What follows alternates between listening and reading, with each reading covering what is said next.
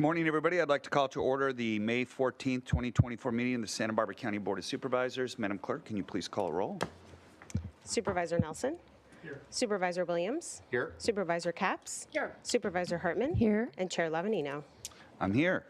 This time, please stand and join the board in pledging allegiance to the flag. Hold on. All right, ready? Begin. I pledge allegiance to the flag of the United States of America and to the republic for which it stands, one nation, under God, indivisible, with liberty and justice for all.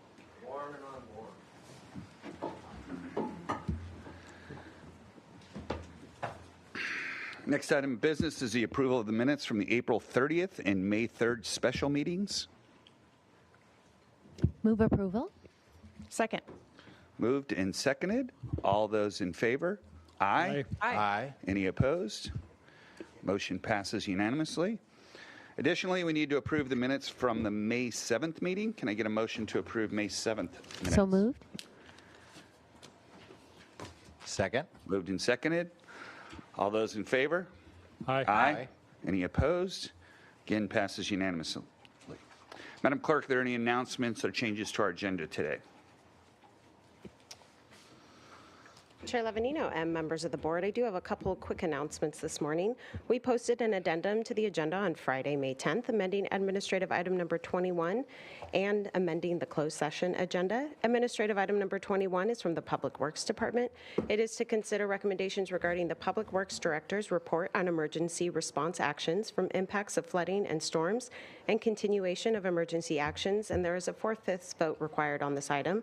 Recommendation A was amended to include en refugio culvert repairs, and Recommendation F was added as follows. Recommendation F determined that the Refugio Road culvert repair emergency actions are statutorily exempt under CEQA pursuant to State CEQA Guideline Section 15269, as they involve specific actions to prevent and mitigate an emergency associated with a failed culvert threatening public road infrastructure, and direct the staff to file a notice of exemption with the Clerk of the Board of Supervisors on that basis. In addition, the closed session agenda was amended to add conference with legal counsel, anticipated litigation, paragraph 4 of subdivision D of Government Code Section 54956.9, deciding whether to initiate civil litigation 1 case. This addendum has been posted online and made available to the board and the public. And lastly, for the Board of Supervisors, methods of public participation and to provide public comment on general public comment or an item on the board's agenda, please see page 2 of the agenda. Individuals that would like to provide verbal public comment may do so via Zoom by registering in advance via the link available on page 2. If you have any questions, please contact the Clerk of the Board's office at area code 805-568-2240. Again, that's 805-568-2240. And that concludes my announcements for today. All right, thank you very much. Next item of business is the administrative agenda. Would any board members like to pull any items from the administrative agenda? Item 820. 820. Any other? How about from the public, Madam Clerk? Chair Lavanino, members of the board, we have no requests to speak from the public on the administrative agenda.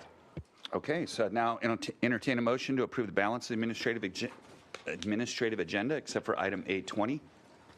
So moved. Second. Moved and seconded. All those in favor? Aye. Aye. Aye. Any opposed?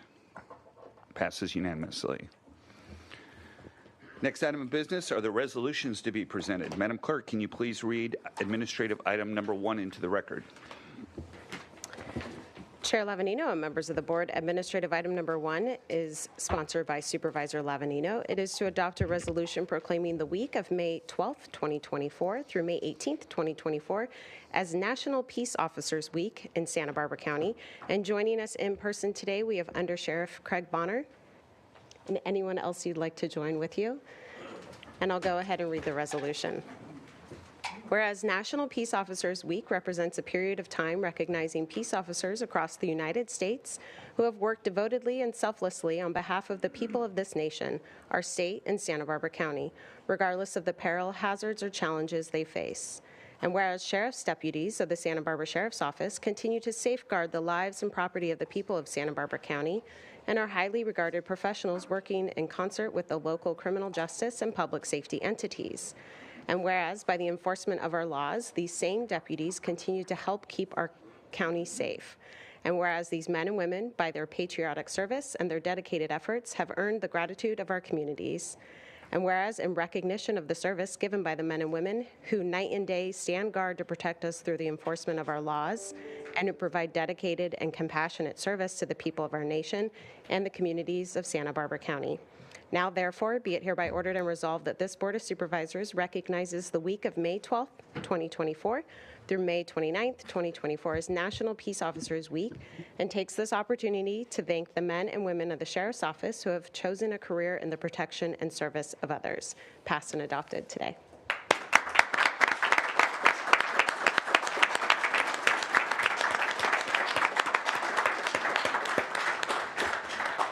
Chair Lavanino and fellow supervisors, thank you very much for this resolution. We have a great representation of our law enforcement branch here today, everything from our forensics professionals that do crime scene investigation, to our co-response personnel, to our school resource deputies, and our patrol deputies that we have temporarily brought off the street, along with our law enforcement branch chief, Chief Plastino, and our North County Patrol Commander, Jason Grossini. So we thank you for that. On behalf of our entire Sheriff's Office team, we thank you for this resolution, bringing attention to and recognizing the contributions of our county's law enforcement professionals. In 1962, President Kennedy proclaimed May 15th as National Peace Officers Memorial Day, and the surrounding week as National Police Week. It especially recognizes law enforcement officers who have lost their lives in the line of duty protecting others. But it also provides an opportunity for all of us to recognize those who serve as law enforcement officers, or in our case, deputy sheriffs, men and women who exemplify professionalism, integrity, and strength, and who do so within a difficult and sometimes dangerous work environment. Day in and day out, the men and women of the Sheriff's Office go out into our community to serve and protect. Although they are prepared to go into harm's way to keep you and I safe, they are also prepared to help all of our community members equally. Our deputies are a key component of what makes our local communities a good place to live, work, and recreate. Sheriff Brown and I are incredibly proud of our entire team, individually and collectively. Our sheriff's deputies are truly an integral component of our community's overall public safety team, and we truly thank your board for recognizing their contributions through this resolution. Thank you.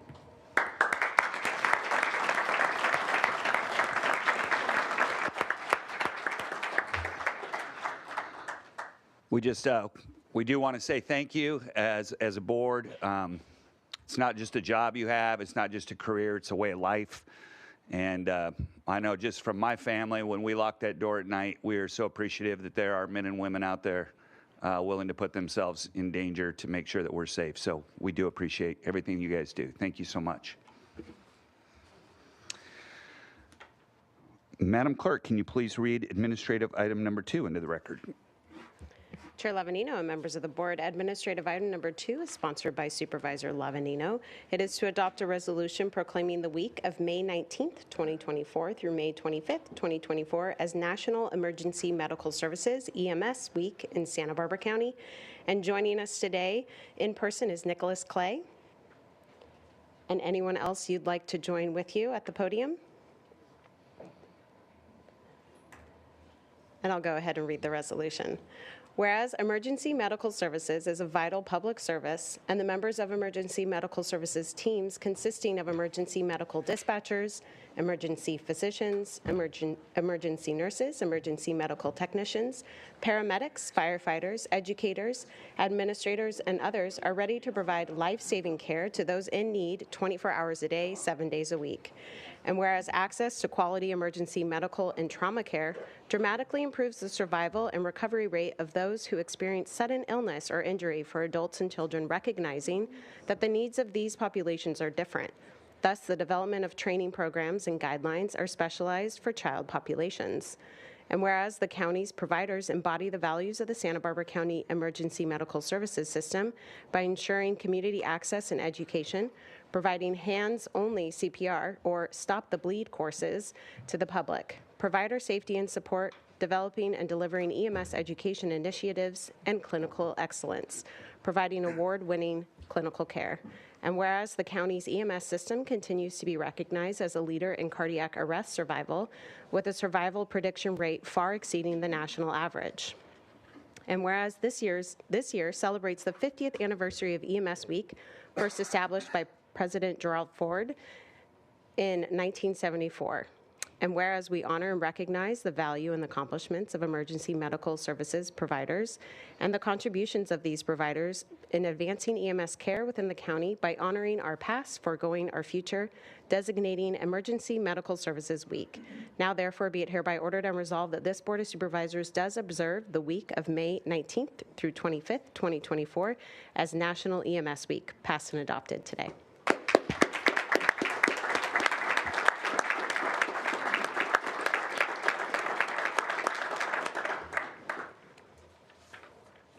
Briefly, to let me know, members of the board, thank you for taking a moment today to recognize 50 years of EMS Week, honoring our past and forging our future.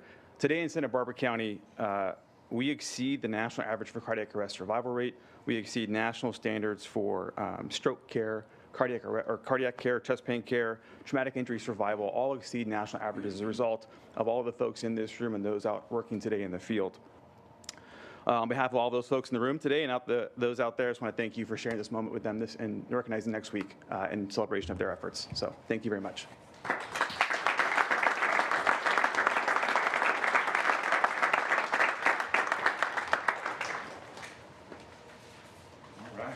That takes us to, we'll now take up the administrative items pulled in numerical order since we only had one. Madam Clerk, could you please read administrative item number 20 into the record? Chair Lavanino and members of the board, administrative item number 20 is from the Public Works Department. It is to consider recommendations regarding Measure A, 5-year program of projects for fiscal years 2024 through 2025 and 2028 through 2029. Oh, Mr. Nelson. Yes, thank you, Chair Lavadino.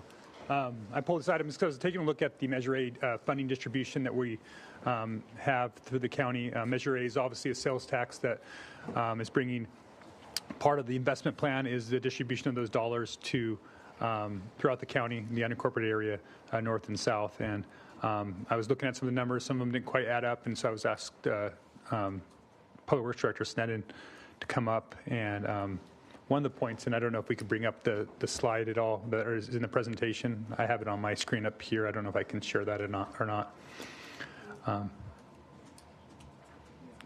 Okay, there it is. Perfect. Okay, so this is attachment E. And, one of my questions was about the maintenance funding north and south that we're spending out of Measure A funds and trying to understand, the purpose of Measure A, and our maintenance of effort in the county. And, my understanding is, Measure A was supposed to be an enhancement to what the county was already doing, and that's why the maintenance of effort was built in there. But it seems like over the last few years, we're slowly eroding the purposes of Measure A in our jurisdictions, where we're spending more and more on maintenance operations that are existing and less on, projects. So I don't know if you could expand on that, Director Sneddon. Sure, Supervisor Nelson, through the chair.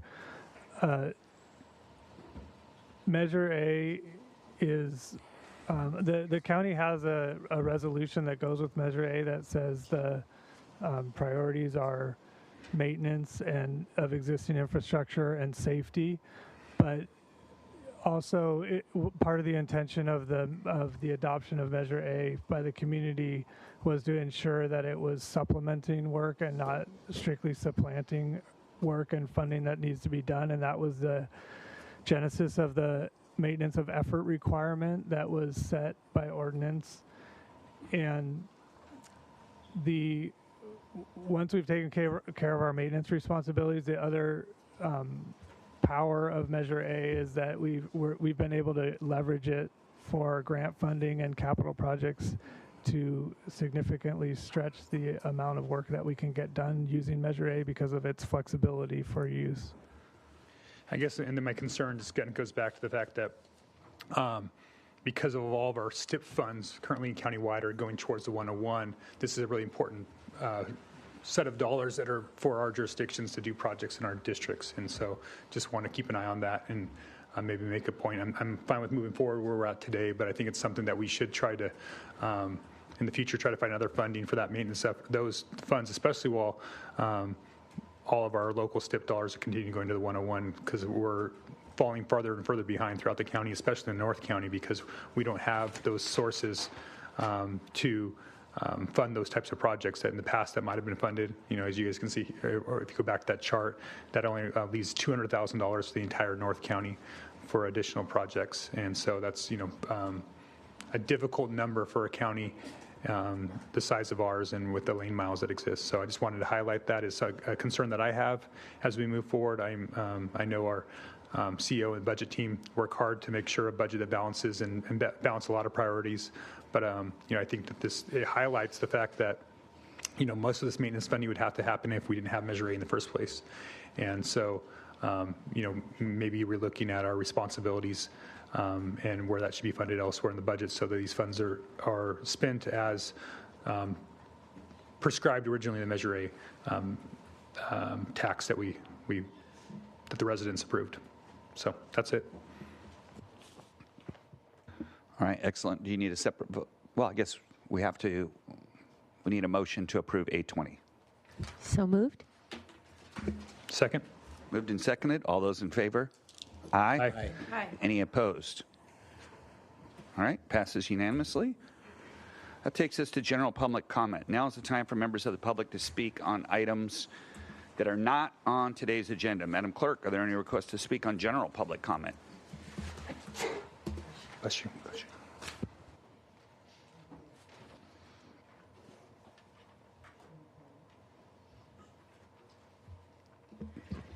Chair Levanino and members of the board, yes, we currently have 10 requests to speak in general public comment today. Okay, we'll give each speaker 3 minutes. And we are going to begin here in Santa Maria with Karen Howenstein. Karen?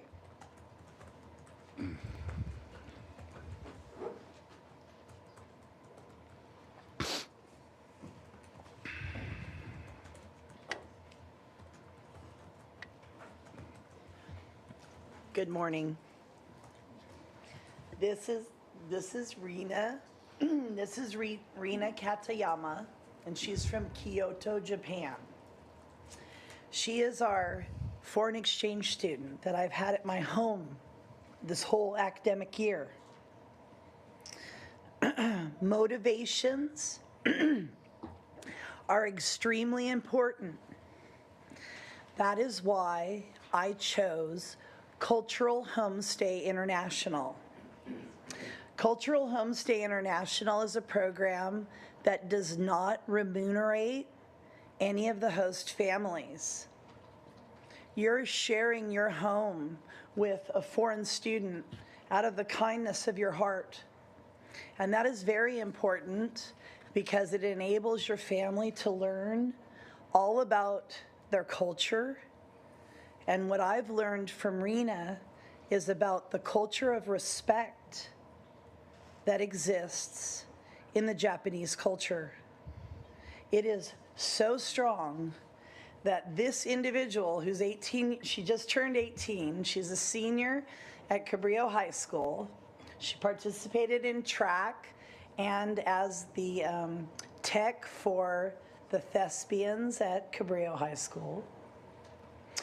And we've really enjoyed her in our home this whole year. She's been an incredible sister to my two girls, and I've told her many times that I want her to get larger suitcases so we can just put Violet and Olivia in the suitcase and send her right back to Japan with Rena, but that isn't possible. But one great thing about Cultural Homestay International is that as an exchange, my children will be able to travel to Japan and experience their culture the same way Rena has been here. So that is what I am looking forward to, for sure. So I wanted to give everybody, Meg Messereau is our representative here in Santa Barbara County. She also is organizing the cultural homestays for students across the western part of our nation, because the program itself is very small and not very funded, like so many things. Meg's telephone number, if anybody's interested in Cultural Homestay International, is 805-588-0402. So I encourage everyone to be aware of this and take advantage of it. Thank you. Thank you. And with that, we're going to close the roll of public comment. We will now go to Philip Gallanders, to be followed by Chuck Williams. Philip?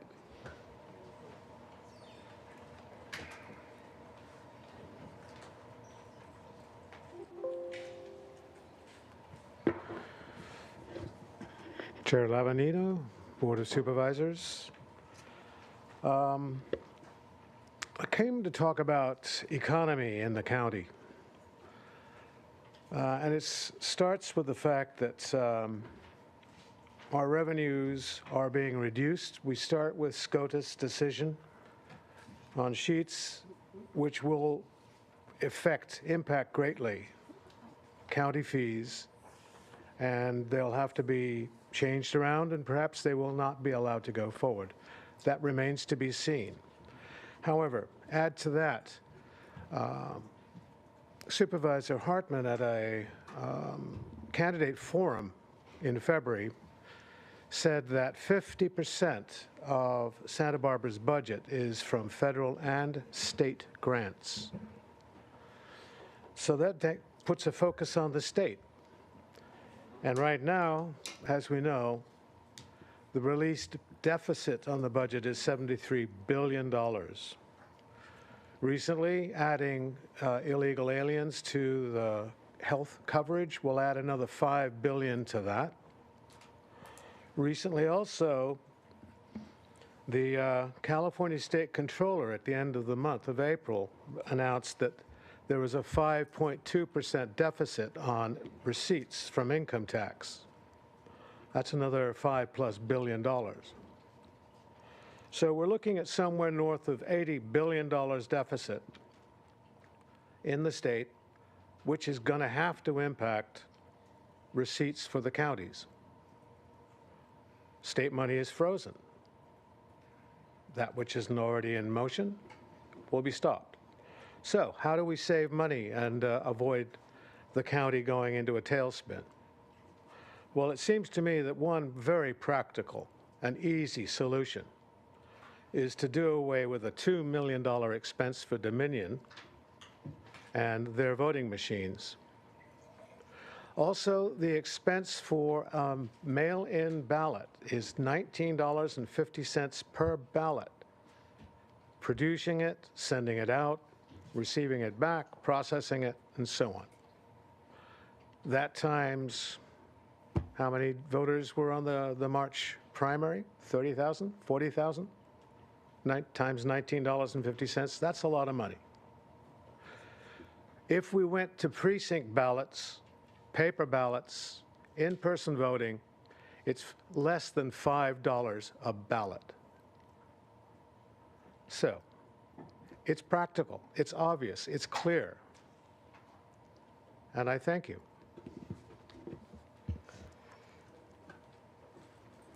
We will now go to Chuck Williams to be followed by Sherry Foster. Chuck?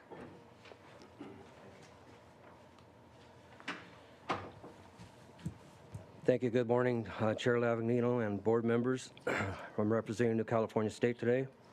Monday, May 6th, I sent all of you the movie of Let My People Go by Professor David Clement, a highly intelligent and very well-respected New Mexico University professor and successful prosecutor.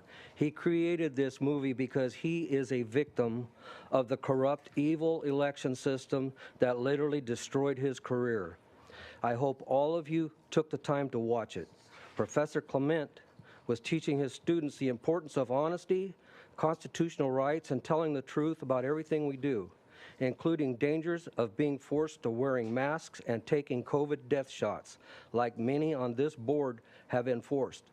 This is all similar connections to Nazi Germany. Professor Clement spoke out about prisoners being illegally and unconstitutionally held as a result of the J6 2020 riot and treated like animals. You all need to let this sink in. This is America, and this could be your kids, your family, your friends. It could be any of them. It could happen to them. Professor Clement lost his law license. He lost his teaching credentials due to swamp corruption. Clearly, this is pure evil at best, and this board refuses to decertify the corrupt election of 2020.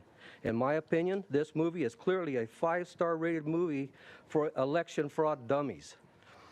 J6 was weaponized and planned by the FBI, the CIA, and the Democrats, Chuck Schumer and Nancy Pelosi, and the deep state swamp scum. Before it's too late, I ask you all once again to work with New California State and decertify the 2020 election. Before it's too late, I'm asking you once again to please put New California State on the agenda for a serious meeting with this board. The reality of New California State is coming, and you guys can't stop it. It's on its way, so get prepared. It's coming. Many in this county and state government are in deep trouble and facing severe criminal penalties.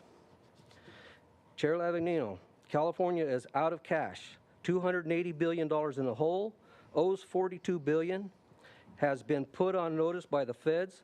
Many officials will be facing criminal charges.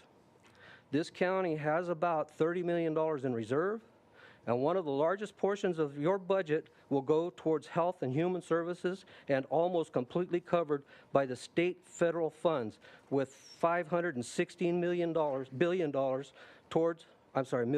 towards behavioral wellness, public health, and social service departments. And about half of your budget is state federal money. Both governments are out of money. New California State will become a reality within the next few months. And things will change in all counties, including Santa Barbara County. And I'm telling you all, people need to be will be incarcerated at some point. Thank you for your time. We will now go to Sherry Foster to be followed by Leanne Wolever. Sherry? Yes, I'm Sherry Foster, Assemblyman for New California State. We, the people of the great New California State, notice to the Californians declaration of the 15th constitutional default. Count 11, insurrection. The governments of the United States and California, the current socialist president of the United States, governor, dictator, and monoparty system, along with local officials, are following a coordinated design with the intent to actively engage in acts of insurrection against the United States Constitution. This is treason. It has become evident over the last 3 years, following the most corrupt presidential election in American history of 2020, that the coordinated design for the destruction of the United States has come from Joe Biden and Gavin Newsom, who both have spearheaded the effort to trample on and destroy the United States Constitution. Illegal acts and tactics, utilizing Marxist, Leninist, and Maoist revolutionary tactics, the Communist California governor monoparty system and local government officials support and celebrate these tactics as a means to introduce and subvert all aspects of California government and civil society in an attempt to destroy the state of California and break down the sovereignty of the United States of America. The governor leads the overthrow of the California state through whose seditious conspiracies, treason, rebellion, insurrection, fraud, misappropriation of funds, fraudulent elections, promoting open borders, sanctuary state, and rampant crime by adding and abetting open criminal acts upon American citizens.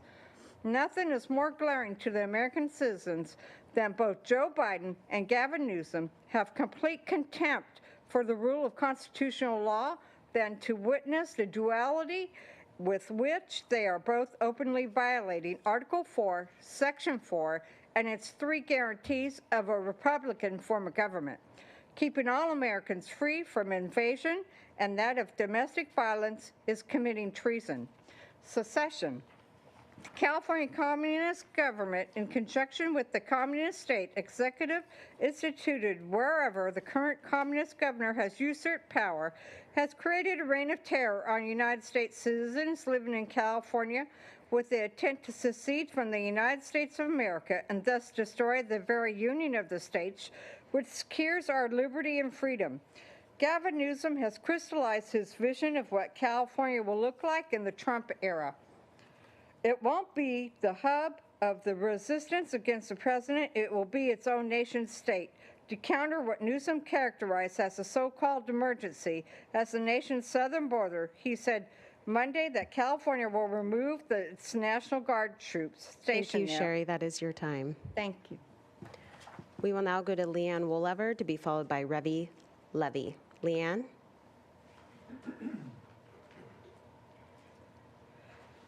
Good morning, Chairman Lavanino and Board. My name's Leanne Woolever. I'm the chairman of New California State in Santa Barbara County. We are part of 52 counties here in I call the old state of California. And I want you to be aware that things are moving and going. We do have representatives in the U.S. Congress at this point in time. And we are setting ourselves up for the Congress to approve our state constitution, which is being it has been put together at this point, and we will be presenting it to the U.S. Congress within the few months here. But to continue on with the conversation of what Sherry Foster was talking about, I will continue on. Monday, that California will remove its National Guard troops stationed there and redeploy them to take care of the state issues like wildfire protection and the eradication of illegal cannabis farms. San Francisco Chronicle. To make matters worse, California's $300 billion debt Newsom has been courting world leaders in violation to the U.S. Constitution, including the Chinese Communist Party, for a financial bailout to created after 6 years as governor. Further, Governor Newsom oversaw the Secretary for the California Labor and Workforce Development, or EDD, Julie Su, as the secretary. Su, with full knowledge of Gavin Newsom sitting as governor, managed to launder over $850 billion to the Communist Chinese government over a 15-month period during the COVID crisis. Julie Su became acting Secretary of Labor on March 11, 2023.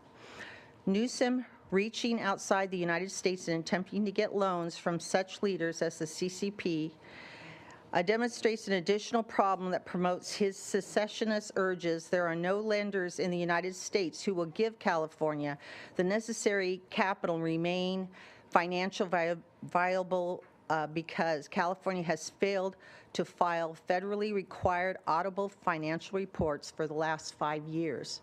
So if any of us ever did that, we would not be able to get a loan at all. Of course, California is not able to get any loans at this point in time, state of California.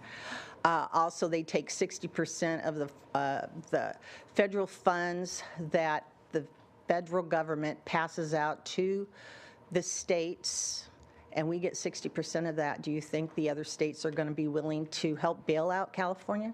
I don't think so. So I want you to be aware that is going on. Also, I talked with Supervisor Nelson's office last week and asked for a meeting, and I haven't heard anything as yet, so I'm looking forward to that too. So thank you very much. We will now go to Revi Levy to be followed by Winona Mounts. Revi?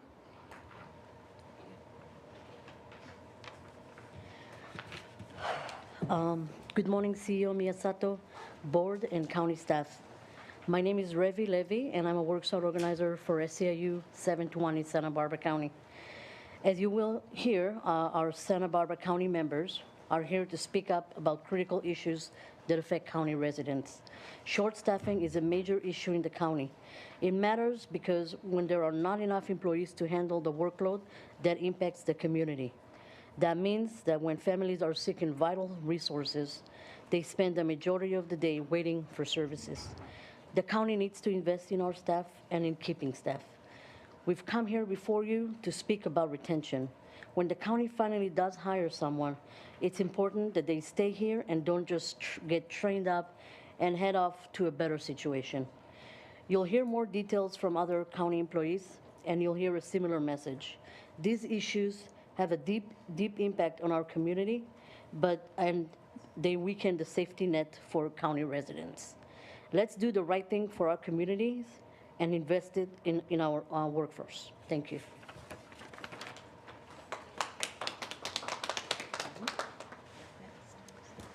We will now go to Winona Mounts to be followed by Yuri Gomez. Winona? Hi, good morning. Thank you for having us. My name is Winona Mounts. I'm an eligibility worker at the Benefit Service Center, and we are just overwhelmed with the amount of cases that we have to process each day, as well as per month. And we do ongoing cases, so I don't even know the amount that the intake department has. I know of a coworker that had a case with a gentleman who applied for Medi-Cal, but because of inadequate amount of eligibility workers working on the amount of cases that we have, we were not able to get to it timely. When she was able to look at the application, the gentleman had already passed away, and his Medi-Cal was approved after him passing.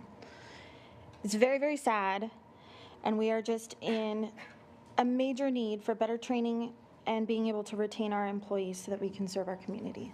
And as the mission statement says, the County of Santa Barbara delivers exceptional services. We need more people to be able to deliver those services so that we all can have a safe, healthy, and prosperous life.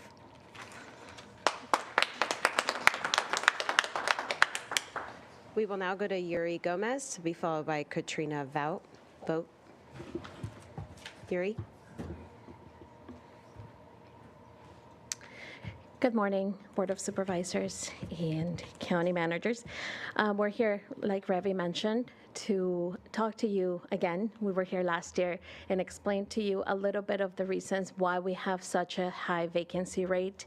And you heard from my coworker, we have issues with not only recruitment, but specifically retention.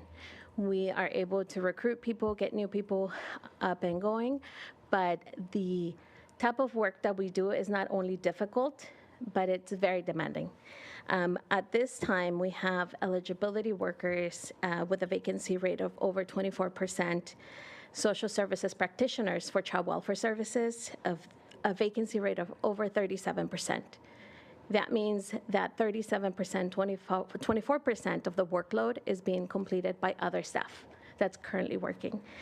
What's happening is we don't have the competitive wages in healthcare benefits that our families need. And workers are going to other counties, they're going to private sectors, and they're taking with them the years of experience, the skills that they have to provide those very necessary services. The people that we serve are vulnerable.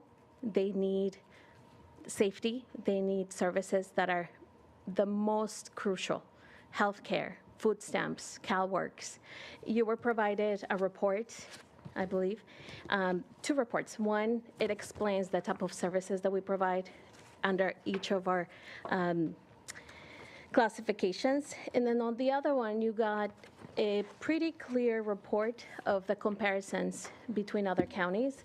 And it is really sad to see that other counties have way lower cost of living expenses versus Santa Barbara County. We're one of the highest, if not the highest cost of living, and we're one of the lowest paying counties in the comparable 10 that are in this report.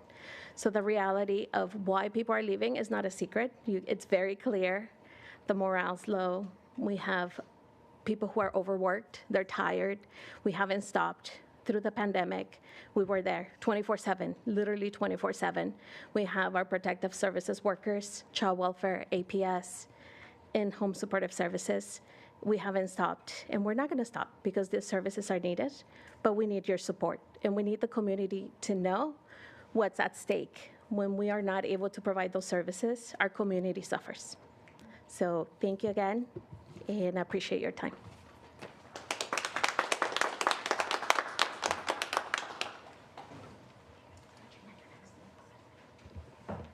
We will now go to Katrina Vogt. No, I'm not making Oh, you weren't, okay. And then we will go to Santa Barbara for David Blue Wolf. David?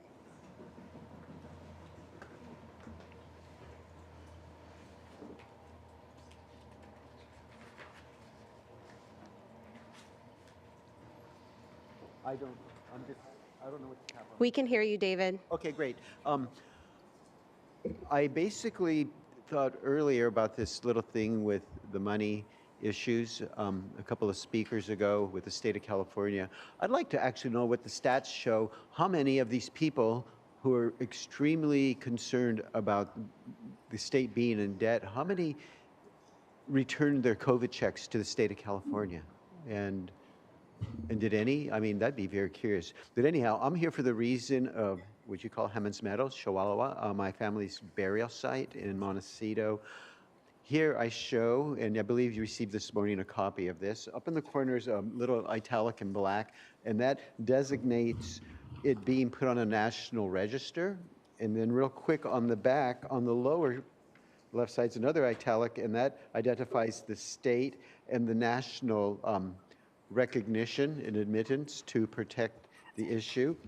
And in the middle page, it shows from the Native American Heritage Commission back in 1982 that all this was designed to, all this protection at my family's burial site was designed to protect the habitat and us families whose family members are still being buried there. And what I don't understand is, it's quite obvious what's going on today. The state of California and, I mean, the Museum of Natural History and UCSB, they're using, they wanted to become a park real quick so they have to return the remains to our burial site. And I think that's quite amazing how they're getting away with it. Now, secondly, CenCal and Santa County Mental Health and Social Services, Medical, up in Lompoc, there's a rehab house for women, a great sanctuary. The only problem is a 70-something-year-old woman who's a friend of mine had to send her packages of clothes and clothes because it was like sleeping and living in a refrigerator because the heating is not working. Does that fall under elderly abuse or what? I mean, it's amazing. All these women go up there and they're freezing to death in this rehab provided by the county and by the CenCal. So I'm interested in knowing if someone can look into that, because we shouldn't be having to hear our elderly people, I don't care what race they're from, they shouldn't be freezing to death in the middle of the day and in the evening when they're participating on trying to get themselves back to normal and healthy, like those of us who are fortunate enough not to be on that level. But anyhow, thank you very much and have a good day. And that concludes general public comment for today. All right, thank you very much. That moves us to departmental item number 1. Madam Clerk. Chair Levanino and members of the board, departmental item number 1 is from the Human Resources Department. It is a hearing to consider recommendations regarding an amendment to Chapter 27 of the Santa Barbara County Code related to management positions exempt from the civil service to align with changes in management classifications effective July 4th, 2024. Good morning. Good morning, Chair Levanino, members of the board. My name is Yvonne Torres. I'm the Assistant HR Director in Human Resources, and I am here to request your consideration of approving the amendment to Chapter 27 of the Santa Barbara County Code to exempt managers from civil service. Approval of the recommended actions is related to the implementation of the Phase 3 of the Management Classification and Compensation Project recommended to the board on April 23rd, effective July 4th. The ordinance will amend the county code provisions related to persons exempt from the civil service system. It will remove reference to obsolete management broadband classification of enterprise leader and instead exempt persons appointed to management level positions unless the Board of Supervisors has determined the position should be included in the civil service system. Okay, Supervisor Hartman. Oh, nope. Any questions from the board members? Are there any requests to speak from the public? Chair Levanino and members of the board, we have no requests to speak from the public on this item. Okay. I'll entertain a motion. I'll move staff recommendation. Second. Okay. All those in favor? Aye. Aye. Any Thank you. opposed? Passes unanimously. Thank you, Yvonne. That takes us to departmental item number 2. Madam Clerk?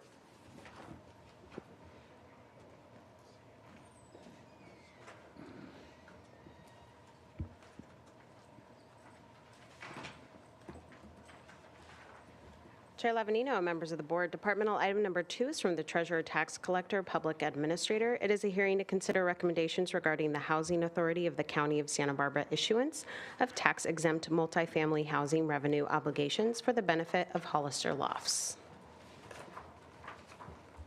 Mr. Hagan. Good morning, Chair Lavernino, members of the board. This item before you is a TEFRA hearing for the Housing Authority of Santa Barbara County, and the project is the Hollister Lofts project. It is an obligation that will not exceed $20 million, and the county has absolutely no liability for the repayment of the debt. Bob Havlicek from the Housing Authority is here, and he would like to speak a little bit to the project. Thank you. Good morning. I just wanted to, is this on? Is that on now? Yep. Just wanted to thank the board for the staff of the county.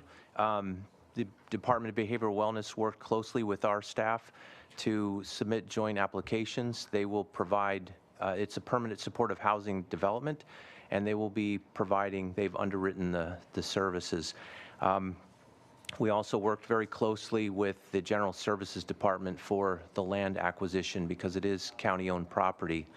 And then just to give you a sense of timing, we applied for low-income housing tax credits and tax-exempt bonds in April, and we think there's a very good chance that our application will receive an allocation. So we're really excited.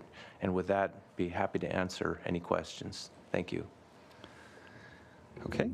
Any questions from the board? Just a comment, since it's in my district, I just wanted to note that this is a necessary step and aligns with our regional housing goals to meet, to provide permanent supportive housing for those transitioning out of homelessness. So, thank you. Is there any public comment on this matter? Chair Levanino and members of the board, we have no requests to speak on this item. Okay, I'll entertain a motion. So moved. Moved by Supervisor Capps, second by Supervisor Williams. All those in favor? Aye. Aye. Chair Levanino, members of the board, just a friendly reminder for the supervisors to use the mover and seconder. Done. Perfect. And then if you can also please vote. Thank you. All right. Yeah, it looks like we all voted unanimously in favor. Thank you. All right. I'm trying to. It's hard to teach us new tricks. I'm not going to say old dogs because. All right. Thank you very much, Harry. Yep. That takes us to departmental item number 3. Madam Clerk.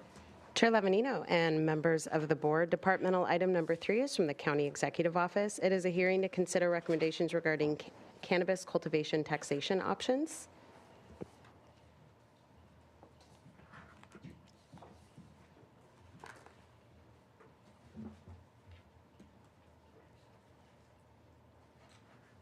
Good morning, Brittany.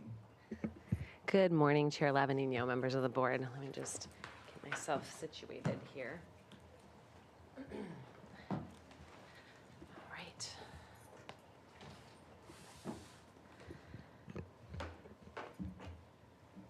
Okay. Okay, thank you.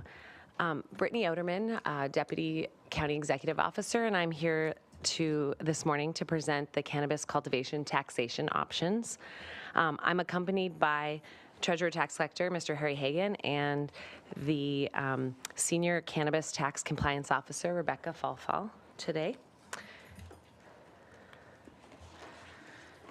So I'm going to walk through the staff report that was drafted and given to you all and posted for the public by starting with the board direction and assumptions that guide what we're presenting today, the current challenges and some of the outstanding issues and concerns that we've heard from the public and the board, some factors that we considered in developing the rate options for an alternate cultivation tax.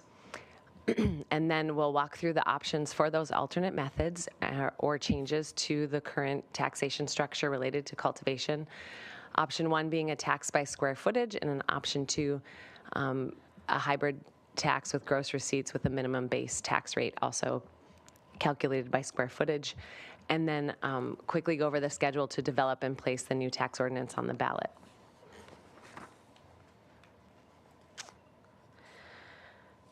So the staff direction that we received on March 12th at the board hearing, the board asked staff to return with 2 options.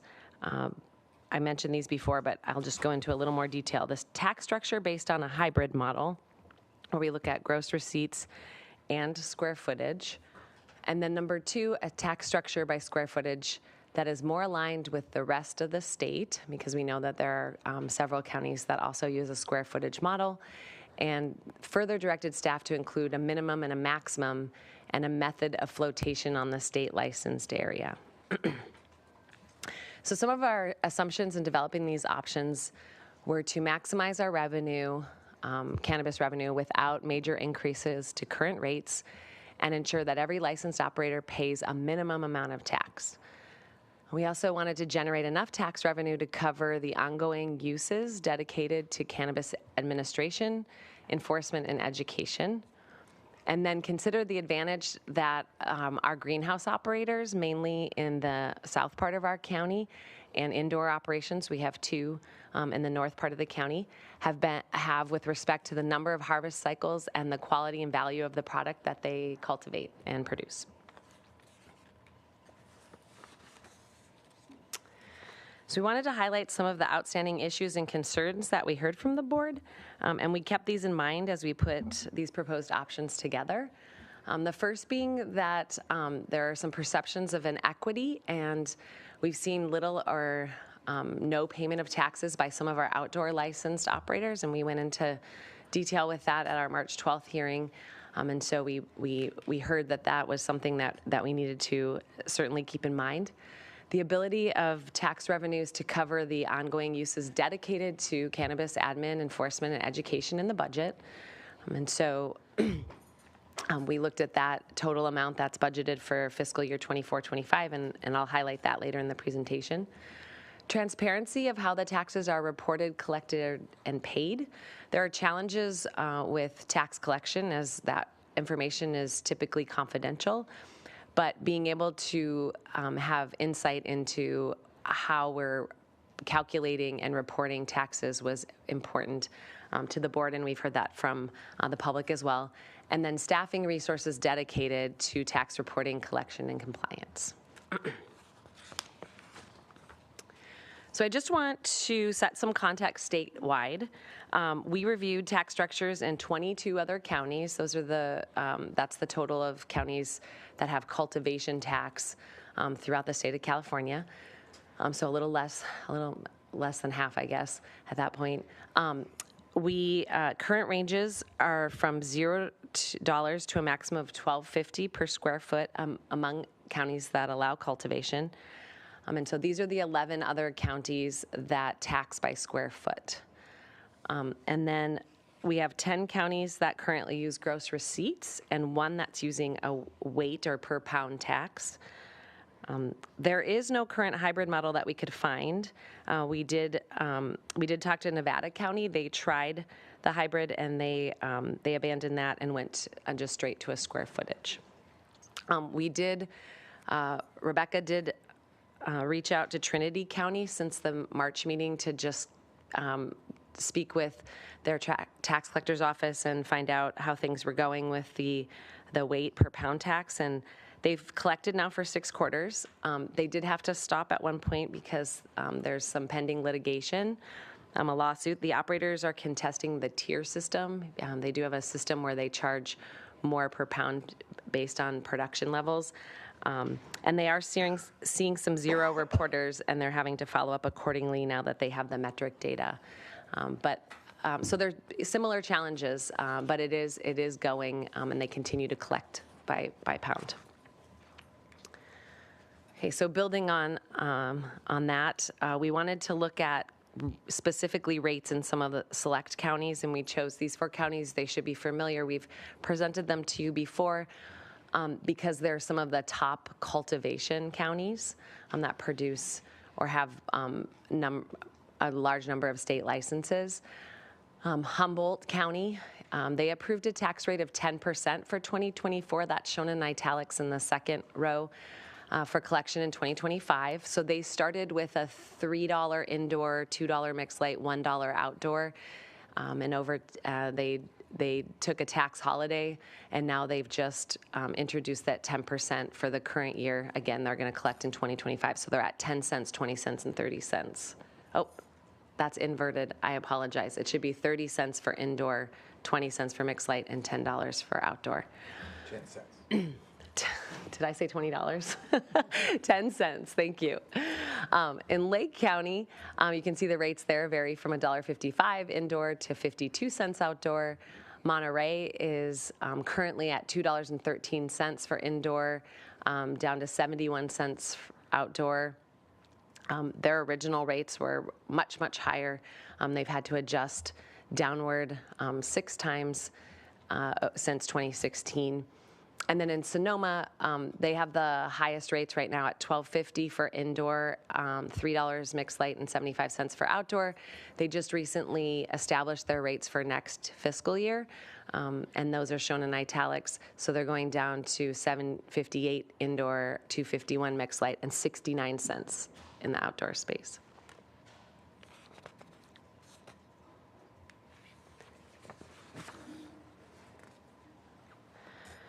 So some of the considerations, in addition to looking at those other counties for option development, include the ratio of outdoor to non-outdoor rates. So typical ratios that you saw on that last slide are 2 to 1 or 3 to 1, or being on the indoor being 3 and outdoor being 1. The higher rates of production and value of products in greenhouses that we see in our county, we chose the 1 to 3 in the recommended rates to go with as our baseline. We looked at a method for adjustment to rates. And so cannabis production and prices vary year to year, dependent on market fluctuations, of course. And so one of the ideas that we had for this was that tax rates could be adjusted up or down using the California Department of Tax and Fee Administration cannabis sales data as the index. It's not perfect. It would be in arrears, right? We would look at the prior year and see how sales did. But we think it's a better marker than using consumer price index, CPI, which is what many of the counties that we reviewed are using to adjust their rates. And then we also wanted to look at the creation of a minimum or base tax rate. And so in this case, we use the total taxes paid in fiscal year 22-23 for each of the operators and divided that by the maximum area allowed by their state licenses. So each state license is associated with a certain amount of square footage. And so we assumed the maximum on those licenses, and that's how we did the math there. And then we started with outdoor rates, and they were used as the foundation for the minimum. And we calculated the average of the reported gross receipts, and we got to an annual base rate of 25 cents per square foot. We took out the lowest rates and all the zeros in this case in order to really lean heavy on the outdoor rate and a desire to meet the market and avoid underpayment. And that goes back to that consideration that we were talking about earlier, where we've seen some underreporting and zero reporting in the outdoor space, and we wanted to correct for that. So now I will get into option 1. This is the tax structure for area by square foot. This is what we're proposing today is a 2-tiered system that includes a base tax, again using the maximum state licensed area charged by cultivation type, and then a second activity tax, and this would be assessed on a per state license basis if any activity occurred in the reporting period. The beauty of this option is that all of this data is readily available through the state's track and trace system referred to as metric. We can go in and download reports of all the state licenses that each operator has at the beginning of a quarter, and at the close of a quarter we can go in and run activity reports, and we can see which of those licenses had activity occurring. And so we're proposing a 25 cents per square foot in the outdoor for a base rate and 75 cents non-outdoor. And we've combined greenhouse, mixed light, and indoor. We currently don't have any mixed light operators in our county. Like I said, we have 2 indoor, and then we have several greenhouses. Those operators, as we've seen through reporting and working with the treasurer tax collector, really function similarly in our county. We don't see huge production values or swings, and so we're just grouping with outdoor and non-outdoor. And then we've proposed an activity rate, again charged if the license shows activity, of another 25 cents outdoor and 75 cents non-outdoor.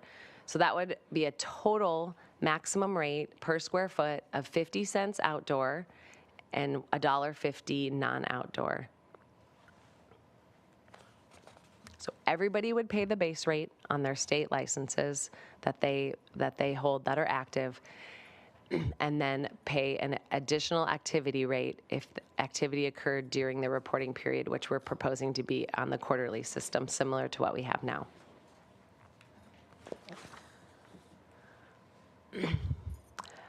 There's a couple tables on this slide that show the revenue generated from these proposed rates using, again, fiscal year 22-23 data, as well as on both the revenue side as well as the square foot side. And so the top table is the estimated annual revenue from the base tax, so using just the 25 cents outdoor and 75 cents non-outdoor. And we have, at the time, at the end of fiscal year 22-23, we had over 12 million square feet licensed, state licensed for outdoor, and about 3 million for non-outdoor.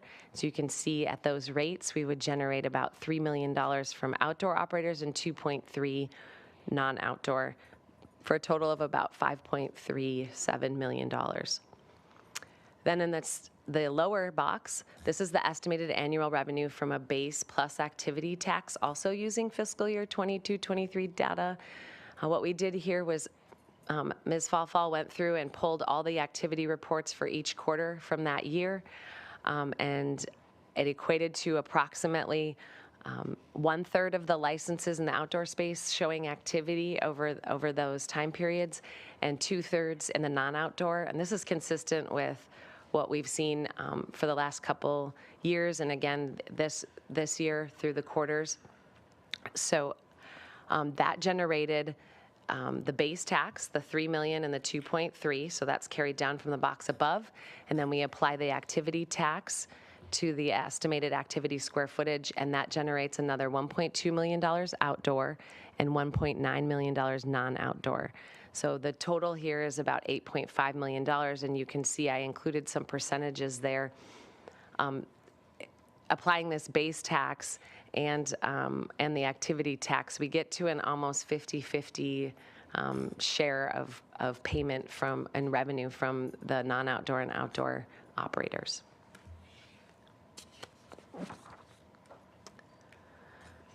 Okay, I just want to quickly go over some of the benefits and or challenges with this option. As I discussed, this option does provide greater transparency because all of the information required to bill and verify is available through Metric. It doesn't rely on any reporting from operators. We will be going out and doing compliance checks as we currently do and spot checking, but we're not proposing to measure areas because we're looking at maps and state license areas. It establishes a guaranteed minimum tax. So the tax revenue to the county is guaranteed from the beginning of the quarter in those state licenses they hold, and then a maximum tax when license activity occurs. It applies the activity tax rate to the state licensed area in operation, regardless of how much product is being produced or revenue earned, in addition to requiring a base amount. And we could see this as a challenge maybe for some of the operators. It also doesn't account for the value of the product and what if the product is of higher value and what we might see from a gross receipts tax. It is limited to the maximum tax rate applied regardless of market boom. So for example, if all state licensed areas were in operation under option 1, the maximum revenue generated would be $10.7 million with using that example. Because you would simply double the base rate since the activity rate and the base rate are the same. And so that is one potential drawback. And then also just a challenge is setting the rates that the market can bear while maintaining a valuable revenue stream for the county.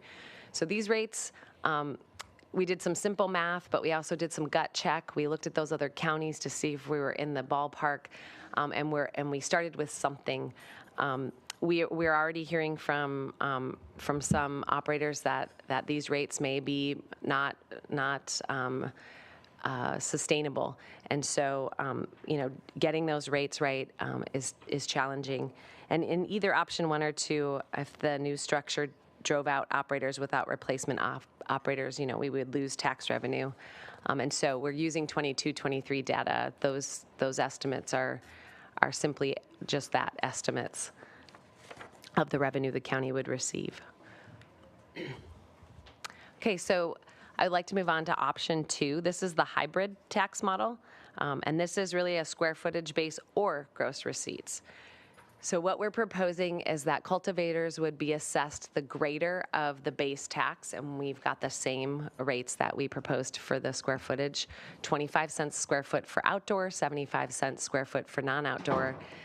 And then we would base that was based on the total state licensed area or the 4% gross receipts tax. So in that visual there, you can see if it's determined that the base tax is greater than the gross receipts on the last day of the quarter when the operators report, they would pay the base tax. And if it's less than the gross receipts reporting, they would pay the gross receipts tax. In this model, we did the analysis on the 22-23 data. So we applied the base rate and calculated what an operator would pay under the base rate, and we compared that to what they paid. And we are showing you the totals of those two columns. So in the outdoor space, almost a super majority of the operators would be paying the base tax because that base rate of 25 cents applied to their state license square footage equated to a greater amount than the 4% gross receipts that they reported in 22-23. So at $2.9 million, and then just at $370,000 for the gross receipts. In the non-outdoor space, it was the opposite effect. Most of our operators, with the exception of 1 or 2, would pay the gross receipts tax, and so that came in at $3.9 million and just over $700,000 for the square foot tax revenue. Ms. Heaton, just a real quick question. That's the non-activity rate? Go back. Correct. Okay, so that's at 25 cents for outdoor and 75 cents for indoor? Or correct. Non-outdoor? Okay. That's correct. Thank you. Yep, applying the same rate. Just the base rate. All right, so just quickly, some benefits and challenges with option 2. Obviously, it's partially based on market conditions, gross receipts, which is our current model. And so the benefit of that is that the county and operators share in the good times when the market is up. And similar to option 1, it does establish a guaranteed minimum tax, so that provides a floor of tax revenue to the county, guaranteed. There is limited transparency. We would only know, we can look at the state license square footage for the base tax, but we're still relying on reporting and then doing audits and reviewing what the operators are telling us. So it does not reduce the current administrative burden of verifying and auditing gross receipts. And then again, just as in option 1, if this new structure drove out operators without replacement operators, the tax revenue could be less. And so setting rates that the market and operators can bear while really maintaining a valuable revenue stream for the county could continue to be a challenge.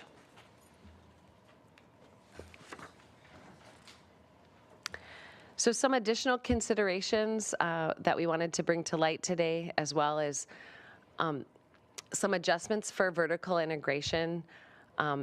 Options 1 and 2 only address cultivation, and that was the direction, and that's really what we're looking at. That's where we're seeing the biggest swings in revenue for our county, and it's really where the majority of our revenue comes from. We get just a small amount from retail and distribution. So operators in the county that perform all aspects of the supply chain from seed to sale have some concerns. So if they have a nursery where they're growing plants and then they're transferring those plants into their cultivation space and growing that, and then using a distribution license to distribute, they would pay the cultivation tax. So they do this currently. They pay a cultivation tax. They also pay a nursery tax on that transfer from the nursery to the cultivation, and they pay a distribution tax when they transfer out of distribution. And so they'd be paying some percentage taxes and then potentially a square footage or percentage tax. And so they have some concerns about how that would work out and whether that would be easier to administer as the case may be. And then we have adjustments to allow for flexibility. The board could change tax rates at its discretion without returning to voters. We see this in a lot of other counties. So when we reviewed those existing tax structures and conducted informal surveys with staff that are responsible for developing the ordinance language and administering tax reporting and collection, it was clear that building that flexibility into their ordinances to adjust the rates and make other changes was really important to handle the market volatility. So the board really could consider some ballot language that provides this flexibility. And then the second bullet there is related to developing a methodology such as using the California Department of Tax and Fee Administration data to guide increases or decreases to the tax rates, or include an automatic rate adjustment based on CPI. I discussed this earlier, and allow the board to waive those adjustments.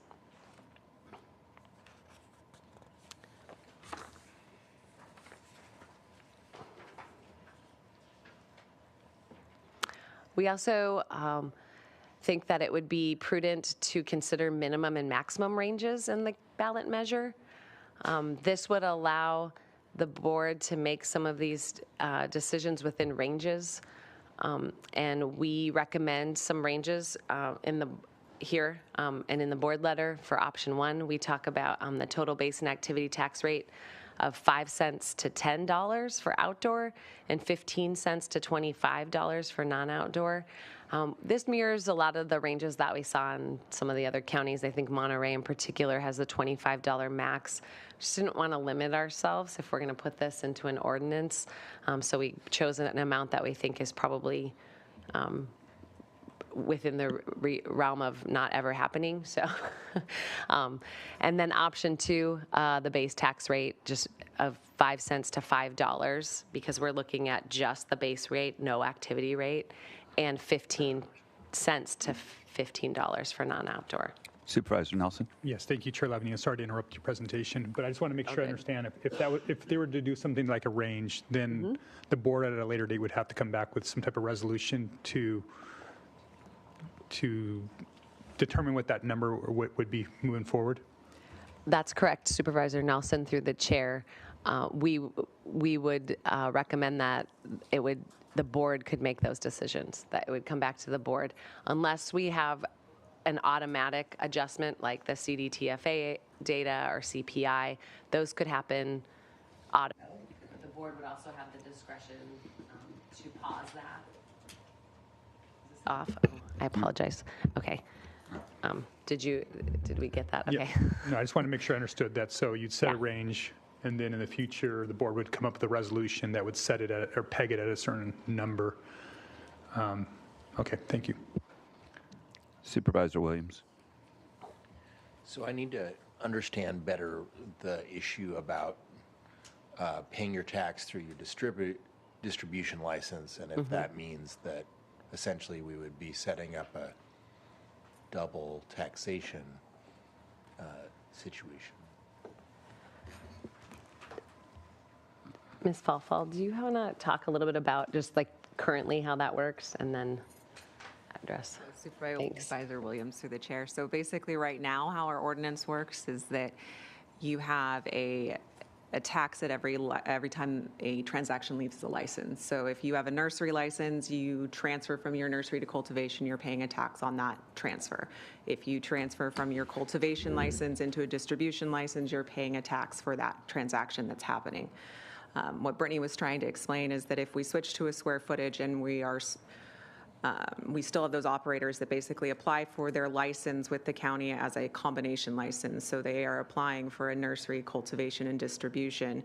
There should be, or there could be, consideration for recognizing that integration for that operation. Currently, our ordinance does not allow for it. Most jurisdictions, if you're looking at their ordinances, they do have a vertical integration built into their gross receipts model or their square footage model. They recognize some sort of vertical integration. So I know that may not fully answer the question, but basically it's a consideration to say that if an operator does apply and they receive those licenses that all feed into one another, would you want to consider allowing that just the square footage tax would apply to those operations unless they chose to act as a standalone nursery? So for example, I have a nursery license, it feeds into my cultivation license, and that's it. However, at some point I decide to sell as a nursery. So I'm selling immature plants to other operators or outside of the jurisdiction, then the tax would apply at that point in time. Does that hopefully make sense? Supervisor Capps. Yeah, thank you. I just wanted to build on Supervisor Nelson's questions on this slide specifically. The other counties that are doing square footage, do they also have a range like that in terms of a rate, or do they set a maximum rate and the range is implied because it can go down? See what I'm saying? Supervisor Capps to the chair. I think I understand what you're asking. Yeah, they have a range. They put a range in there, so it's a max and a min, and they can set their rates anywhere between that, let's say, 5 cents and $10. Thank you. Okay. All right, thank you. Okay, just a couple more slides to get through, really to talk about a little bit about how we might move forward. As you all know, any changes to our tax structure would require a ballot measure. We need 4/5 vote of the Board of Supervisors to place a new ordinance on the ballot. And the general tax needs a simple majority of Santa Barbara County voters to approve for passage. I want to make one point of correction. Council advised me yesterday that the ballot measure is countywide, not just unincorporated voters. That's how we did it in 2018. And so I'll strike unincorporated from the record and repost this. The tentative schedule is today we're here to consider a tax proposal and direct staff to proceed with ordinance for the ballot if needed. On June 25th, we would come back and introduce the ordinance. That's considered the first reading. July 9th is the deadline for a request to place a measure on the ballot, and that would be the second reading, and we need final ballot language at that time. And then, of course, the election. There's some other dates in between about that are related to the arguments and other deadlines, but that's the overall schedule. I do just want to, just for a little background, remind everyone what our current tax method is, because certainly there's an option to stay the course and continue with our gross receipts. This structure is proportional, and it's linked to the revenue generated by the cultivator. And so we're specifically talking about the cultivation tax here today. That is set at 4%, and in that hybrid model, we propose to stay at 4%. The compliance challenges do persist, but the first round of audit findings are expected by the end of June, so the end of next month. We now have a substantial amount of data to inform pricing for compliance reviews, and there's a potential to minimize our operator attrition during market lulls. We have seen some market lulls. The market's coming back up, but there is quite a bit of attrition that's happening, particularly with our outdoor operators. I think in this last over the last 2 quarters, we've had 4 operators withdraw their business licenses and tell us that they were either reorganizing or they were going away altogether. And so that continues to be an issue. I just want to talk a little bit about the data that we have to inform pricing for compliance reviews, because I think there have been some questions about that. First and foremost, we have all of the data that our operators report to our treasurer tax collector. We, as a member of the California Cannabis Authority and paying for the NCS data platform, we've been able to get pricing data through them, and they give us some of the pricing data for a couple of the other counties that are also members. So we can compare. We're using that to look at specifically other counties that are cultivating. Some of those counties that were listed up there, we have some of their pricing data. And then we also have a subscription to New Leaf, which is part of Cannabis Benchmarks. It's a national, maybe even international resource, because I think they have Canadian data too, where that company is working to produce, cannabis pricing data. It's probably the one and only, or the leader in the field. And so we've had that subscription for almost a year, I think. And so Ms. Falfall is also using that data. So we have a collection of pricing data that we continue to use as we're working on the compliance under our current tax method. Just quickly want to go over the fiscal analysis. This is in the board letter as well, but we wanted to highlight that both options are estimated to generate a base tax amount of approximately $5.4 million. That's, again, an estimate using 22-23 numbers. And then we think that the additional tax revenue that would be generated from either activity is between the $2 to $3 million mark with our current operators. And I just wanted to show what has been proposed in the 24-25 budget for estimated ongoing uses of cannabis revenue. So this isn't all cost of the cannabis program, but simply the ongoing uses that the board has designated. The top 4 items we are considered cannabis program admin costs. We have some administrative costs in the CEO's office. There's appeals costs in planning and development for all of those projects that have been appealed for their land use entitlement. And then there's the work that's happening in the Treasurer Tax Collector's office, as well as the HDL contract, which is the audit contract that we referenced earlier. So that's a total of about $1.4 million. And then we additionally have countywide enforcement costs. And enforcement is for illegal and unregulated market activities. So this is separate from any compliance of our licensed operators. But that total includes sheriff, district attorney, planning and development, county council, the county executive office, and public health. And then there's also been a dedicated source of fund to Be Well for cannabis education. So taking those all into account, that's approximately $5 million. And that was the mark that we were using also when we were gut checking our base rate to see if we could generate at least those amounts that would equate to cannabis administration as well as cannabis-related activities in enforcement and education. And then the board has also dedicated cannabis revenues ongoing to the 18% deferred maintenance, which is at about $1.5 million, at least for next year, as well as a approved deputy county council position. So that total for next year is right now in the budget at $6.8 million. And this is, again, ongoing uses of cannabis revenue, not necessarily the cost of the cannabis program. So that concludes my formal presentation. Our recommended actions today are to consider the two alternative methods. Again, option one is the square foot tax rate with a minimum base tax rate and activity tax rate. Or option two, the hybrid structure, where gross receipts with a minimum base tax rate based on square footage. And you direct staff to return on June 25th with a taxation ordinance and ballot measure for cannabis operations for the November 2024 general election ballot, and direct staff to incorporate ballot language to allow for flexibility to adjust square footage tax rates at the board's discretion without returning to the voters, or take no action and maintain the current gross receipts taxation method, and of course determine the make the CEQA determination.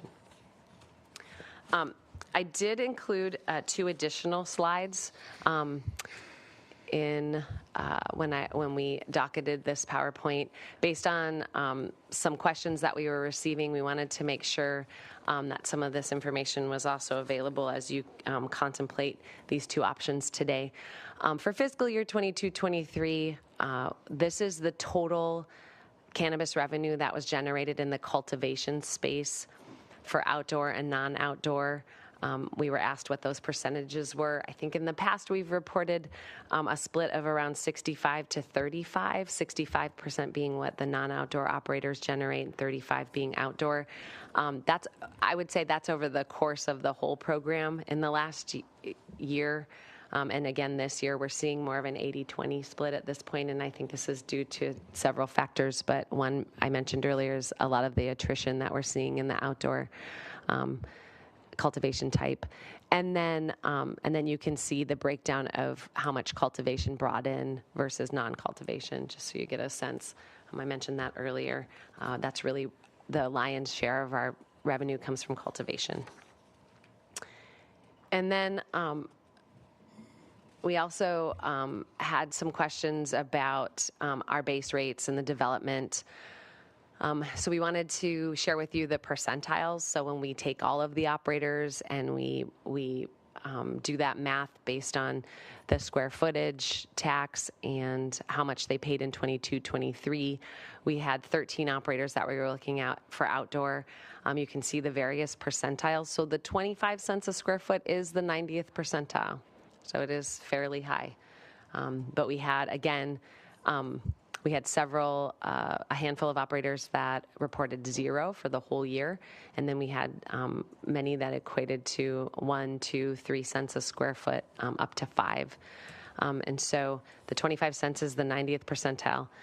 In the non-outdoor, we were looking at 29 operators, and that $1.50, which is the base plus the activity rate that we had proposed, is the 55th percentile for the non-outdoor. So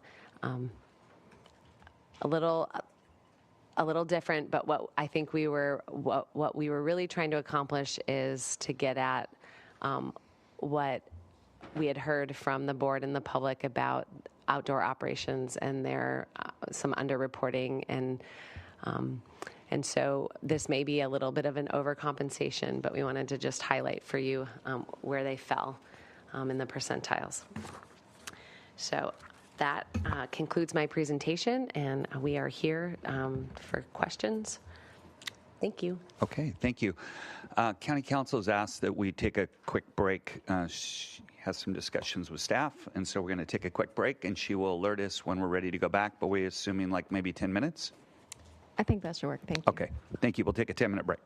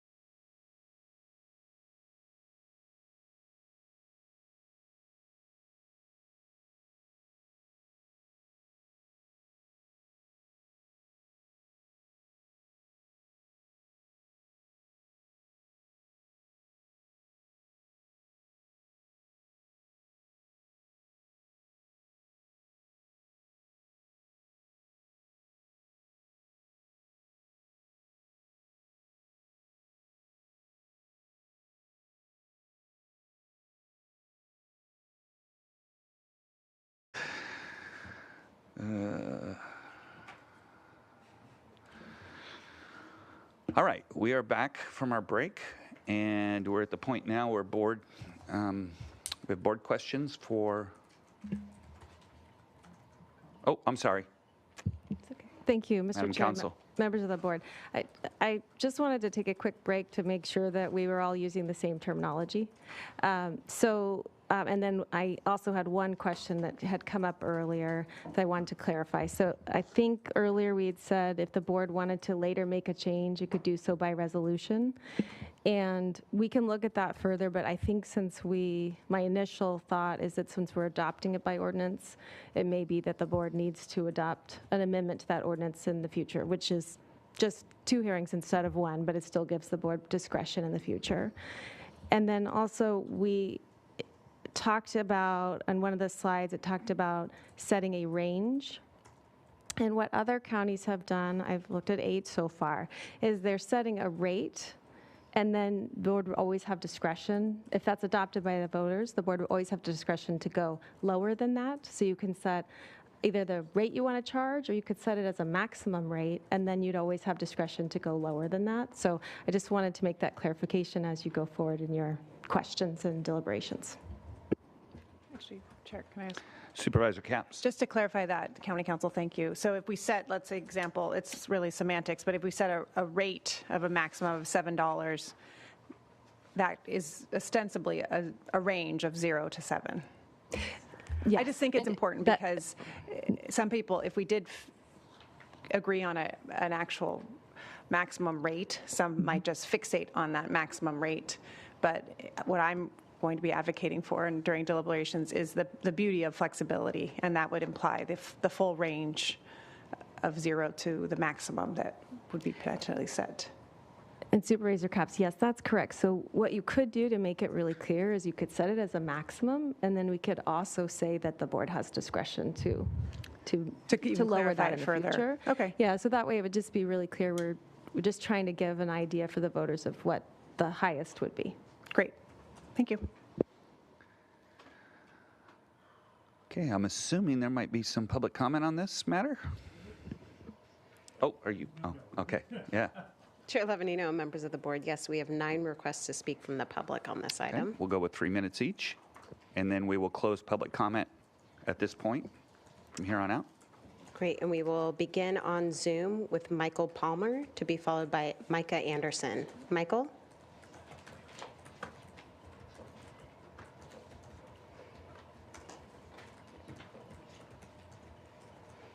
And Michael, we have unmuted you on our end. If you can please unmute on your end.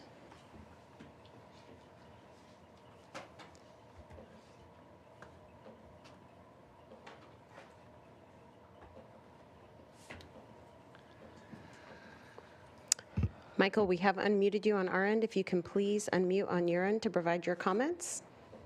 There you go.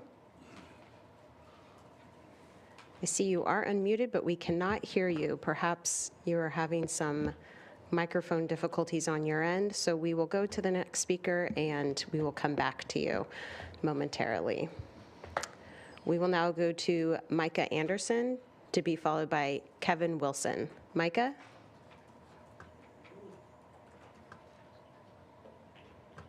Can you guys hear me? Yes, we can. Please proceed. Okay. Good afternoon. Good afternoon to the supervisors. My name is Mike Anderson, and I'm the founder and CEO of a company called Leaf Brands. We have a cultivation project in Cuyama and have been working through the licensing process for 3.5 years now.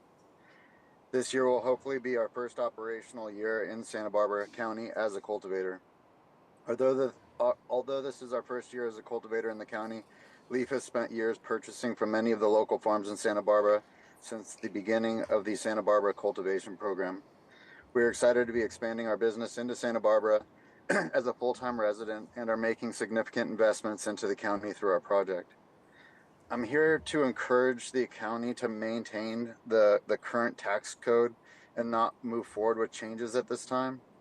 Our business and cultivation model is unique in that our cultivation is purposed for our extraction business, making our revenue and COGS different than most farms due to our business model. Our model requires many acres of cultivation and a per square foot tax rate, even when low, can put us at a real disadvantage. We built all of our financial planning off of this model and raised the needed capital for our project off of the financial modeling we did. We are committed to our project and the success of both the Santa Barbara and state cannabis industry. To date, we have spent almost 4 years and millions of dollars to get us to what we now consider the starting line. We plan to employ many people in Cuyama and believe that a project like ours have a positive impact within the communities that we operate in. Permitting fees, restaurants and lodging, future tourism, local living wages, all are different ways the county benefits from the growth from this industry. We've seen this happen firsthand in the small town of Willits and Mendocino, and are confident it is underway in Cuyama as well. I'm here to support the proposal of the Good Farmers, Great Neighbors, although it is my personal belief that the county should stay the course with the 4% gross receipt tax. Please take into consideration our investment, tax compliance, and future grow and potential future to grow together and work together to build a stable cannabis economy directly benefiting Santa Barbara County. And finally, we hope that you will allocate the proposed $50,000 to UC Santa Barbara to conduct the study of the industry that the contributions to the county. We appreciate your due diligence, and I'm available for any questions. We will now go to Kevin Wilson to be followed by Mario de la Piedra. Kevin?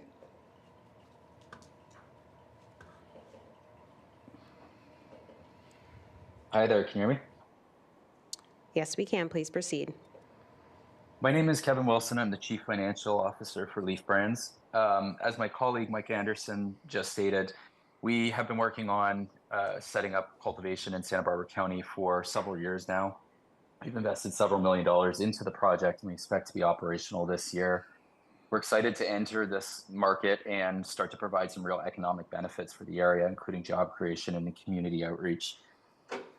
It is our recommendation that in order for Leaf to be successful in its business model, which, as my colleague Mr. Anderson stated, is a concentrate model, and so it does have a different revenue and cost structure than some other cultivation might have. We are recommending that the county maintain the current 4% gross receipt system that's currently in place. This will make companies like Leaf more successful and also allow us to continue to grow and expand into the county and provide future economic benefit. As my colleague stated, I'm also recommending that the county provide $50,000 to the UCSB Office of Economic Forecast to study cannabis farm community economics and the workforce impact in Santa Barbara County. Myself and Mr. Anderson are available for any questions on how we can better support the community at large. Thank you for your time. We will now go to Mario de la Piedra to be followed by Peter Dugray. Mario?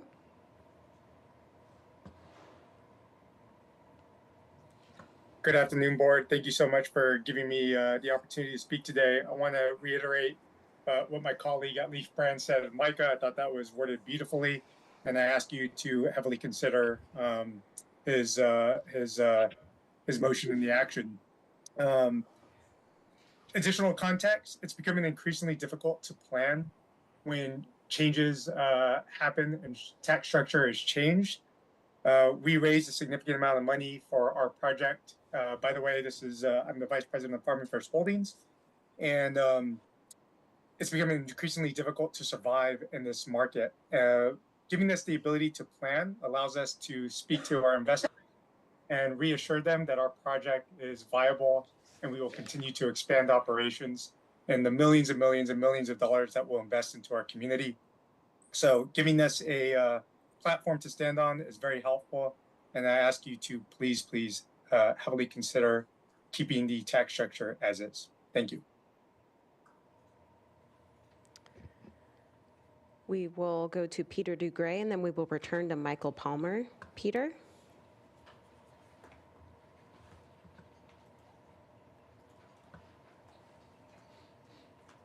Good morning, Chair Lavanino, Honorable Board of Supervisors. I'm speaking on behalf of Carp Growers. It's Cannabis Farmers Group in Carpinteria Valley. There's 5 operators at 16 properties. We've been in operation since 2018. And one of our first actions as a farmers group was to support the original county ballot measure and to help to create a robust tax structure for the county's general fund through cannabis taxation. Since that time, Santa Barbara County has collected tens of millions of tax dollars from our members. This was a brand new tax for the county, and our members have faithfully paid. You've seen in the report today that that's now at about 80% of the revenues collected overall. Our member farms represent the best of California cannabis cultivators. We work tirelessly with neighbors in the community to provide public education, form partnerships to the community's benefit. We're really involved in the day-to-day life in Carpinteria Valley. Compliance has been our driving value, and our mission has always been to foster positive relationships and to work closely with Santa Barbara County. Cannabis is the most environmentally friendly agricultural land use in Carpinteria Valley. And greenhouse agriculture is the top employer and economic driver here. Recently, through your board's witness that through housing policy discussions, how important maintaining Carpinteria's agricultural belt is to the community for insulating it from overdevelopment and protecting the urban-rural boundary. Regulating cannabis with this high-level goal in mind deserves consideration. The presentation today didn't include any information on what impacts changing taxes would have on local businesses and the economy. Our group has been in discussions regarding this changing taxes to a square footage model for several months since your board has proposed exploring the idea. We've met monthly with Brittany and thought through several options to convert to square footage. Ultimately, there isn't a proposal here today that for change in taxes that we can support. In fact, due to recent announcements by the federal government to reschedule cannabis, we feel the most responsible decision would be option B, which is take no action and maintain the current gross receipts taxation method. To ensure that Santa Barbara County stays competitive in the years to come, we feel that more information is needed to find a sustainable taxation method for the county, and we should defer to the next election cycle. That way we can have time to calculate a method that's fair for taxation for both the North and South County. So thank you for listening to the comments today. We do value the continued partnership through taxation created between cannabis farm operators and Santa Barbara County. And thank you for your continued support of a robust ag economy in Carpinteria Valley.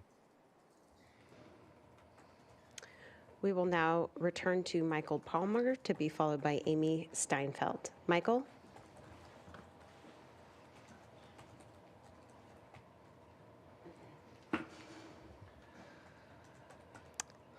And Michael, we have unmuted you on our end. If you can please unmute on your end to provide your comments. Okay, sorry about that. Hopefully I've got it here this time. Good morning, Chair. There you go. We and the can hear board. you. Okay, thank you. Appreciate you guys putting the time into this and agree with the comments that Peter just made. We do feel with a little bit of uncertainty on the layout of the plan here and with more to think through, it would be best to pick option B and stick with the 4% until the next cycle where we have more time to put into this and potentially considered a per pound model for biomass as Peter had proposed in the past, which we'll need more data to look at. But if we do go down the route of the per square foot or 4%, whichever is greater, I would just ask that there's consideration taken into effect for double and triple taxation, since all of our cultivation licenses sell the product through 2 of our processing licenses.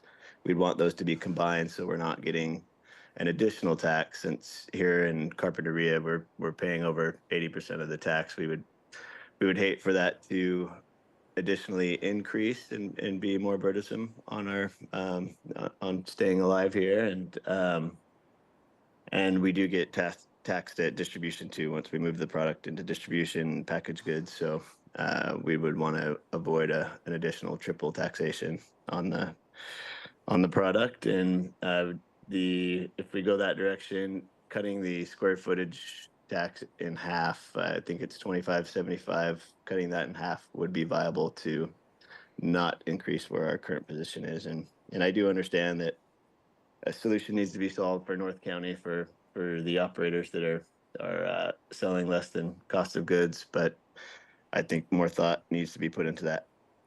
Thank you. We will remain on Zoom for Amy Steinfeld, then we will return to Santa Maria with Todd Mail. Amy? Good morning, Honorable Supervisors. My name is Amy Steinfeld, and I'm a local land use attorney who represents cannabis cultivators both in North and South County. I'm also pro bono counsel for Good Farmers, Great Neighbors. Our local cannabis farmers have invested millions into obtaining permits and licenses to cultivate cannabis and have worked diligently for years with county staff and numerous regulatory agencies to ensure compliant operations. I'm here to ask the county to continue to push for tax compliance, such as auditing operators within the county, and to review the ongoing audits instead of changing the local tax rules. We urge the county to maintain the existing 4% tax structure, which cultivators have based their business models on. The industry needs certainty, and if the tax structures change now, it will adversely impact those already struggling and those that are still in the permitting process. Now is not the time for the county to change taxation from a progressive system to a regressive system, as that will eliminate the industry and the associated high-income jobs and numerous economic benefits and tourism opportunities. On that note, before any tax changes are implemented, we recommend the county provide a grant from the cannabis taxes to UCSB's Economic Forecast Project to study and quantify the economic and workforce benefits of the industry for Santa Barbara County.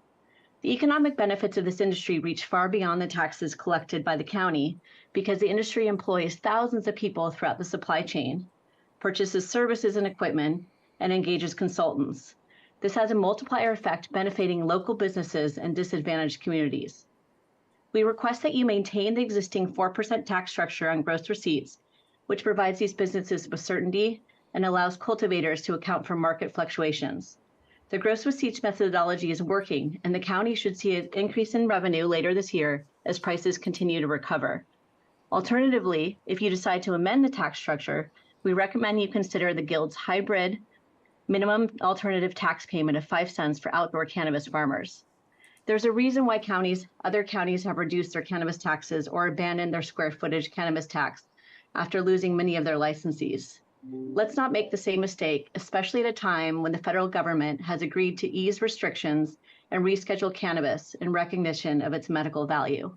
Thank you for your time.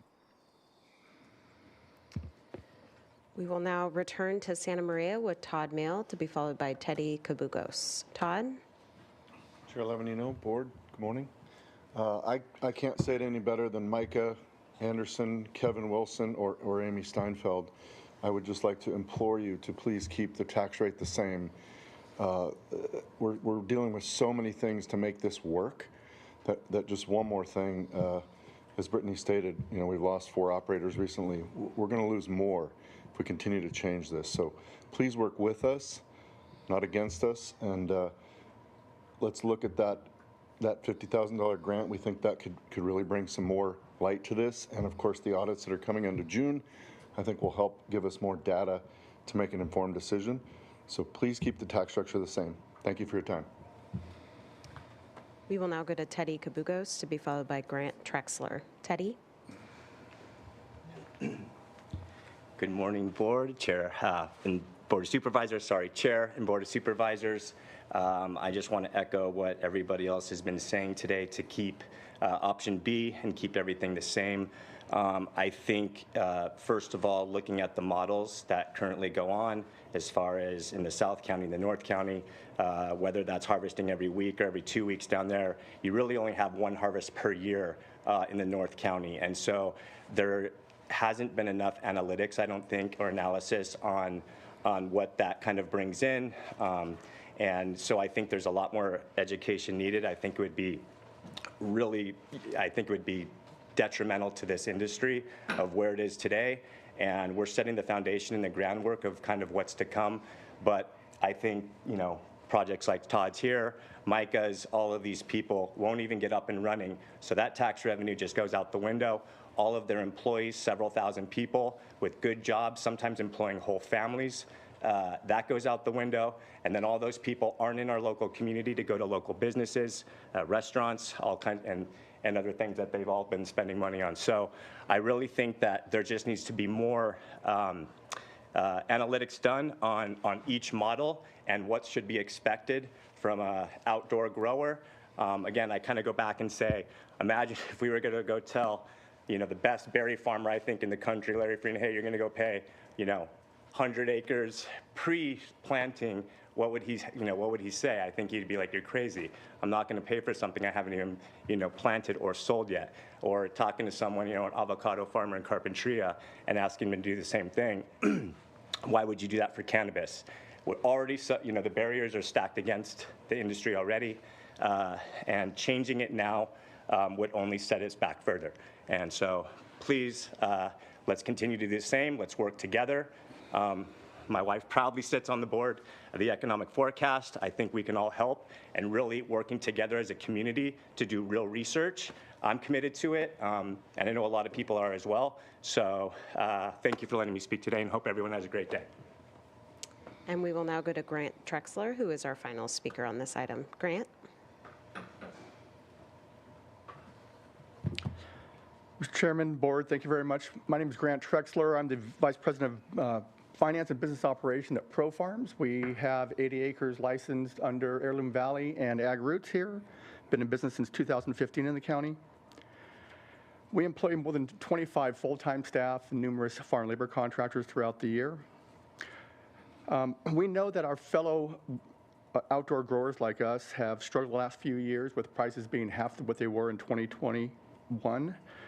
We've seen the backlog of available land here in Santa Barbara County go from there's nothing available to plant to now more than 328 acres available to plant.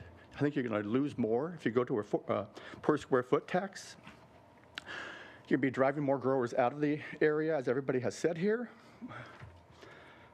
We encourage the board to stay with option B and keep the 4% tax rate. Allow the audits to work. They're scheduled. They're going to be completed in June. Then we also support the $50,000 grant to UCSB for the study of what cannabis brings to the county. We know we have spent millions and millions of dollars in our farm alone on this, and we employ people, and those jobs will go away if we go to a per square foot tax. Thank you. And that concludes public comment on this item. Okay, thank you very much. We're going to bring it back to the board for deliberation. Is there any other questions, or is there anything staff heard that maybe you want to address before we begin deliberations or questions? Thank you, Chair. No, we're good. Okay, we're good. Supervisor Nelson? Yes, thank you, Chair Levin. I just have a question for staff. I don't know if it's for Ms. Heaton or Ms. Waffle. Sorry. You guys are now doing the subscription. You guys got a better understanding of what market is for cultivation. Are you guys seeing, as you guys comparing these audits, because I know those not ready yet, but are you guys seeing that, invoices or whatever you guys are using to look at, are they reflecting market costs when you guys, for the gross receipts? Because there seems to be a wide variation here when I'm looking at these different numbers, especially if we can actually go back up to slide 22 for a moment.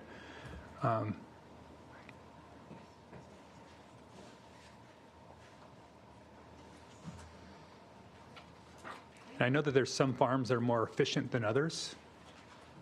That's normal within agriculture, but we've had some wild swings here that really concern me. When we talk about these would be numbers that people were paying by the square foot, is my understanding, and it seems like there's a 5x between just the 50th percentile and the 90th percentile on outdoor, and a 2x between 50th percentile, which is kind of the average. I mean, it's not exactly average, but if you're starting to look at those numbers, and who's paying the 90th percentile. And so where are you guys seeing the market fit this? Because that's really what the tax should be based on, is the market. I mean, that's what the ordinance basically just describes. So can you help me with that? So Supervisor Nelson through the chair. So the way it's currently functioning, and as it's been stated multiple times, we're currently in the process of the audit. One of the big things we've requested the auditors to focus on and look at is the pricing. We are collecting multiple areas of data, so the operators are required to submit their pricing to us on a quarterly basis. As Brittany mentioned, we're receiving prices from NCS Data Analytics, so they collect pricing from other jurisdictions. And then we are also contracted with New Leaf Data Services, which is the cannabis benchmark company. So we did get historical data from them. So that was part of the contract. We received historical data through Current. And then most recently, they've now started collecting data on the fresh frozen, which has always been kind of the area where there isn't much data available. As far as where those prices are falling or where we're seeing them, when you look at the market's mostly focused on flower. Mm-hmm. And that's not what our outdoor operators are transferring. There's also the analytics we're having to do on the pricing that's being submitted to us based off the fact that it isn't an actual sale occurring. So they're paying taxes on the transfer value that they're assigning that we're having to go in and do the analytics on that pricing that they're submitting to us. So we are doing that. We're working on that consistently alongside of the audits that are occurring. We are requesting backup data as far as when they do provide pricing to us, as well as invoices if there are invoices available so that we can do that range and that data analysis as it's coming in. I'm not sure if that answers your question, but it's always been one of the challenges of this tax structure that we currently have. Is it a cost of goods sold tax, or should it be based on what that would be at the market value? Because that's what you would. Just because you're vertically integrated, you get efficiencies within your organization, and that makes sense from an organizational point of view. But it's very difficult from a taxation point of view. And it incentivizes an operator to sell it to themselves at a lower price so that they pay a lower tax, and then they could go and realize those gains somewhere else. And I know that's where we're trying to true it up. And I think that's where we're seeing some big problems. And I'm really sympathetic to the industry and those that are doing things the right way, of the uncertainty that this brings. But there's a lot of people in the industry that have caused this concern that we're up here on the board struggling with this now. If these numbers were a lot tighter, we wouldn't be up here talking about this. But there is this wide range of variety of operators that are paying, if it's only 4 cents at the 55th percentile, it's pretty low down there at the bottom. And, that's a concern. Meanwhile, maybe that person at the top is paying 25x what their neighbor is paying. And so there's inequities out there that are hurting many other businesses where, conversation with I have with Supervisor Capps, I'll give her the credit.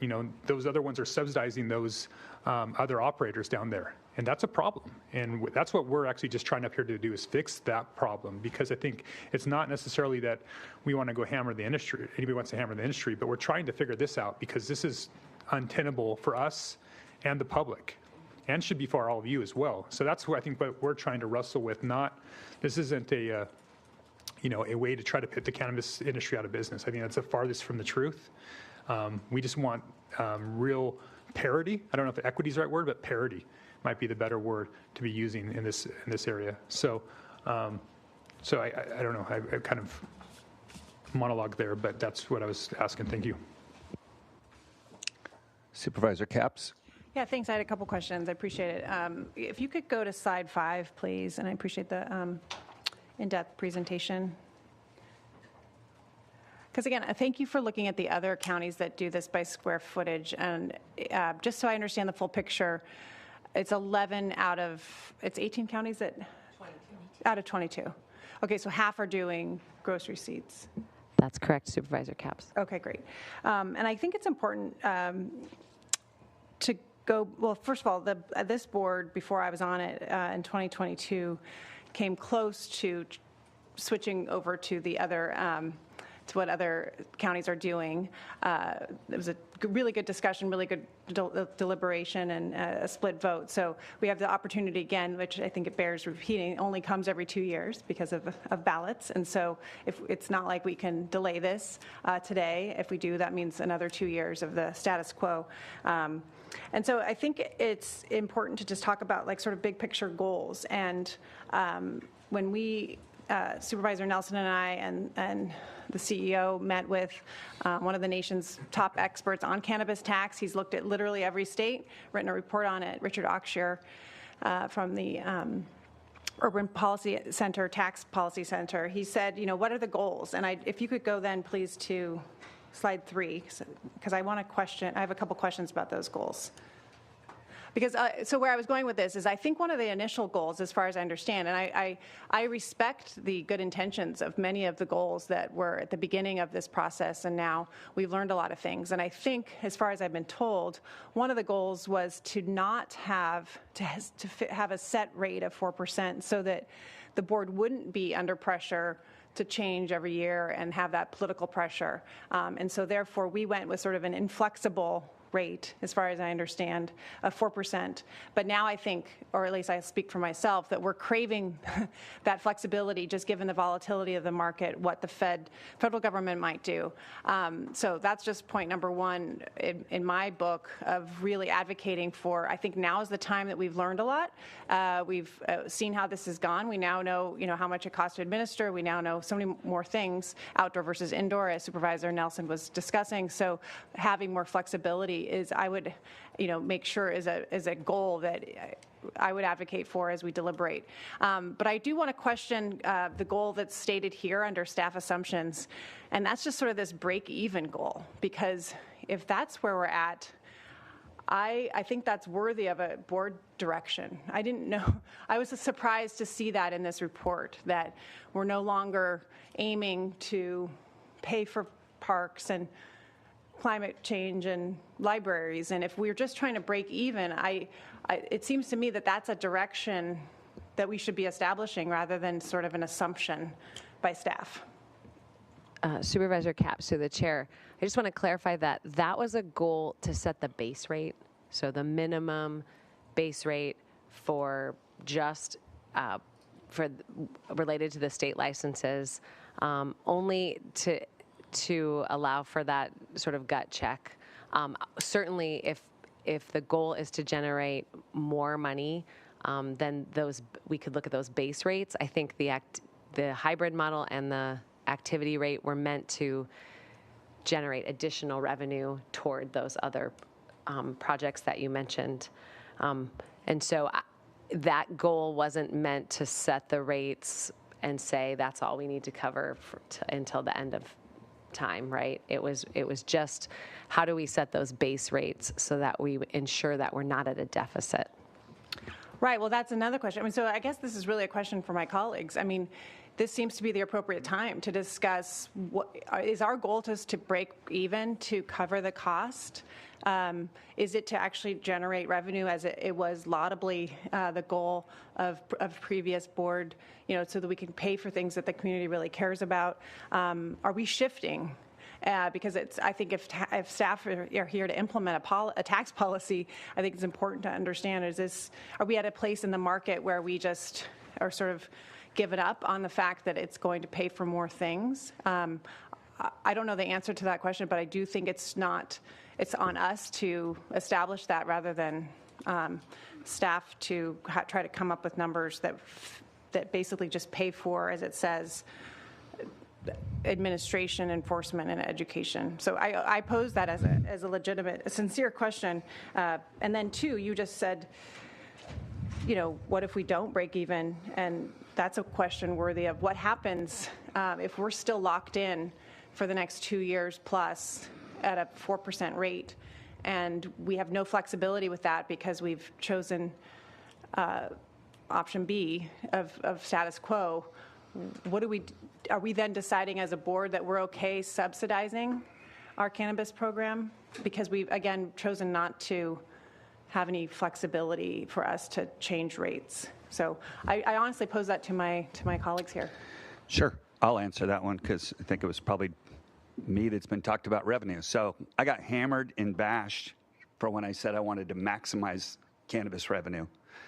And so now when we're saying, minimum that will break even, now it seems like, no, we should try to maximize. So I'm like, all right, I don't know where to go anymore. It's like, I thought that was a move in the right direction where we're saying we're not going to go out and try to maximize revenue. But if you're on board with that, I'd be more than happy to try to maximize it. So I don't know what kind of language we want to come up with, but I thought that was a kind of a give. But if it's not, let's go back to trying to maximize and do, there's a lot of other things that we could do to kind of maximize the revenue. I don't think anybody up here is going to like what those answers are, but I thought, like I said, I thought this was a move in the right direction, but I guess not. Mr. Chair, can I clarify something? Is by breaking even, is staff saying to break even as to the revenue we currently have, or to break even on the program? Supervisor Williams, through the chair. I tried to differentiate for you all. Do you mean the program costs as they're budgeted? I'd love to see your slide, your last slide you showed us. We are not breaking even. These are all things that we would not have revenue to pay for that we now have paid for. Though I do have a question about two or three of those things, because those are things that should be being paid for by permit revenue that shouldn't require taxation money to deal with. Okay, so this is not breaking even. This is money generated by the tax revenue for things that we otherwise would not have.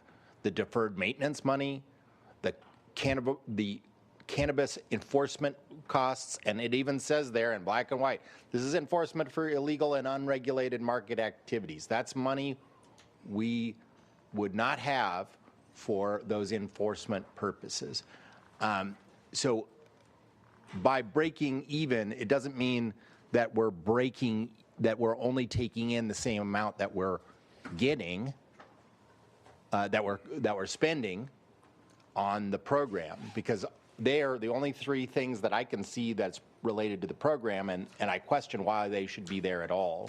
That's why I still think it's a good discussion to have, is the Cannabis Program Administration, the Cannabis Program Administration, and the HDL contract. My sense is those should not be paid for by tax revenue. Those should be paid for by the pass on directly to the permit costs to the applicants. And so why are those in there? If those are administrative costs, they're not supposed to be paid for by tax revenue. Thank you, Supervisor Williams, through the chair.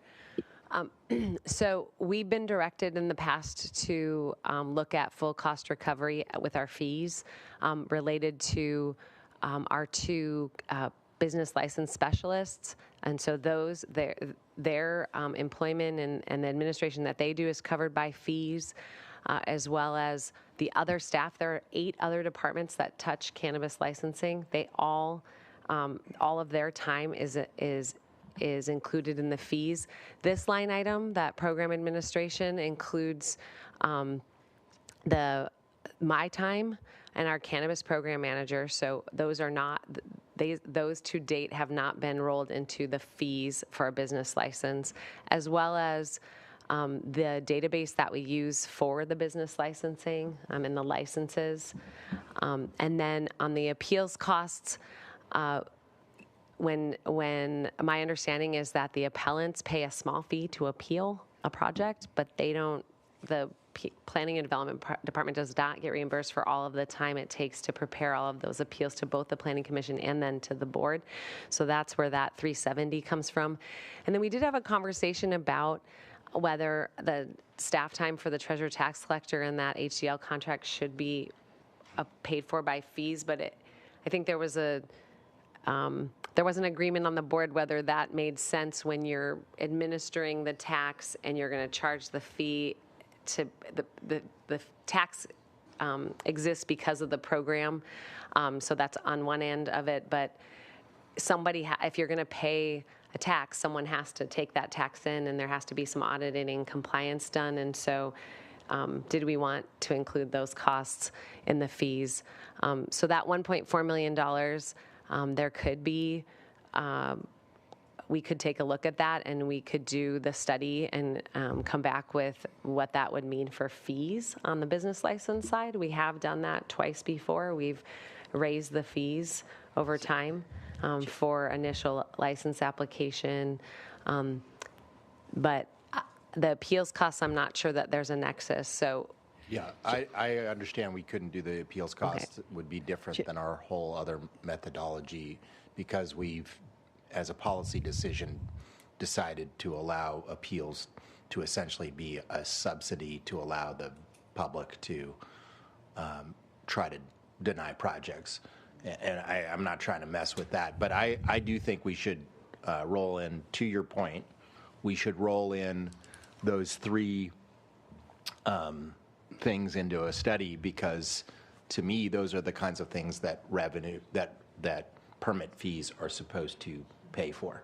And they're supposed to be directly paid for because the things that tax revenue produces is supposed to be over and above the cost of running the program. And so I think we should be diligent about doing that. And I also think that as a reminder to the sheriff's enforcement team, when and if they are doing anything that is associated with the program itself, not with enforcement on illegal activity, but the administrative work of the program, they should be keying those hours so that we can charge it as in permit revenue, that it should not be being paid for by the cannabis tax. CEO Misato wants to weigh in on So that. supervisors to the chair, so Supervisor Williams, you've been consistent in saying that, and if we could, we would. When we first set up the program, we did consult, well, what can we charge? Can we charge the whole program to permit and license fees? Because that would have been great.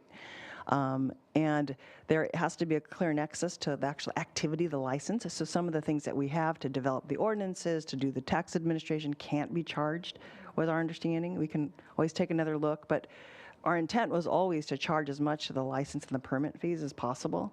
And so what you have here has been the things that we can't charge of the administration. We can always take a look at it, but that's why it was set up. Otherwise, you're right, our druthers would have been to charge as much through the permit and licensing fees. Yeah, I'm not, my expectation isn't that we would get 1.4 million, but if every couple years we should be looking at this, even if we only get 500,000 or 300,000 more out of the program, it's worth doing the work. I'm just, I just want to make clear in this, and my questions are to this, is I'm worried about tax enforcement. To me, that's the only reason to do this. If we wanted more revenue, we should stick with the gross receipts. If that is the largest consideration, we should stick with the gross receipts, because under the gross receipts, when times are bad, we've made more revenue than anyone else. And when times are good, we haven't made more revenue than everybody else, but we've made far more revenue than these projections.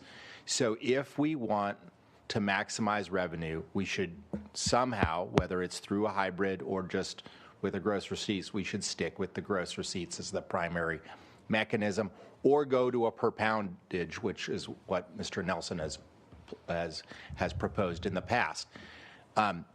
If our goal is to disincentive fallowing, which this recommendation does in a massive way, which I think is not what we wanted, then we should just do that administratively. We already have a situation where if they fallow for a certain amount of time, they lose their permits. So I'm really worried about sort of mission creep into this, and because what I'm mostly interested in is to make sure that people, when they are selling to themselves, that they are doing so at market rate, so that we are capturing the fair amount of taxation. That's the only thing that I'm interested in voting this about, is to make sure that everybody pays their fair share of taxes. And so to that, question, I really want to understand, now that the treasurer tax collector has more tools than a year and two ago, are we addressing that when people do maybe underestimate the value of their product when essentially transferring it internally to themselves.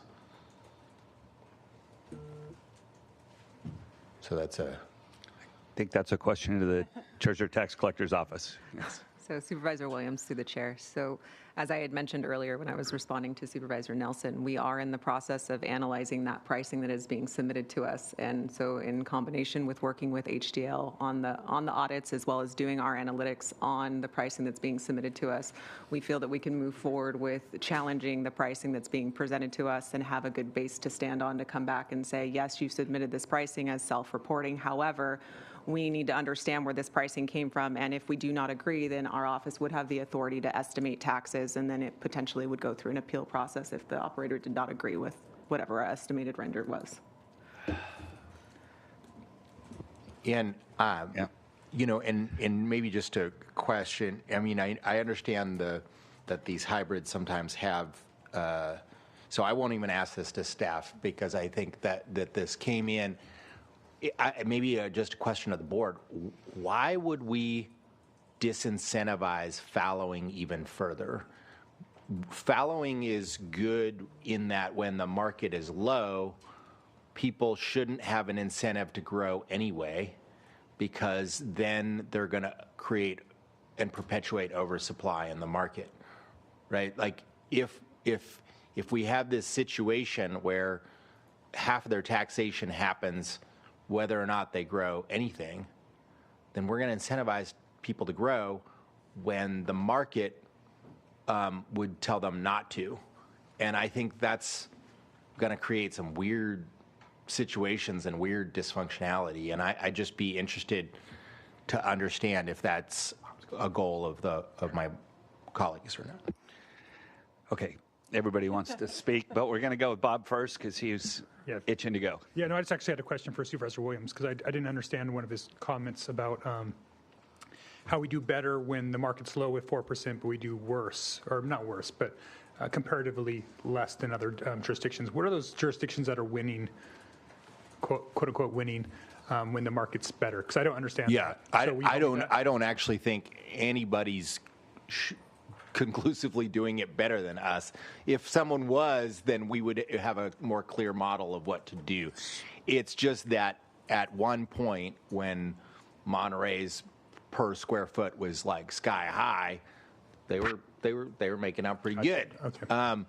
But of course that crashed and burned. That model crashed and burned when the market crashed and burned. That's when they were doing $15 a square foot, right? Okay. And so that's what I'm referring to. I actually think if your goal is revenue, I'm not saying stability of revenue, but if your goal is to maximize the amount of revenue, the gross receipts model is still superior, right, to what we're looking at. Okay, that actually helps because I wasn't understanding how that worked. And I guess a real quick question on the fallowing issue. Are we basing the tax numbers that we've seen here based on even if you're fallowed? Or was that was actually based on production? Those were the square footage of those that are actually producing in 22, 23. Supervisor Nelson, that's correct because we used the gross receipts that they reported to come up with those numbers. And so we did take on the non-outdoor calculations, there were people that were fallowing, so we didn't incorporate those zeros. So I think that's important because so we're not including fallowing here. Yeah. I don't think that was a clear yes or no.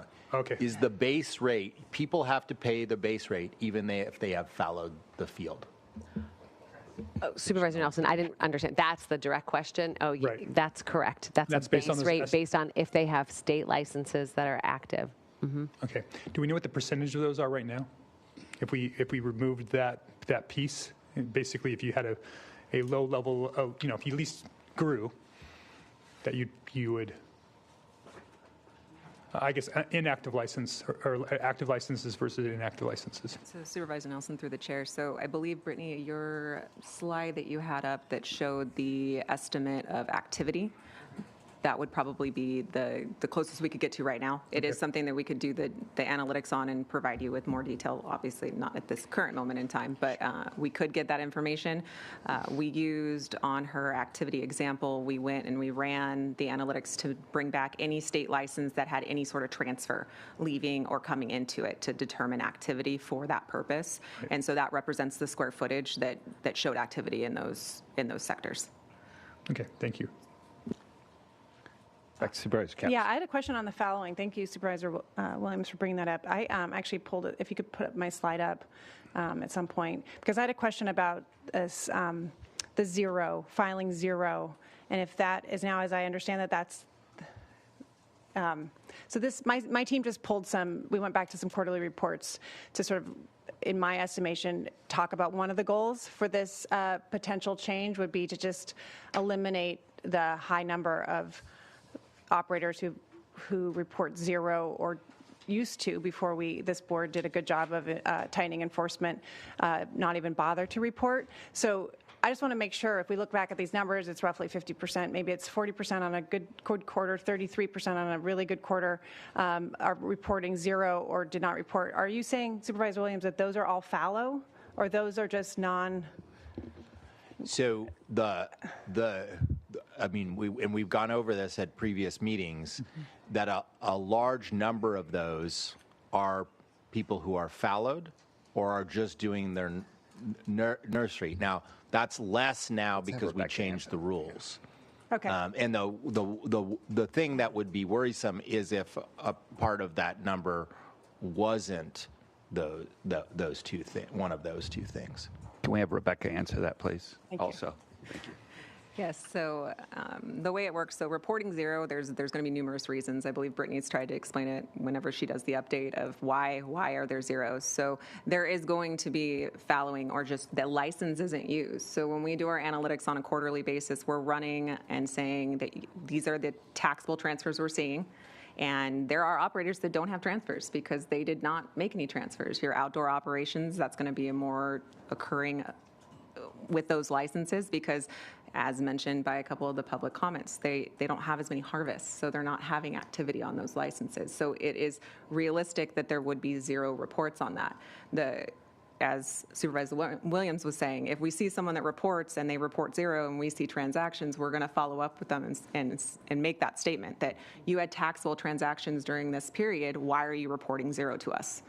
And so there is, our compliance on our end is following up with that. These numbers that you're seeing, those are going to be point-in-time numbers. So those figures have changed probably since that report was filed, and you've seen those figures just because at one point in time prior to the amendment that was made to Chapter 50, in order for a license to get renewed and issued to those operators, if they had any outstanding reports, those reports did need to be submitted to us. So that figure for did not report would be different in today's, if we were to run these statistics at this point in time. But it is realistic to say that you do have zero reporters, and you're going to see zero reporters on both non-outdoor and outdoor just based off of business models. So you're going to have operations at, the non-indoor operations that as they explained in public comment, that they're using one license to do the majority of their taxable transactions through. So their license, they would have licenses that would show zero, and we would be verifying that on the same level that we saw taxable transfers or we saw no taxable transfers and follow up accordingly. But so just so I'm clear, so some of these that reported zero did produce, they just didn't make profit and make a transfer.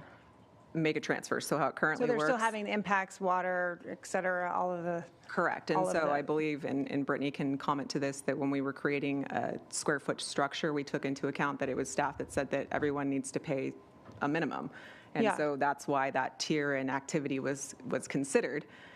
And so that's where that comes from. It wasn't to disincentivize fallowing. That's why we came up with the activity, that if you're using that license, then there needs to be something associated to the fact that you use that license. I really appreciate that. And I think after the last conversation that we had, that Supervisor Hartman came up with this, let's look at a hybrid. I appreciate that you came back with not only, in a way, two hybrid models. One's more extensively hybrid, one's with the base rate and the activity rate, because I think that does get to this issue of the zero who aren't fallow but are still producing, and really, in my view, dragging down others So thanks for clarifying that. I know that we can't get into specifics. It would be helpful if we could, of like how many are fallow and how many are actually producing, but this is helpful. And so just to clarify back on my initial conversation or question about sort of the goal of revenue versus cost of the program, the answer I think I heard was that we need to perhaps do more revisiting of permitting so that we do cover the administration of the program. And then in terms of revenue that would go beyond the program, that is something that is no longer an active goal, just given the market. And again, I honestly don't have a opinion. I just think it's important that we go into this discussion with some clarifying that are we sort of hopeful for that, or are we just sort of acquiesce that, okay, that's probably not going to happen? I'm hopeful that the market is going back up right now, but what you're saying is helping to convince me that we should give up on this and stick with the gross receipts, because if we want to get more revenue, that's the surest way of getting more revenue. So, I have for a couple of years been debating, okay, what's the benefits of getting more revenue versus the benefits of catching someone who may be undervaluing the market value of their transferred good. And so that's the two things I've been weighing, because a square footage is better at catching the latter. It's not better at producing more revenue. Let's go Supervisor Hartman and then Supervisor Nelson, and then back to Supervisor Capps. Well, I just am a broken record on this point, but it's really interesting to see here that outdoor is 18% and non-outdoor is 82% of our revenue. And so that raises the question, and I guess we can't really answer it, is how much money are we spending on the program for the outdoor? Because I think that it's dispersed, widespread, and we can't really pull that out. But as people say, is the juice worth the squeeze on that? And so it raises real questions to me, who gets the complaints about the nuisances. Is this generating enough revenue to make it worth our while? So that's one question. I also had another question. You figured out that this is just a technical question. You've come to the 25%. 25 cents rather in the base rate. You've taken the overall tax paid and then divided it by the square feet for the outdoor. Is that right, to get the 25 cents?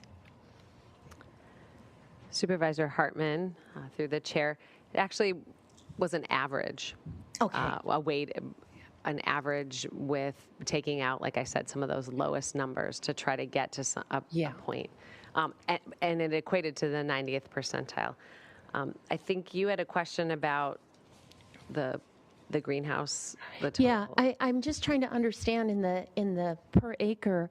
It seems like we would increase the average amount that outdoor would be paying, but we would significantly decrease the amount that the indoor is paying. Because you put it to, you made a 1-to-3 ratio. Mm-hmm. And where did you come up with that 3? You didn't, if you took the current tax paid for indoor mm-hmm. and divided that by the square feet, what would that number be? In 22-23, the indoor or non-outdoor operators collective paid about $4.4 million. So we would, and you would divide that by the approximately 3 million square feet that they have state licensed, and that's about $1.46 a square foot. $1.46. So, and we have it at 75 for the base rate. Right, that's correct. We went with the activity rate since they generally are active throughout the year. you heard from the outdoor operators, they might get one harvest. The greenhouse operators are continually planting and harvesting. So we said, okay, they're going to mainly have an activity on their licenses. So we maxed out at that $1.50. So it's 75 cents plus 75 cents. So that's how we were comparing the activity rate for the non-outdoor and the base rate for the outdoor, ultimately. I think I got that, but I'm not sure. The 3-to-1 applies within each rate structure base activity. So 25 cents is 75 cents. But when you look at the landscape and how cultivation occurs, most of our greenhouse operators are going to have activity. And so we wanted to make sure that the activity rate plus the base rate was equivalent to what's ongoing harvest, not just a one-time harvest. Ongoing harvest, and also what they should be paying. What's the average of all these operators? And it's about $1.50, right? Right. So that's if you do the option 1. If you do option 2, isn't the base rate rather low for the indoor or the greenhouse rather? Supervisor Hartman, yeah, it's still set at 75 cents, but remember that's just for existing and having state licenses. If that rate equates to something lower than their reported gross receipts at 4%, they pay the 4%. And in 22-23, and I think even if we looked at the first 3 quarters of this year, a 90% of our non-outdoor operators are going to pay the gross receipts. Supervisor Nelson. Yes, thank you, Chair Lavanino. I did the math, and it looks like about 85% of our indoor or non-outdoor are using it and have activity, and 40% of our outdoor have activity. Just to clarify, I'm not looking to charge or have them tax with it fallow. I mean, that wasn't a goal. I mean, I know that we want them to operate and use those licenses, and I don't know if this is the mechanism, but charging them 25 cents to be fallow, I understand that's a game over for a lot of operators. I get that. Is there a base number that we can come up with? Maybe that at least incentivizes them to get going, and they are tying up land, and there are impacts that potentially could be around what you do around that development. So. I don't know how we would deal with that in the future, but really what I'm after again is hitting those operators that have activity but are not quite charging the right amount. So as we look at focusing on that, going back to that slide 22 for a moment on the percentiles, are you using that percentiles with those that are not operating? Is that factored in there at all? That 60% of the people, or is that just activity? Based on activity. Okay, that's helpful for me. So the 40% of outdoor operators, that's the band that we're seeing, 90, 80, 70, and 55. Okay, and that's educational, because I think sometimes we're getting, there's a lot of numbers flying out there, and I know this is very messy for the public, but we don't get to talk, all 5 of us, besides up here, and so this is kind of the sausage making. Well, Supervisor Williams comes with a good idea. I want to know more about it, and that's how we just start to ask each other questions, so we can all be well informed, so that we can come up with some good ideas between the 5 of us. So, thank you all for participating in this, and thank you public for bearing with us. So that helps me clarify if we're only talking about activity for those bands. That's helpful. So that's wanted to understand. Thank you. Well, and since I think even though there's divergent opinions up here, all 5 of us are very interested in making sure that outdoor growers and indoor growers are all paying their fair share. And so to that end, and what I think was driving me the most in looking at this was to figure out how we can create an audit system that can verify this, just like we do with TOT or any other tax that we do. So I'd like to hear from Rebecca maybe of where we are in the system. Where are we with these? How comfortable do you feel with the progress? Do you have all the tools do you need? If you don't, please identify those and figure out kind of so we can get a better feel for where we are with the audits. Chair Levin, through the board. So a lot of questions there, so hopefully Yep, I can sorry. respond to all of them. Currently, as it's been presented a few times and as we've stated, the last conversations we had with our audit team with HDL is they're getting through it. They're making forward progress. They're at the point where they do have some clarifying questions. They're working with us. They're going to be working directly with the operators to clarify some questions that they're seeing that they're going to be working on.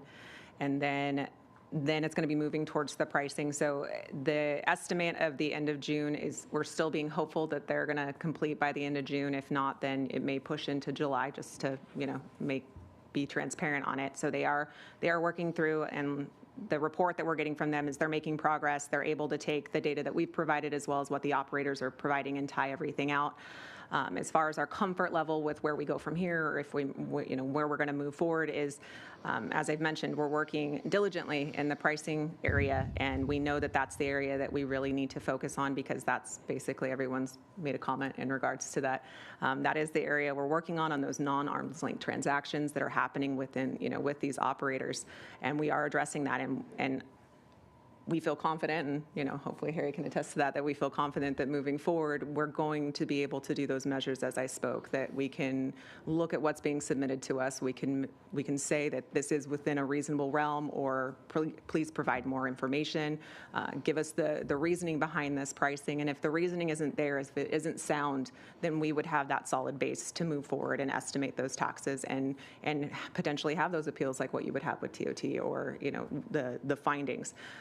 We are staying consistent with our operators. We're doing a quarterly analysis, which is us looking at the data and providing that to the operators and giving them the expectation of what should be being reported, whether or not we see those taxable transactions. If there is discrepancies between what we're seeing and what the operator is seeing, we're having those conversations with them. We're working diligently with them so that we can start seeing, improvement on those figures. And the slide that Supervisor Capps presented, you can see that those numbers are decreasing. And every time that we come back and we give, the CEO's office is giving you an update, the reporting is getting better. And that's amongst us doing our compliance as well as the amendments that you've passed. But I can't speak to exactly what the outcome of the audit's going to be because they haven't completed it. And they are moving slowly, and they admitted that they are moving slowly because they're being cautious because this is their first, they're basically having to rebuild their program because of how we enforce our ordinance.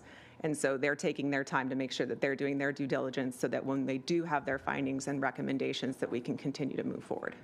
Okay. And then just looking out, I know in TOT, I think you have a specific plan where you audit like the top 5 and then a random 5, or I don't want to give away any trade secrets, but kind of how do you do it and how do we mirror it kind of like TOT? So Chair Levin, in TOT, if there's going to be a sale, a transfer of an asset, then we will audit them. We try to do a third of the hotels every year. The vacation rentals, because we have a 3-year look back, so we get to all of them over a 3-year period. But the vacation rentals, a lot of that is generated by complaints, but we do try to do spot checks on those also. And so what's happening is we send out 300 letters to people that weren't in compliance. And so those are the ones that we're picking off. So it's a lot different than TOT. TOT is a lot more straightforward, I'll say. Right. Right. So are you confident that you can build a program, or you're working inside a program now that you see that you could derive more compliance from the operators at this point? I am confident that we are deriving more compliance. Okay. I'm not confident that we're 100% compliant. Right. I'm not crazy like that. But it should be evident to all of you. The analysis that Rebecca has created with Dan, our Chief Investment Officer, sitting on the first row there, they've done a lot of good work creating these statements that we give to the operators. This is what they're reporting, this is what we're expecting to be reported, and then we start that dialogue of reconciling the two. The audits, we haven't seen the finished product yet, But I understand they were creating their audit program, as Rebecca said, modifying what they normally do to conform to how we do business. Okay. Let's start with Supervisor Hartman, and then we'll go to, Supervisor Hartman only. So could you just elaborate what we're going to find out from the audit report? How many operators are they looking at our entire program? What answers is that going to give us? Okay, so Supervisor Hartman through the chair. So because of the fact that they were building out our model and they were going to be perfecting how the audits would run, we went with, for cultivation purposes, because that's the main conversation of this topic, there are 2 operators that we're currently looking at this point in time. So it's not the full program. We had done the data analytics back 2 years ago that they were looking at the program on a more broad scale. That was when we weren't able to complete the audits, and they came back with recommendations of what we would need to do as far as data collection and clarifying communication to the operators. That's what we did, and that's why we're currently looking at last fiscal year, the 22-23 fiscal year. That's what's being currently looked at. The reason why we only went with 2 at this current point in time is to allow for us to be able to pivot and flex if they were to find the questions that they weren't asking weren't the proper questions, or if we had to pivot on what we were, communicating to the operators or how the audit was running. We didn't want to have a majority of our operators in an audit and then have to consistently be like, wait, never mind, let's do it this way. Wait, we wanted to develop the program, feel solid and comfortable with how that program went before we put it out, against multiple operators at a time. So our audit is to develop a methodology to do broader audits? No, I guess it's more or less that this is new for the auditors as far as how they are auditing the books. As I mentioned, the majority of other jurisdictions that would be using them as well, they are going to recognize vertical integration. We do not recognize vertical integration in our current ordinance. That has added another layer to what the auditors are having to look at, and so they're having to do a lot more of a deep dive on those type of transactions. So it wasn't that we're building a program to then put out. It's more or less that they're basically starting off with what they believe is the best method to be auditing, and then moving forward, if they need to, if they need to tweak how we're doing things, then we can do that at that point in time and then move forward. Otherwise, they could get through this and say, hey, what we came up with, the framework, the foundation, it works, we're comfortable, these are our recommendations, these are our findings, and if that's the case, then we'll just move forward with putting more operators in audit at that point in time. And so I still understand you to be saying they are using 2 audits to develop a methodology that would then be used by you on other operators in the future. Is that not correct? No, that is not correct. So they're not developing the methodology. They went into it having a program that they were going to use to perform these audits. We made the decision that it was only going to be 2 going into the audit to just confirm that what they had developed was going to function the way that they said it was going to function, and that we weren't going to have to stop midway through and ask for more details and have to do that at a mass level. We were doing it to make sure that we could perfect that, and if there were any changes, we could pivot and move on accordingly. So at this point in time, HCA will continue to do the audits. So as they have the program developed, we'll continue to work on that, and then once we're through this, and we get those findings, whatever they may be, then we can, again, either move forward and put more operators into audit, or if we need to work with the auditors to further develop the program to meet the needs for us, then we would do that as well. Supervisor Nelson. Yes, thank you. So once we do these audits, are we going to have the mechanism to evaluate back taxes that were potentially not paid?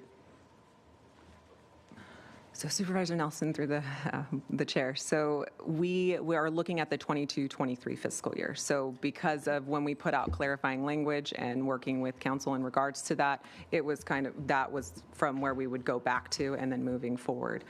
We wouldn't go back obviously to 2018 before we were putting out all the clarifying language where we were, letting them know, hey, this is a taxable transaction. We needed to make that stand, and that stand was made in 22-23. So through these audits, so this last 22-23. Yes, correct. So likely if there are some that are offering up their gross receipts as being something that might be an outlier to what we see in the market conditions, then we would, at that point, based on our audit findings, send them a back tax bill? For all operations, is that what you're speaking Yeah, of? the or- ones that we did audits on. Basically, we can look at that, and we are able to do that. The ordinance does allow us, as I had mentioned, the estimation, rendering of taxes if we deem that an operation has not provided us with the necessary backup, the reporting that was necessary. If we're able to do that, having those conversations with the operators and then moving forward, we could estimate. And do we expect to be doing that? I mean, I know it's still premature at this point, but you guys have seen some data coming in, so are we expecting to do that at some point with what we're seeing? I mean, the hope would be that we would be able to do that moving forward. It does obviously rely on the outcome of the audits as we move forward. Okay, thank you. And then just another comment, and something that, I've been wrestling with this as well, but and some people are going to be very uncomfortable with this concept, but the hybrid option, if we went to that, still allows us to set our square foot at 0 and continue to use the 4%. Yeah. It does. It gives it still the board the flexibility that we've been asking for. So, again, that may make people really uncomfortable because that gives this board a lot more power than I think some people want. But I do want to point that out, that we could, in theory, move forward the hybrid option and then, potentially prove out as everybody gets more comfortable with what the Treasurer Tax Collector's office has done. We've invested a lot, and I think the 5 of us have a lot of faith in Harry and Rebecca and their team. But, the lack of clarity and maybe everybody starts to get a lot more comfortable with that. Maybe at the end of the day, we decide that that's what we would stick to. So I just want to throw that out there, that concept does exist, that we could move forward with a change in the tax structure, which would only create greater flexibility with this board, but wouldn't necessarily have to change the status quo. Supervisor Capps. Yeah, I just was going to make the exact same point, which is why I asked council about the range, so that if Supervisor Williams is correct with total confidence that the gross receipts is the best way to achieve revenue, the option 2, which thanks to Supervisor Hartman for teeing up at our last meeting, really does achieve that because it's the greater of the 2. So we really build in many goals here, which is more transparency because we actually have square footage that's collected by the state. We, address some of the parity issues. We address some of the frustrations by the community when they see 0 reporting and 0 receipts.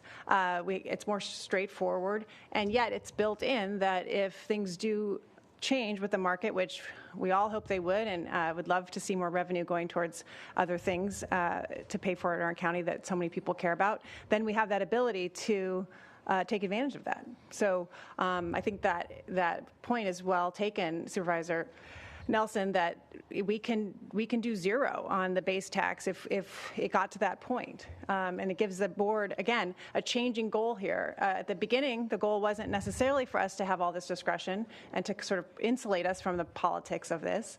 But now that we kind of know what we're doing a little bit more, and we certainly have an audit system that's going, and we have, systems that this is all brand new. And I think, again, what we've learned, and in talking to experts, that this is all new for everybody, and we have a federal government that is acquiesced on this topic. So it's really locals to fend for themselves. And I think option 2 has many attributes. In addition, the one I would lead with is the flexibility for us to be responsive.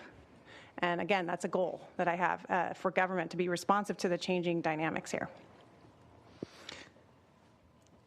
Okay.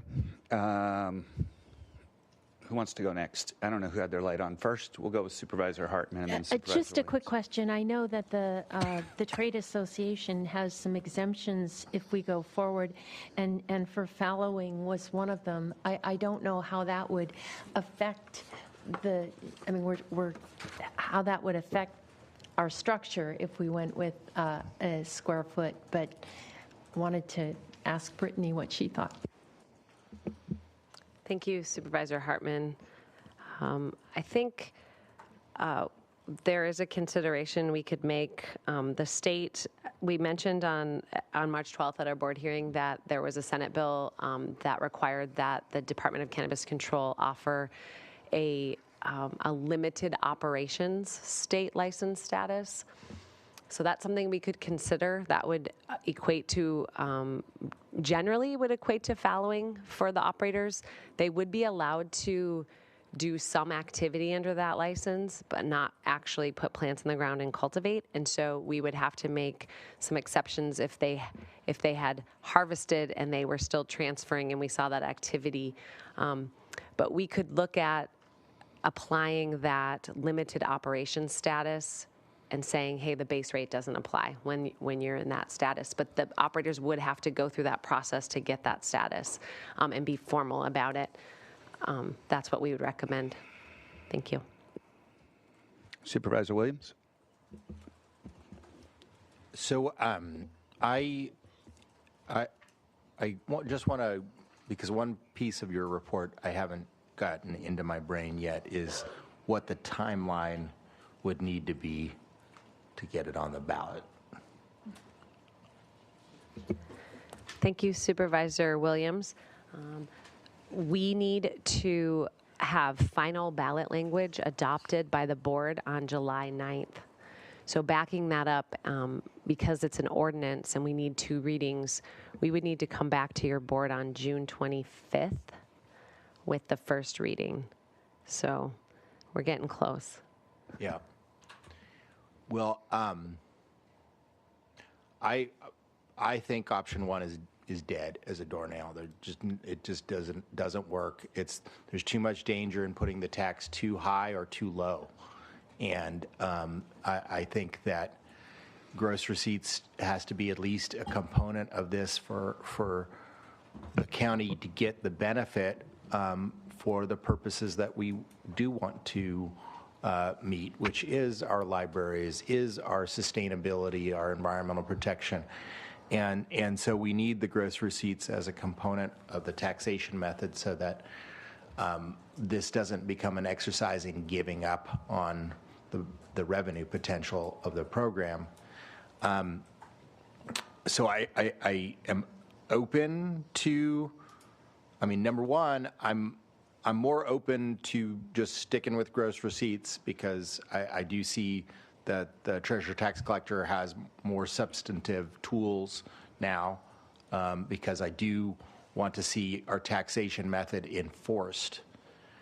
But I would still remain open to essentially something that's like option 2 or the guild's proposal. It's pretty much the same model if you converted the base rate to an activity rate, right? Because if our purpose is not to disincentivize fallowing, then that's really an activity rate, not a base rate. And I'm a little depressed because I thought we were going to be a little closer on purposes and get there, but I also know that this is really hard to get there. So I don't think we should kind of the big things that I would need to be addressed to support would be this question of double taxation. The folks in the South are already paying over 80% of the rate, and so if we inadvertently make that even worse, that's just not right. And that's big, and I don't completely understand it, so I'm really not comfortable going forward until I really until we understand it. All the other elements I feel like we understand pretty well, but I don't think that we got a great grip on that one.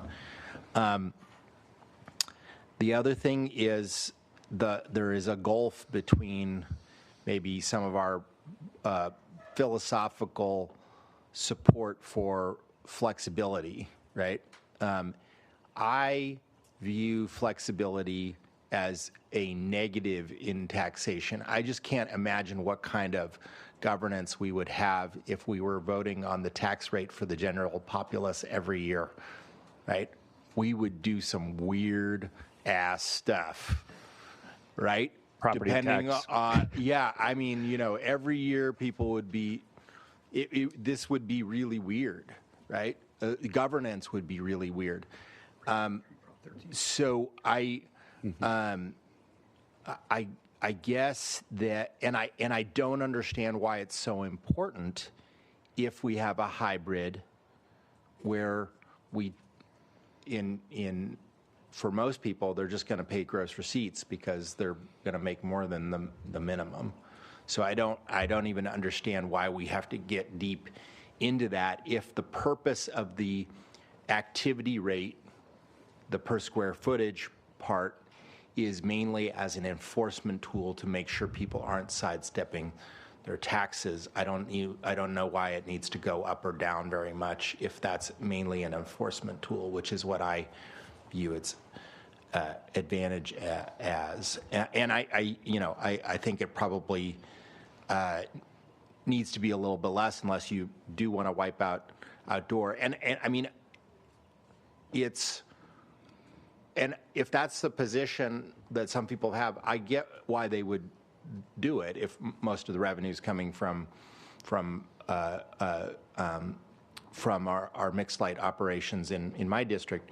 However, I would just posit that there are some social goods in the North County that go beyond revenue, right? I mean, in Kiama, marijuana is viewed very positively as a potential force to save water because they're the only agricultural, group that has agreed to mitigate their water usage in the most overdrafted basin, in our region, and one of the most overdrafted basins in the state.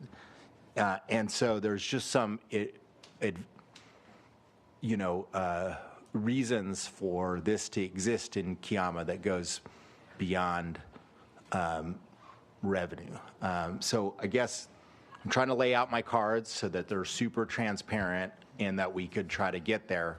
But those are the the issues. And I really want to thank Supervisor Hartman, especially for trying to create a path. Oh, and I'll tell you one other thing that would convince me of the need of a hybrid system is if people keep on underreporting, right? Like the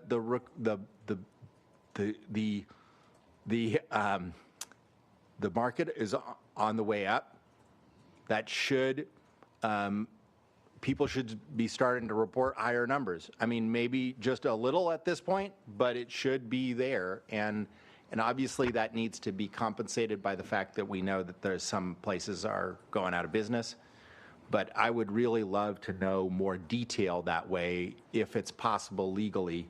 And you guys are the right people to ask. It would be great to understand if we could compare revenue for the same actors. Like you could put out a subset of the actors that are paying, on Q3s and ones that aren't, that are fallow or are out of business on Q3s, just so that we have something to understand whether people as an aggregate are reporting the same, reporting less, or reporting more. Supervisor Nelson. Yes, thank you, Chair Lavanino. Seems like Supervisor Williams had some of the same notes on that I have right here. I think if we do move forward with a hybrid option, I definitely think that we shouldn't penalize those that are fallowing. I think the criteria that the industry laid out there that we should look at, I think would be something we want to try to include in there. That makes a lot of sense to me. And also find a way to deal with the double taxation issue. I don't think that was ever a goal of this, but it may be something that trips up the endeavor. And the other flip side of if we kept our square footage at zero, if we could end up bringing our gross receipts down to zero and just use square footage in the future too. That's the other flip side of that. That flexibility. Yeah, I don't want to interrupt you, but no, I am just as concerned as us bringing down the taxation level prematurely as bringing up prematurely. Sure. Because we could be under both of those types of pressure. Understood. And but looking again, I keep going back to that slide 22. I just keep flipping that back up on my screen where on the outdoor, we have most of the outdoor operators paying 1/6 of what probably the top two operators are paying on a square footage basis. there's something wrong there, and so that's what I'm really concerned with. And maybe that's all going to get proved out. These so-called bad actors that are out there that people in the industry seem to know, maybe some of those in tax collector's office seem to know. They're really dragging this down and really eroding the confidence that the public has and this board. And so that's what I'm hoping to trip up, because I think we got everybody on, again, parity, not necessarily equity, but parity, that I think we would all feel a lot better. And then I think the taxes will work themselves out.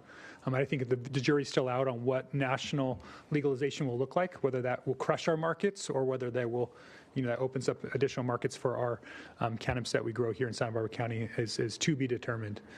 So I want to keep that in mind, and that's why I want flexibility, because I do think it's too soon to tell how this is going to all work. And that's why I was saying that, you could end up saying square footage was the right way to go in the future, because it becomes much more of a commodity-based product that, and we need that reliability, even for the viability of the current industry. So the board would have that discretion. Talking about if the board had to decide and move tax rates all the time, Monterey's moved it 6 times. I believe Calaveras County's moved it 25 times, or at least amended the ordinance. As much as people complain about us being unstable here, we've been trying, guys. We've been really trying to work through it, and I think that's where our board continues to be something a lot of people can be proud of, is because we do try to work some of these things out and not just make it a partisan or contentious activity. So I'm still on the option 2. With some of these exceptions that we carve out as somebody tries to eventually make a motion here. All right. Well, I'll weigh in. First, I want to just say how much more sophisticated our staff, not because they weren't sophisticated before, but just the information that we have now and the availability of detailed reports. I remember when we originally passed this ordinance, the state was going to provide us all this information. That's why we went forward with this, and then they basically pulled the rug out and didn't really come through with anything. So there is no perfect option. I think that's, if we look at every other county, as you said, they've changed multiple times. Those that are doing square foot tax, some of them are looking at gross receipts tax. We're going back and forth every single way. Each option creates its own gray areas and drawbacks. Even with a hybrid, when we talked about the hybrid, which I thought was a great idea, you can't get away from auditing, because if I'm a grower, the first thing I would say is, oh, well, I paid the square foot minimum tax, so see you guys later. Well, no, you exceeded that. The only way we're going to figure that out is we have to go in and audit. So the audits are crucial. The way I look at it is, the positives that I look at is the public approved the current system. 76% of the people voted for this, in favor of 4%. It's brought in over $50 million in revenue in the last 5 years. And the reason why I want to stick with it, can we put the chart up, Leah? Do you have that? This is from our last report that we all saw, and I know it's kind of small. But this is kind of what Supervisor Williams was talking about. It's like we're either in first place. The only time we lost was when Monterey was charging $15 a square foot, and they beat us. But when I look at that, I'm like, we're the industry leader. We're the county leaders in collecting revenue. And so I'm not so much worried about that. As the market goes up, we're going to share in the upside of the market. When the market goes down, I think it's a good system to have it so that operators are not constantly getting called through the system whenever there's a downturn in the market. So what I'm most concerned about is outdoor growers somehow have fallen through the system, and that's why I'm so interested in figuring out how we end that through this auditing system that I think that we're going to be able to do. I don't think there's anybody on either side that would say there's anybody more trustworthy in the county than the person we have running that, and that's Harry Hagan. So I'm very sure that he's going to get to the bottom of it. Also, I think it's very interesting and telling that when you have the people that are paying 82% of the tax, which is carp growers, they're sending us a letter saying, don't change the tax, even though that they know they feel right now that maybe they're at somewhat of a disadvantage is they all also understand the intricacies of the market. They know that people have invested millions of dollars to grow outdoors, as we heard from our first public speaker today, with the idea that, you know, it would be a 4% gross receipts tax. So another thing that we haven't really talked about that I think is very important is that we might also be having the possibility of putting another tax on the ballot in November. I guess, am I speaking out of school?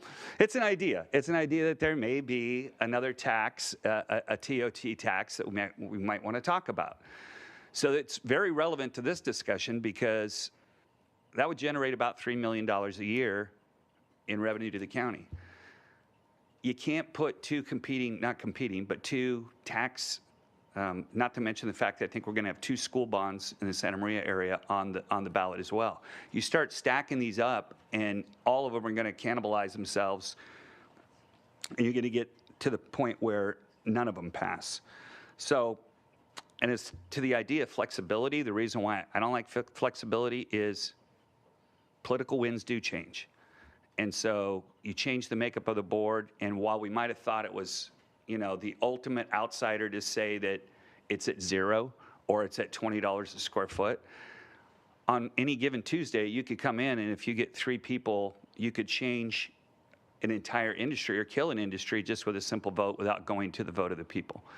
So I don't like that idea. I would live in fear every day if I knew my property tax was handled that way, where they came in and said, okay, tomorrow, we're going to be at 23% of your home's value. Well, I'm out of business, you know. So I just don't see a way that works. The current system does not work for everybody. There's no system that is going to work for everybody. But I know that with the current system we have the tools in place to fix the glaring inefficiency that I think we've all identified. And so I look at that as a win for us and a win for Santa Barbara County. And so I'm with sticking with the system. For me, that if we look at the chart, has been working as well as any others throughout the state. The one area where we are losing, I think we have a system in place to patch that hole. And so I appreciate all the work that's gone into it too. But a simple square foot tax is not fair to everybody because, once again, I think we go over these things so many times, but it's helpful for the public. A square foot tax just doesn't work to me because you're doing indoor and outdoor. Even your indoor, not all your indoor stuff is being sent to the same place, not all being used the same way, outdoor same way. It's just very difficult to tax when you don't have a base rate that what it's selling for, which I know is possibly coming in the future. But for right now, to me, the simplest, most efficient way to do it is with 4% cultivation, and then we firm up the areas where we see revenue slipping through the system. Supervisor Capps. Yeah, thank you. I do think we have a consensus about going after those that are underreporting, and I don't think we've cracked that nut yet. This chart isn't one that tells the right picture in my estimation. We're producing the most, so the fact that we're bringing in the most revenue isn't really something to be championing. I don't think the system is working as well as it could. I think all good intentions, we're trying, but I think we do need to change things up, and we do need to look at what other counties are doing and providing that stability of knowing that operators have to pay something. The audits took a long time. We don't even have them yet. I mean, this board has been talking about audits, 6 years. So to sort of say, oh, this is all working swimmingly, I think misses the point that a lot of folks have been frustrated by seeing a lack of fairness. A lot of operators have been frustrated by seeing a lack of fairness. And I think if we do give ourselves more flexibility, that's not something I'm afraid of. I don't think we're going to come in here and be willy-nilly and change it on a whim. We're going to be really thoughtful, as we have been thoughtful. but we can't be so thoughtful and sort of tear this apart so that we don't do anything. I do believe that we're at a point where action is important. It's important to say, hey, this isn't working as well as it could be. Let's give ourselves, let's try what others are doing.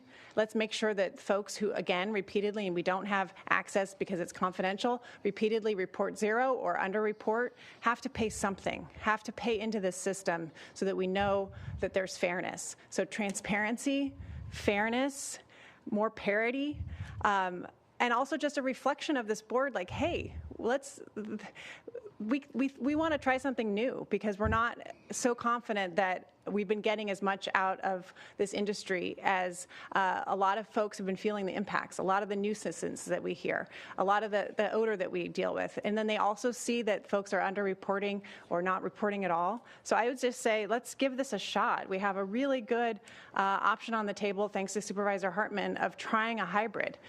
We do have more ability to do the gross receipts because of an audit system, again, that took years to build. So I would say let's just give this a shot. I think there's consensus for trying that, and I appreciate where we're headed, and I just don't think it's time to say status quo is all we can do. That's the best we can do. We can do better. Okay. To answer that, I would say this isn't status quo. The audits are new. It's going to give us different information. And the fact that we keep talking and saying a continuous soundbite of people aren't reporting that there's zero receipts when time and time and time again staff comes and tells us there's a definite reason why there are no receipts because the person's not producing anything, just continues to light the fire, the misrepresentation in the public that that people are producing and not paying anything into the system. So I don't think we're ever going to get over that. There's just going to be a mental divide, maybe two different sides of the coin. And that's exactly the reason why I don't want to have flexibility, because there's too quick that this board can just make a quick decision. And because, 10 people show up at public comment or something, we're going to change the tax. And I just don't think that's a good idea. Supervisor Hartman.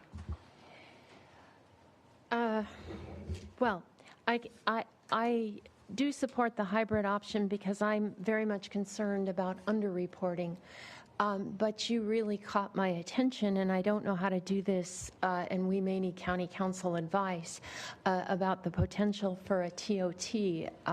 We're not agendized to consider that, but I know that in my district, several cities are going forward with increasing their TOT, and I'm very concerned about revenue, and and I do think as we consider a ballot, we have to consider what's on it, but we're kind of in a funny position here today. So how do we explore this and the two in context?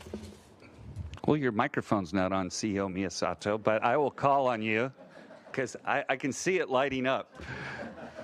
Sorry I put you in this spot. So supervisors, any ballot measure, we would come back to the board and consider. The board, we haven't agendized this, but talking about ballot measures, your board said do not do a sales tax ballot measure. And I have, after talking to the city managers in some of Supervisor Hartman's district, I know that some are putting on a measure to increase the TOT from 12% to 14% in their communities. And it's an idea worth exploring. We don't have a lot of time, just like we don't have a lot of time for this, but that's something if the board wanted to give direction, we can explore, just because I know that conversation is already happening for some communities. So we could definitely come back at a later date, and after exploring that and talking to some other folks in the industry, whether that's feasible or not. But we could come back to your board with some options regarding that. Supervisor Hartman? Yeah, so we're in a quandary because before we put in the work to do that, we would want to sense whether we had the votes here, and we can't really ask that question, I gather. Well, since I'm the one that brought it up, I think you can tell where I would be. But yeah, I understand your quandary. I'm not trying to put you in that quandary. I'm just saying that to be strategic, it would make sense to not have them both on at the same time. Supervisor Nelson. Yeah, thank you, Chair Lavanino. And not comment on the TOT, I guess it's how we'd sell this is also part of it. This isn't, we aren't trying to do this necessarily to raise revenue, but to create parity. So yes, it's changing an existing tax structure. And so I guess I guess it might be easy to defeat if somebody said, oh, look at the county, they're just trying to tax both, trying to tax hotels, trying to tax cannabis, look at there goes the county again. So I get where it politically could hurt, but I also think there could be some messaging that says this is just us trying to solve a potential problem. But again, politics doesn't always work out that way. I don't think we're allowed to weigh in on ballot measures either, so messaging would be a little bit difficult. Yeah, legally. Okay, Supervisor Williams. Well, I would suggest that we could agendize discussion of a TOT for the June 6th, for the first meeting in June. Is that June 6th? June 4th. Sorry, Jacqueline. I know your heart just went changed rhythm when I said the wrong date. June 4th meeting, and I would suggest having the advice of our pollster. We may not have time to do research, but they do handle many TOTs, and they do handle instances where there's multiple things on the ballot, so they might be able to give us better advice. And I,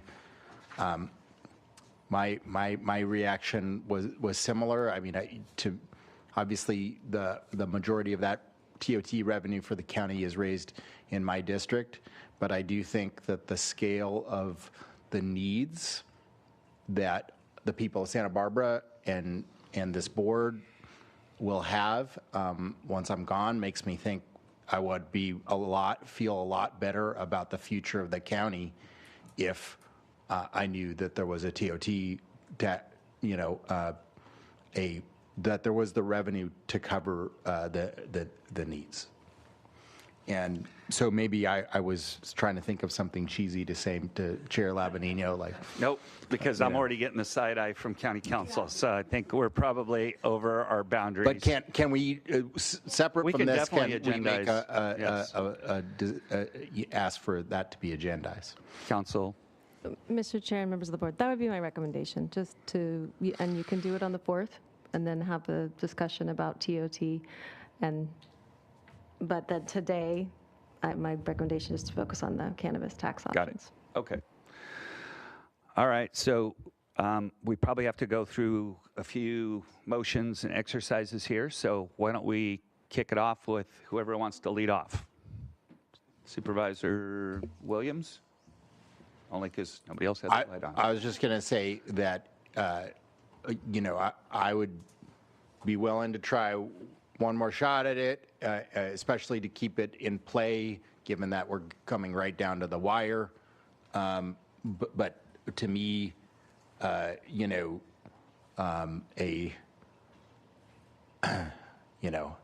10 and 30 as a minimum, or something like that, with a much constrained flexibility. I mean, I think unless we have the ability to hammer out the flexibility, we just need to get rid of it. Because it's not necessary, because if you keep gross receipts, and it's now become the biggest bone of contention in the way of change. And of course the other thing is to address the double taxation question, but I'm willing to give it another shot to try. Supervisor Nelson. Yeah, I'm trying to listen to some of these concerns and see if we can't put something together here.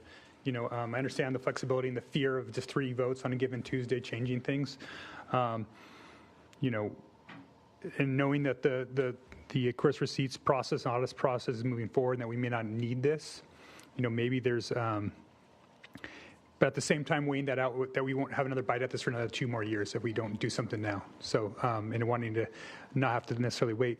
If we could put some controls in there where we could have that range, we could initially set it at 0, and then take a 4/5 vote to raise it in the future, might alleviate some of those fears, because it would be really the collective board at that point, realizing this isn't working on the gross receipts side. We need to go and move towards that. I know that's a high bar, but that may be something that could get people a little bit more comfort, as well as giving us that tool so that we don't walk away from this for another 2 years if these audits come back and we're just really not feeling like it's really getting to some of these bad operators out there. So it would give us a tool, and I guess if we move this forward, maybe the board at that June 25th hearing could go, okay, well, this is going to complicate two things, and you guys, it could get killed at that point in exchange for the TOT. If you guys were afraid that moving forward with both may mean the doom of both. But if we could do that with the following caveats that were laid out by industry and with eliminating the double taxation, I think that that's where I would be trying to move it forward to try to gain 4 votes for putting it on the ballot. Supervisor Hartman. Again, I guess back to goals. Underreporting really bothers me, and I believe that we have been victims of that. The 25 cents and the 75 cents, if I understand it correctly, has been determined at a really low point in the market. And so it's kind of a floor already. And Brittany could comment on that if she wants to. But I really, audits, I like the gross receipts. That's the ideal. But the administration and enforcement of it, I think, is still tremendously onerous and difficult and unreliable. And that's the part that, so if people at least have a base that they have to pay, then they can't underreport at least that much. And we're setting that base at a rate where the market is really low. So I rather like the proposal that has been made by staff.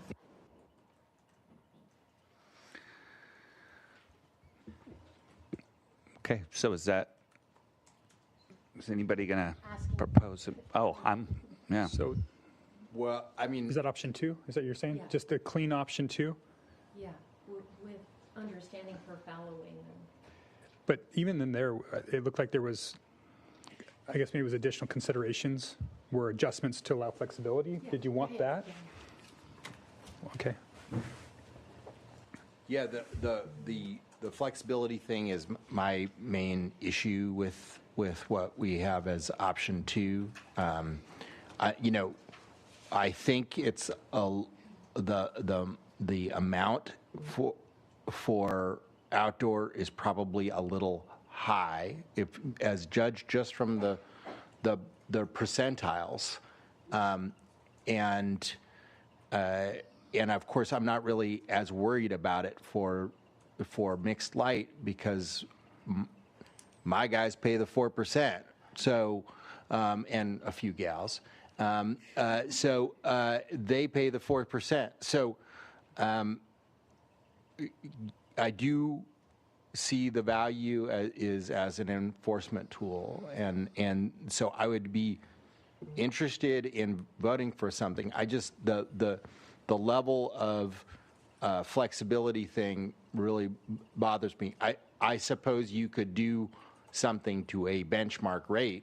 There would be flaws in that, right? You could say, you could raise it up to the amount that flowers are raised, or you could do it up to the amount that the market price for concentrate is.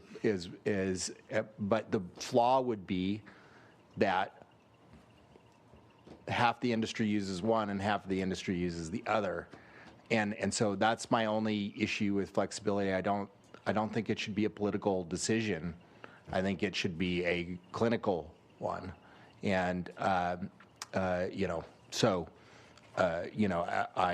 hope that the motion would either say a vastly constrained flexibility or a no flexibility for me to vote that we should keep on debating this one. So staff says linking it to the Department of Tax and Fee Administration cannabis sales data. Is that, I mean, that gives us something to benchmark it rather than just a whim. Is that acceptable? You have to hit the first number. Where do you start? That's where we go up. Where do you start is the question. And you're talking, just to clarify, you're talking for the square footage rate, the 4%. The 4% holds. Yeah, okay. But if you wanted to, if you're saying that every year you can change the base rate should not be changed any more than whatever the indicator Sure. change is.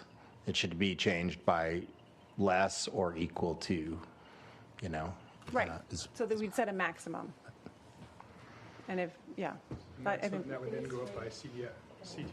Yeah. CEO Miyasato. Supervisors.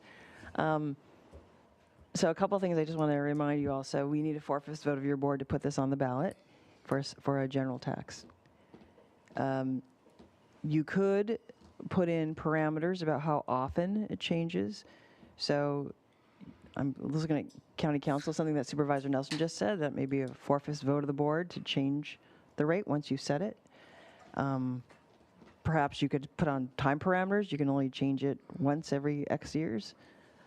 So there's different parameters you could to do that. The second thing is on the how much the base rate would change if you started at 0.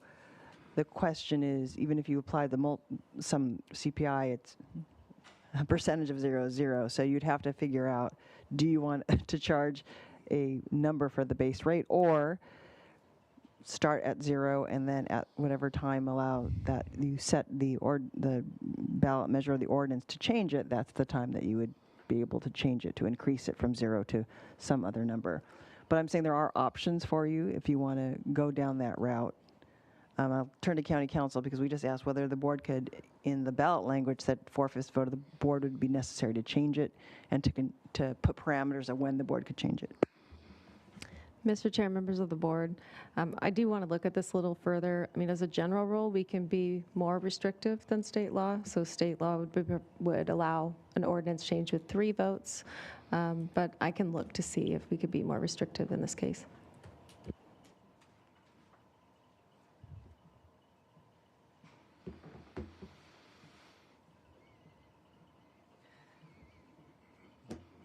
I just think we're way more confused than when we started. So if somebody's ready. I mean, we could just simply ask staff to give it another shot for the, June 11th meeting. So we're going to come back and do this again. So I'm going to make a motion. We'll see where everybody's at. I'm going to make a motion that we go with option. Let me see here. I'm going to go with option B. And also, so it's recommended actions B and C. What's that? Yes.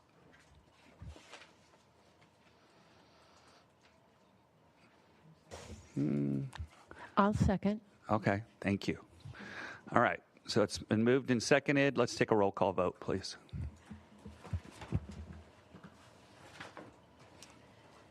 And that is a motion by Chair Lavanino and a second by Supervisor Hartman. And Chair Lavanino just verifying that was to approve staff recommendations B and C, which Correct. C is CEQA. Great. Oh, I'm sorry. I misunderstood. I retract. You can vote my against your second. own motion. But I was a little surprised there, Supervisor Hartman, but hey, if you're going to roll with it, I'm going to roll with it. So, yeah, she wants to withdraw her motion. Okay, her second. Okay, so it looks like it's dying for lack of a second. Going, gone. Okay.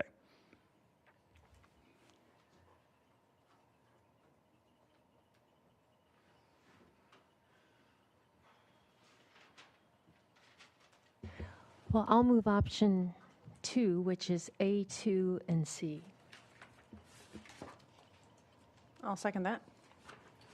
Further discussion? Yeah. We haven't set a base rate, though. So that's my only, I guess staff can come back with that when they bring the ordinance to us, and then we may debate that again at that point. Is that right? Because staff recommendation there, option 2 doesn't actually have a base rate. I thought they used Supervisor Nelson, through the chair, there is a base rate proposed in option 2 of the 25 cents and 75 cents. As the maximum. As the rate. As the base And rate. with no flexibility. With no flexibility. You can certainly add flexibility, as this is what we're all talking about, and that's a question of how much flexibility, the upper limit, and how often the board could change that. But option 2 has those as the base rate. And Mr. Chair, members of the board, I would recommend that once we get to the ordinance, so I mean, you have another board meeting in between, but when we get to that hearing, we need to have the language set so that it could be a first reading. Okay, I'm comfortable with that. So we have a motion and a second, do we? I There was just have a motion by question. Supervisor Hartman. Oh, okay. Yeah. More I mean, clarification. Is the motion included this flexibility to adjust square footage tax at the board's discretion? Because that's a kind of it's a poison pill to me. This is not how taxation methods should be done. Supervisor Williams, what bars would you be looking for? I mean, a default where that it's out completely, but that where if staff has a benchmark rate to propose, that would be I would be open to it, right? That is not what that's not what's being proposed in this right here. It's that we decide for whatever reason we want, to put it up or down. And I would much rather have it simply be a function of some benchmark, than something that we just decide because we feel like it, because that gets really weird. Well, I'm definitely supportive of it being reflective of a benchmark, and would definitely not ever suggest that we just sort of change because we feel like it. So a benchmark makes sense to me in terms of flexibility.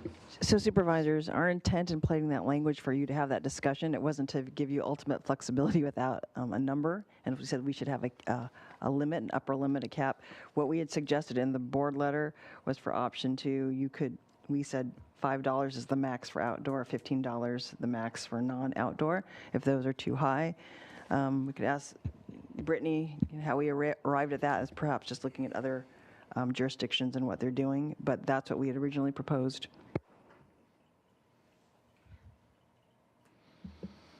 And Mr. Chair, members of the board, so just a clarification, so if you set a maximum amount, you'd be able to go down from there and back up to the max, but not above that. So when the voters would know what the maximum would be.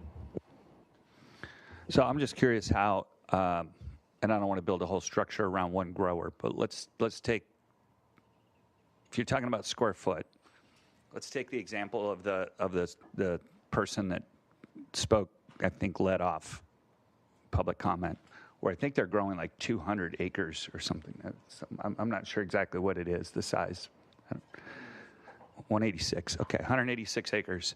I don't know how many square feet that is, but I just don't see how that's going to be feasible under the market plan that they've come up with. And maybe, what we're all going to decide up here that doesn't matter, and that's not our responsibility, because that's kind of what I've heard a couple of times. But I just have a lot of heartburn with that. That's why changing what we've heard every time we change the ordinance is, how difficult it is to continue to respond business-wise on an ever-changing target that we keep moving. So I'm just curious how we're even approaching that, or are we just saying that's not our problem? And the guy's been in the system for 3 years and spent a couple $1 million, and we changed the way he's going to be taxed, and it doesn't pencil out now. Supervisor Hartman. Well, I agree with you, and I furthermore, they've gone to Kiama, where they went because they didn't want to create odor problems for elsewhere. So I think, but I guess what I'd be interested in thinking is if we had a base rate, how would that compare to 4% on, how would that apply to them? I mean, I think that's an important question.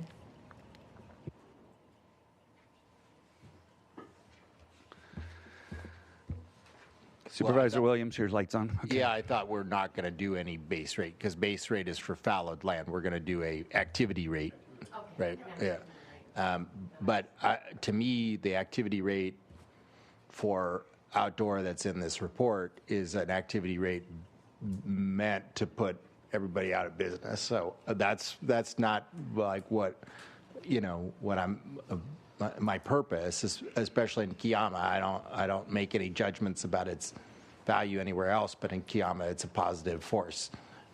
So I guess I could just vote that we continue the work and that it's got to be a lower rate coming back to work. And I just think it really actually, you don't have to get the number right on the upper end because it's a base rate meant to be a compliance mechanism when the revenue mechanism is the 4%.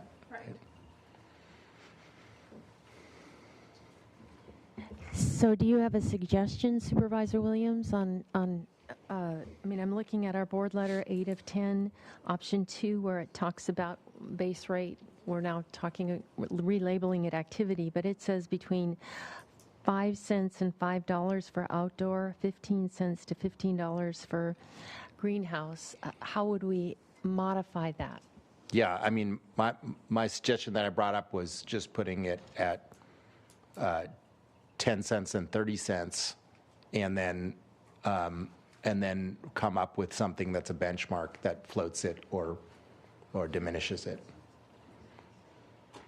Could we use that for working assumption to Sure. and Yeah, then, I'm not like explore what that means? I'm persuadable that it should be higher, right?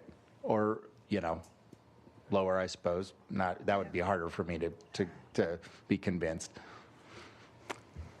Chair Lavanino, Supervisor Hartman, when you suggest what that means, are you referring to the revenue generated or what it means for the industry? I think both. Both, okay. We do have a worksheet to explore other rates and what that would generate, but again, that's based on fiscal year 22, 23 numbers. It wouldn't be indicative of what would happen to, for example, an operator who didn't, who wasn't planning to pay 10 cents a square foot when they built out their model. And I mean, it's 8 million square feet. 186 acres is 8 million square feet. Just to give you So right off the bat, he owes us $2 million. Well, if you go with 25 cents, it would be 2 million, but 10 cents, then it would be $800,000. Is that right? But then how would that compare to 4% of gross? Supervisor Hartman. We don't really know. Yeah, we don't know today. But if we use today's numbers for outdoor, that would give us a ballpark, right? Right. But I do want to clarify something on when you're talking about base rate and you're saying we're allowing for fallowing, so we're going to call it an activity rate. Fallowing is not growing, no plants in the ground. Activity is you could plant. So in a quarter you could plant plants, right? And then you'd be growing during that quarter, but you wouldn't harvest necessarily depending on the timing of when the quarter ended. So are you suggesting that we wouldn't charge during plants in the ground because that's what the activity rate was meant to address, is active operation. That's in that way. And so we need to, I just want to be clear about. That's a tough question. I don't have an answer to that. That's because you want to bill quarterly, not annually, right?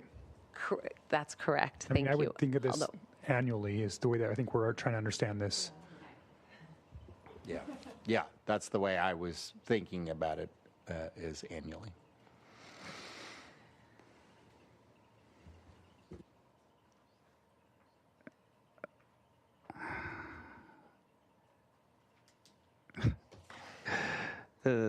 Okay. So just to, I want to go back to staff's recommendation of the rate, and I don't think anyone would assess that our staff is trying to put anybody out of business, far be it. So you're comfortable, would you think that the rates that you've proposed, I don't have them on my screen currently, would achieve what has been established as a goal here to make sure that those who are underreporting are paying at least something more than the current system?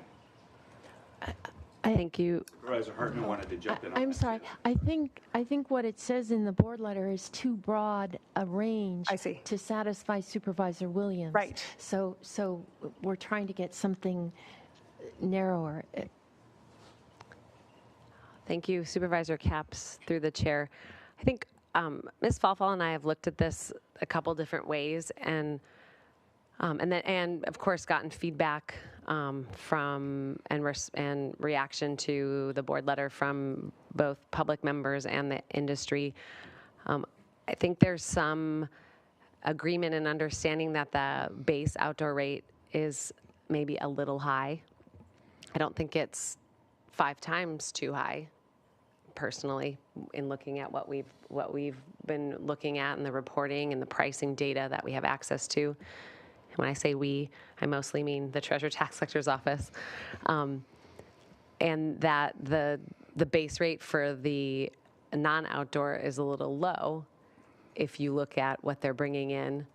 But to Supervisor Williams' point, most of them are going to be paying the 4%. And so we were trying to come up with some parity on the 3-to-1 ratio and set those rates. So, in these discussions, I think we've determined that outdoor rate is probably a little high, and based on what we see in our county.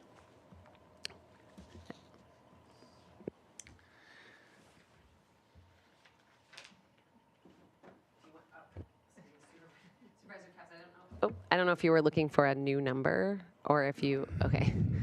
If there's a new number on the table, I think we're A new number or a new range so we could satisfy Supervisor Williams and be more fair.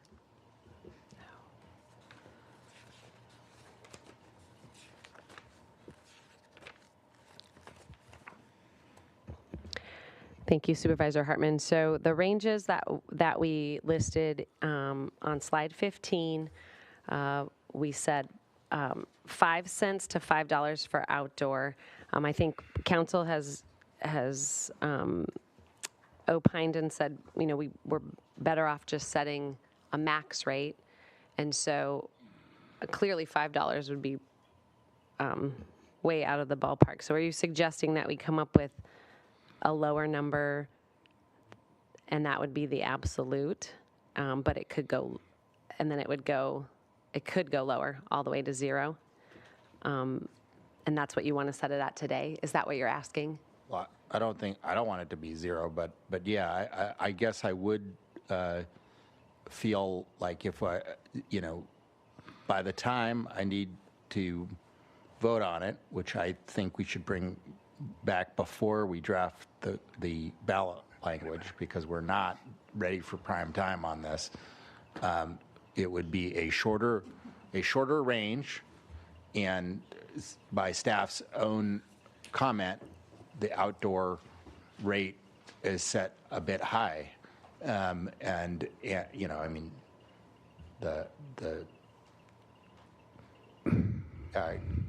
I could see $2 million changing the calculations of people very quickly, but and the timing question of taxation would have to be worked out too. That's a substantive question. I'm prepared to go forward with something that addresses that, but I think we should bring it back before we have to vote on ballot language, because I don't think we're anywhere close to being, Okay, ready. well, that's kind of a problem because we are, as far as I understand, go ahead, Brittany. As far as schedule, Yeah. Chair Lavanino, I think you were going to get to this. We have a meeting on June 4th. That's as far as preparing documents and enough information for you before June 4th would be very difficult. Then we go into budget hearings, June 11th and 13th, and then our next meeting would be that 25th date.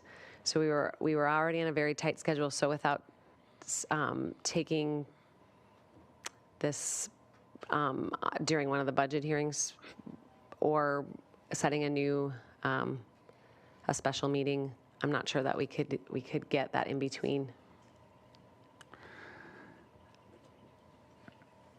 And I don't think, honestly, we could take another couple of months, probably wouldn't figure out the vertical integration, double taxation. Excuse, I forgot, we do have a meeting on the 18th of June. So there is 1 week in there. I apologize. However, this is very complex, and so we would want to bring back something thoughtful. And I think we were confident we could get somewhere for the 25th if we had some direction today. Right. Which we don't see a consensus on. Sup- But yeah, CEO Miyasato. So supervisors, there's a couple of options for you. And the reason that Brittany is saying it's, the 21st is first reading, because we typically do a set hearing and all of that. So that's why we're out of time. So a couple of things I've heard, and there's different issues you're trying to address, and I think it's getting conflated. So I just want to articulate each individual issue and see where the board is. You only need 3/5 vote to direct us to bring back an ordinance. But we would like to be close to what you're going to approve, because otherwise it's just a lot of time, but that's your board's option. So you just need 3 votes to direct us to come back with the ordinance, just as a reminder. So one is, it sounds like the board is, at least some members of the board, open to a hybrid option. So with some guaranteed amount and the gross receipts, and the cultivators pay the greater of. What you would start with as the guarantee has been what's in question. You would like what we've been calling the activity rate.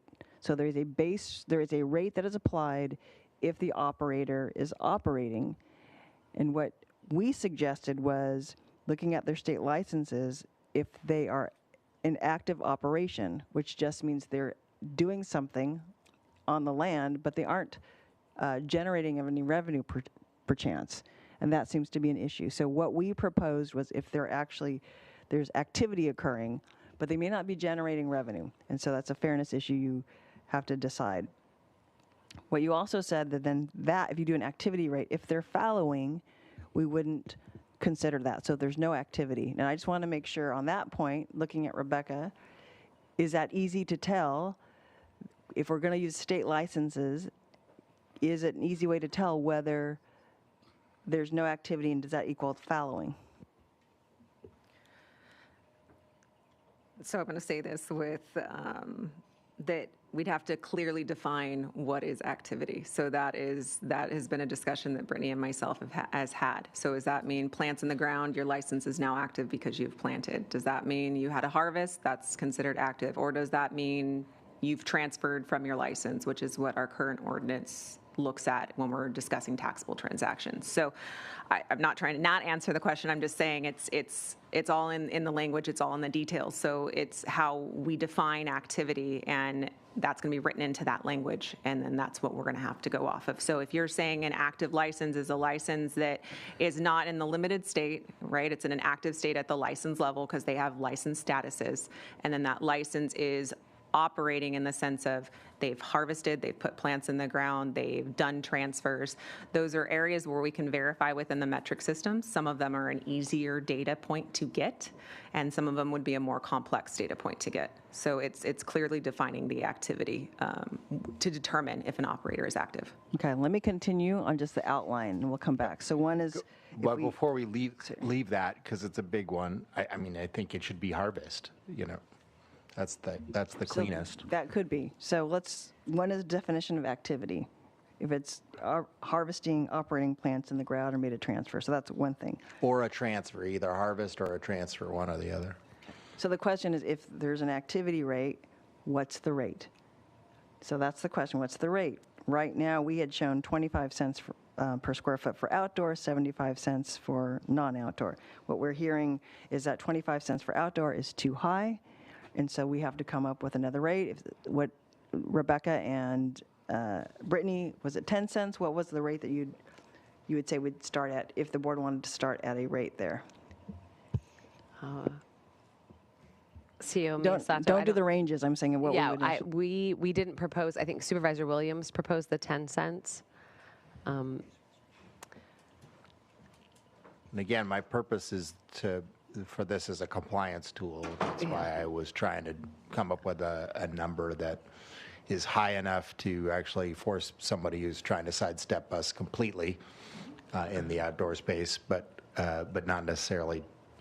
I'm not defending that number per se. I'm just trying to come up with something to move forward. So right now we have on the table an activity rate for outdoor, perhaps 10 cents versus the 25 that we proposed. And then for non-outdoor, I heard that some folks said the rate we have is too low. So is there a better rate? Brittany?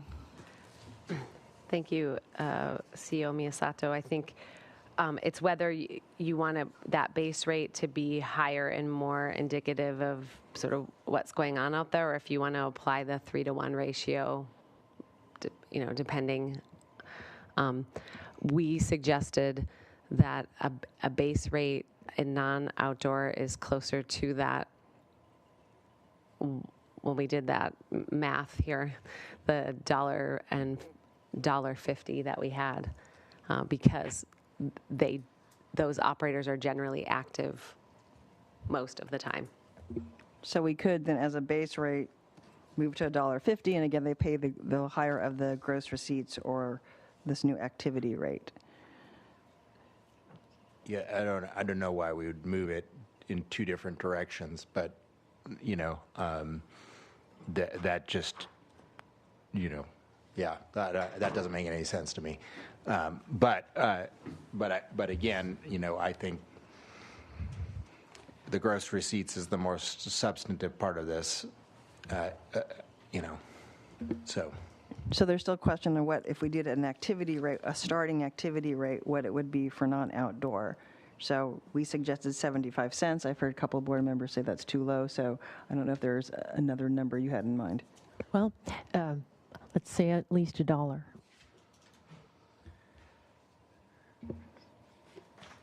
So let's say hypothetically an activity rate for non-outdoor starting at $1.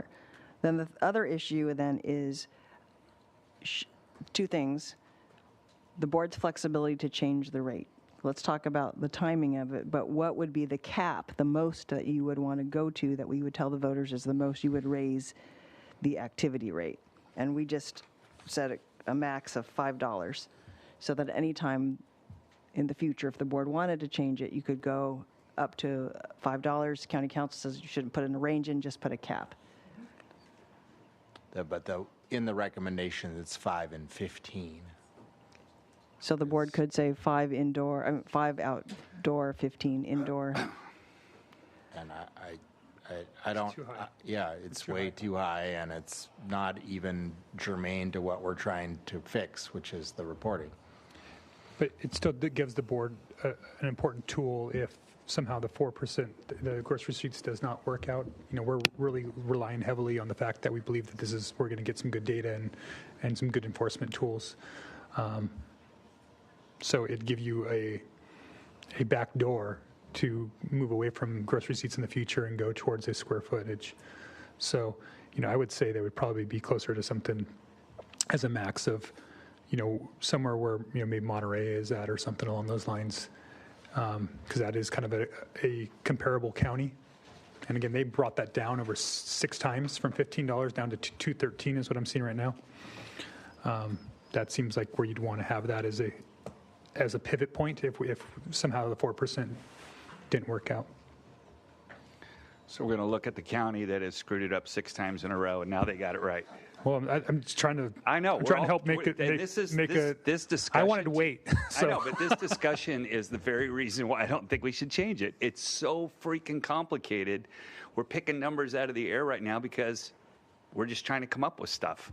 And I appreciate the reason why you think we need to do it, but the main reason why we want to do this, we have to get back to the main reason why we want to do this is because people are not paying mostly on the outdoor side.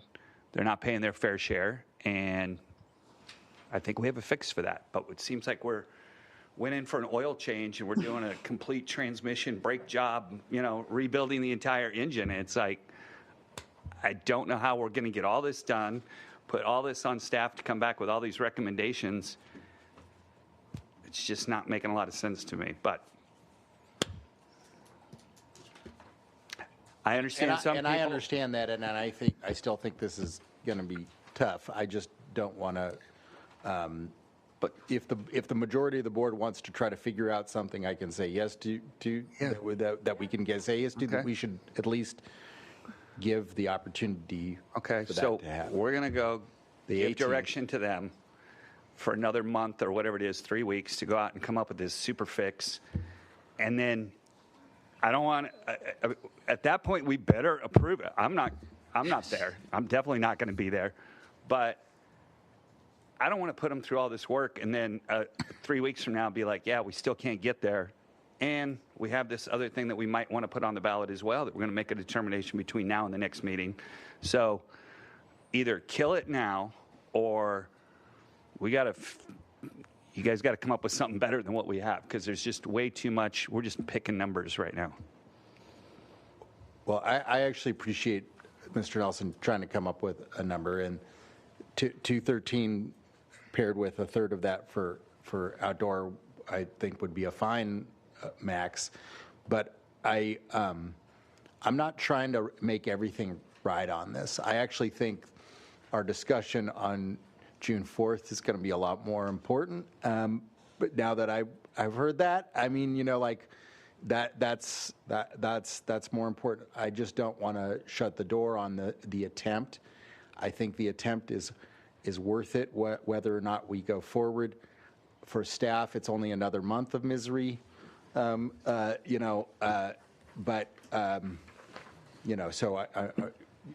I guess that's why I'm willing to give them more time to see if. Supervisors, if you wouldn't mind my little fantasy of going through. Yes, and trying let's to go come ahead. up so that We'll try not to interrupt you this We can time. actually put an ordinance together, and then your board can change the numbers. But we would like to have some basis to start an ordinance drafting. So we got back to the caps. What would be the maximum for the activity rate? And what I heard from Supervisor Nelson is, if we look at Monterey, their indoor rate is 213. I'd just say round it to 250 as an indoor max. And then, indoor max. And then the outdoor max, it looks like no one is above 75 cents right now. So you could do that, or you could just say $1. 75. 75 cents, okay, is the max. So we could include that. Then the last question I would have is the flexibility for the board to change it. And so do you want to put, Supervisor Williams had talked about limitations of how often the board could, or limitations on the flexibility. Would the board want that? And again, this is going to be open to county council doing more research, but at least you could make proposals today. Would it be by 4/5 vote of the board that you could change it? And then how often? Do you want to put restrictions on how often? Is it once every 2 years, once every 4 years, once every year? Do you want to put restrictions on that?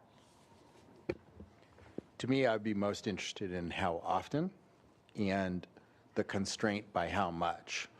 And the how much, to me, the constraint should be a benchmark index of price or something that is a surrogate for that.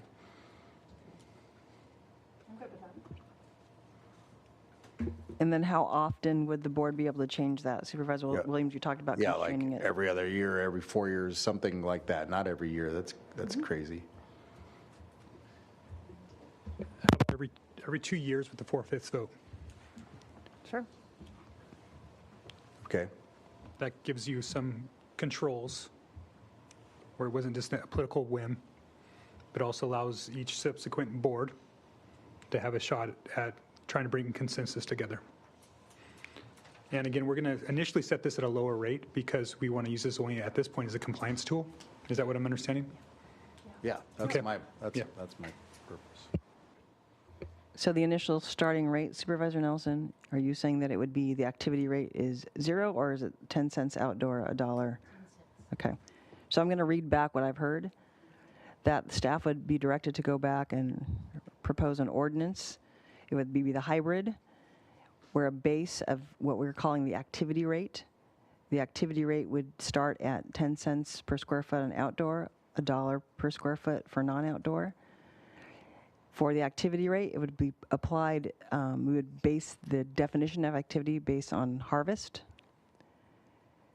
There would be in the ordinance or the ballot measure, there would be a maximum that the county could change the rate, and it would be $2.50 for indoor and 75 cents for outdoor, and the board could only increase the rates based on some index.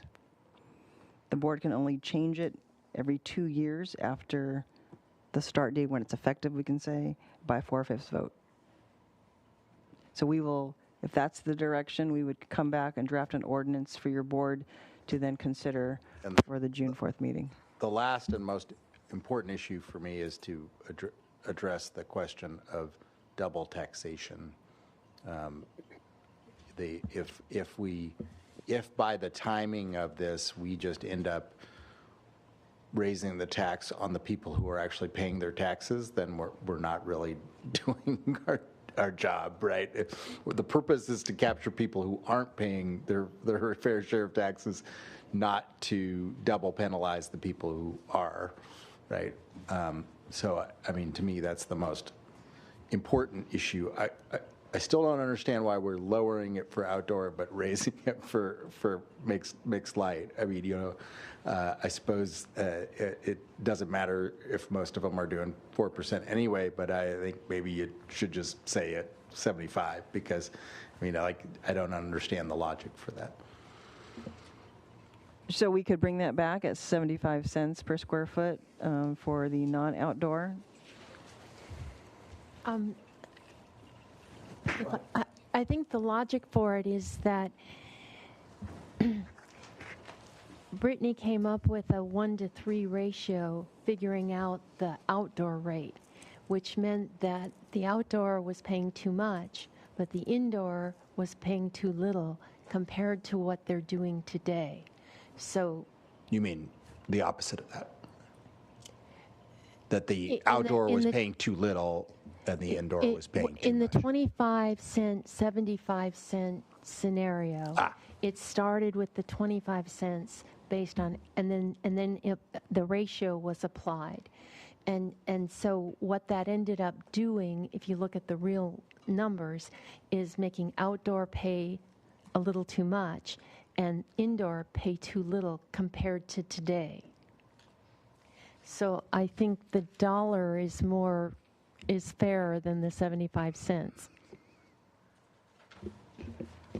We could put that forward for discussion. I'm not persuaded for or against.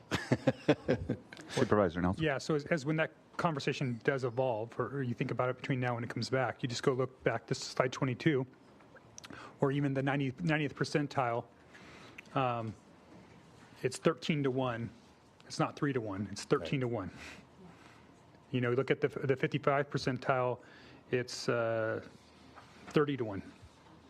So I mean, 3-1 is just not realistic to what exists out there. So the 10-1 that Supervisor Hartman's proposing, I think, might be something that is at least tolerable, at least getting closer to that. But you know, because really the numbers that you're looking at when you look at the market is a considerably different product and farming style, and I think that's reflected in all the levels of the taxation.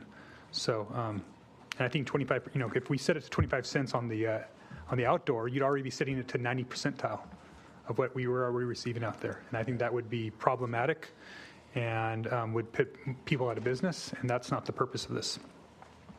So I'm happy with the 10 to $1 if that's where we end up at, just as a working number. Yeah, and that'll give me a chance to look at it deeper.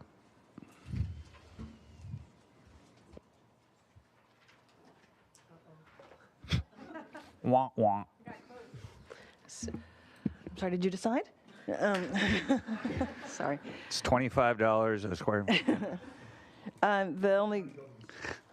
So I think that's the proposal. What I've talked to Treasurer Tax Collector's Office and Brittany was just on the definition of activity. There's Supervisor Nelson, Supervisor William had said transfer. If there's harvest, it just means there's planting occurring. It doesn't mean that they're taking it out of the ground yet. And so I asked Rebecca, what's easier to track, transfer or harvest?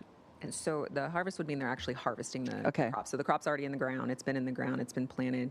You can see when they've been planted. It's not an easy data to extract from the system. You can extract harvest data. Transfer data. Through the licenses, it's a little bit more complex than how we currently are able to extract the data in regards to transfers. So we are able to run and extract the data for all transfers that are coming in and out of licenses. So what I think what she's saying is that if we define activity by transfers, it's easier for them to verify and track. Supervisor Nelson? Nope. No light. Okay. What else? Have we addressed the issue of double taxation, which I've never quite understood?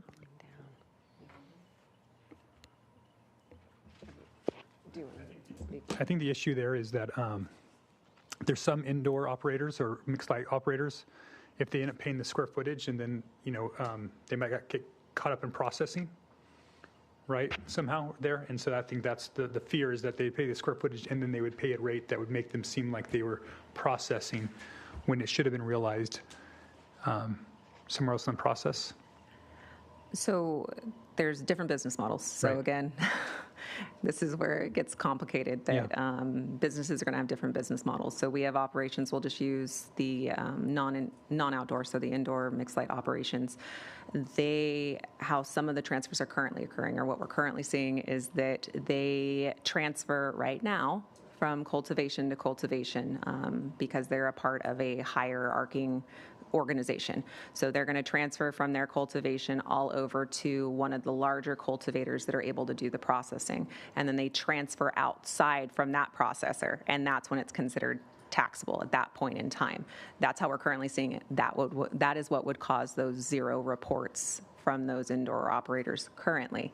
So that is a major complexity to this, is that if we are charging operators at a square foot level and that they are not actually, and then they're reporting a zero gross receipt, according to this model, we're saying, oh, well, you're supposed to, pay that minimum square footage, but then they're also reporting that large gross receipts on that one processing operation because that's where all those transactions are leaving from. So that is a simple way of saying it is complex, but it would be complex given the business models and how the operators are currently functioning. And what I just need in the language is some kind of guarantee that doesn't occur in that manner where it actually produces more of an extraction than we intended.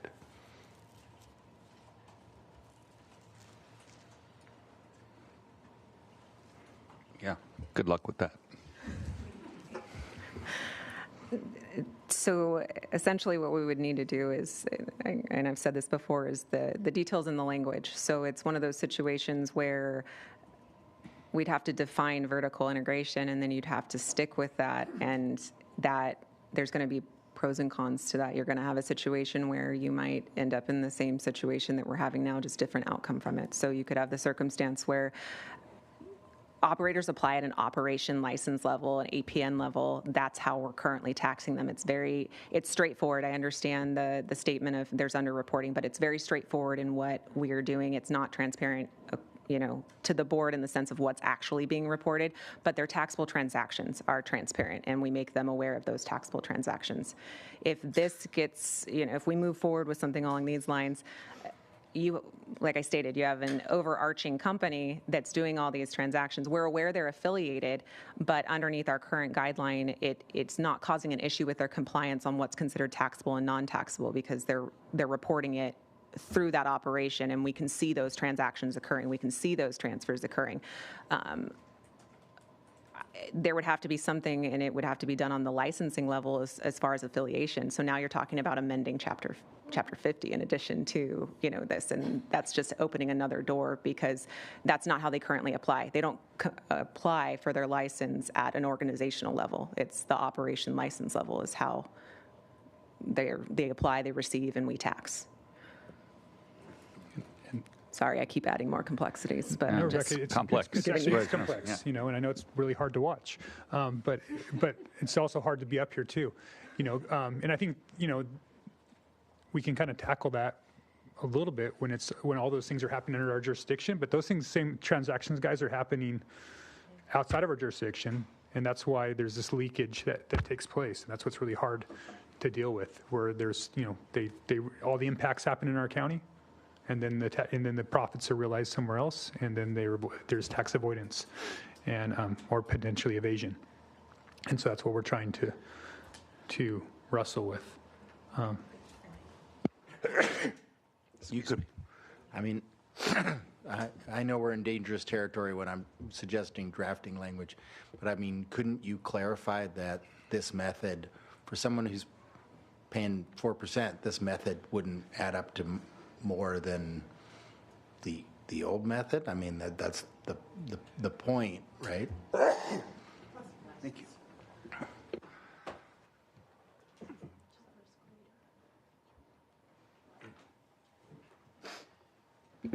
Supervisors, if they're paying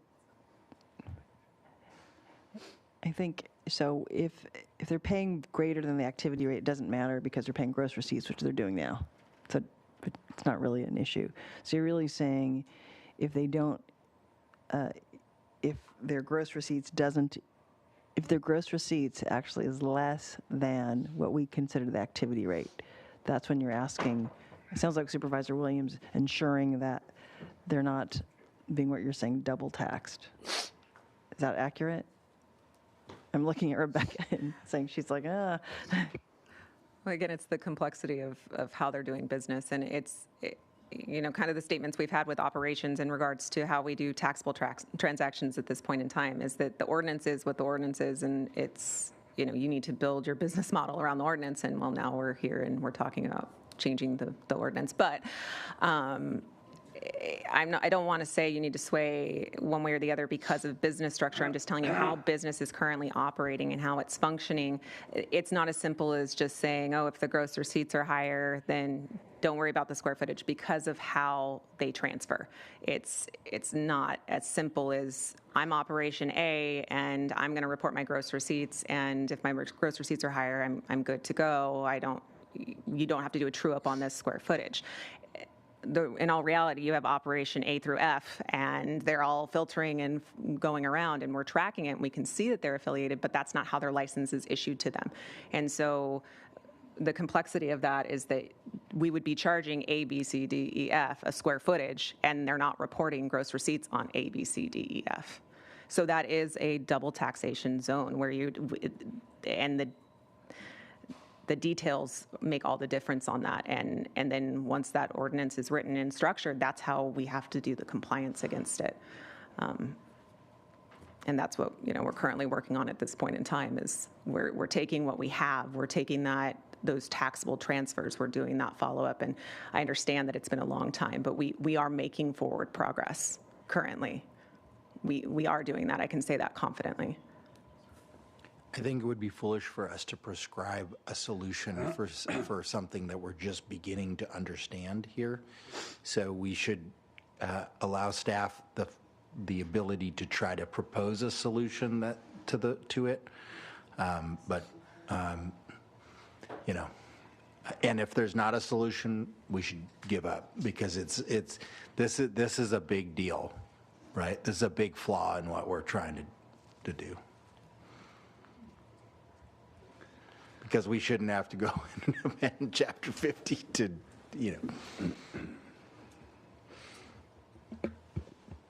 Supervisor Nelson. Yes, thank you, Chair Lavanino. I don't know if there's 4 votes to move forward in June, but I wonder if there's 4 votes to move forward with the direction that we gave CEO Miyasato earlier with those numbers. I think that there's probably 1 or 2 votes that might get frayed off if there's another tax measure on the ballot. But I think that I think Supervisor Williams was correct in saying that it's, we're as difficult as this, we're learning some things up here that are, it's new information. Not that it can't be tackled or addressed. Maybe it can, but I think that's what we're going to ask staff to address that for us. So make sure that, because I don't think that's not the intention of the board, but there are these unintended consequences when we start making decisions about things we don't know a whole lot about. And,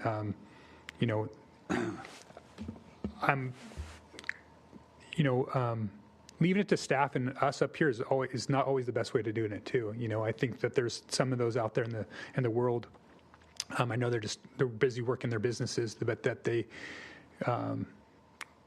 could have been helping us along the ways, offer some solutions that would catch the bad actors and not make us feel like we have to try to devolve a solution to doing that. And so I think that that's also part of my thoughts as we progress through this, but I would like to make the motion to move forward to the 25th with the direction that was given to CEO Miyasato. It's a motion by Supervisor Nelson and clarification, so let's make sure our CEO and staff are okay with that. Just the date. Go ahead. Do you want? Well, Mr. Chair and members of the board, I think we had an outstanding motion, so I just wanted to make that which was on the hybrid, and then we added details. So I'm just not sure which one we're going with. I guess would the maker of the motion on the hybrid amend it to accept the CEO's clarifications? Specifications. So I guess that's. I had seconded that already, so. So I guess that's Hartman and Capps. I'm just asking for those amendments to that motion. Okay, so why don't we get a roll call? Supervisor Hartman's motion with CEO Mona Miyasato's clarifications. Yeah, let's say specifications. It's hard to clarify anything on this matter. And Chair Levin, members of the board, I would just like to include that's for recommendation A2, option 2 for the hybrid with our CEO Miyasato's clarifications, and recommendation C for CEQA. Okay, so is this just this is just to bring back this at the end of at the June something hearing? Yep. 25th. June 25th hearing. Okay. No, 25th is the first reading, and then July. So is there an CEO Miyasato. We will come back the June 4th meeting on the other item on the TOT. But I just want to make note, if we come back on the June 25th, I guess the question is if you make significant changes to the ordinance, because it is first reading. Then the 18th. Supervisor Rachel is just saying that you would need to change it. Mr. Chair, members of the board, so we would be running out of time at that point, because if you'd want to make changes, then it would cause another first reading, which we wouldn't have time for after the 25th. Could we come on the 18th? I think that was the other.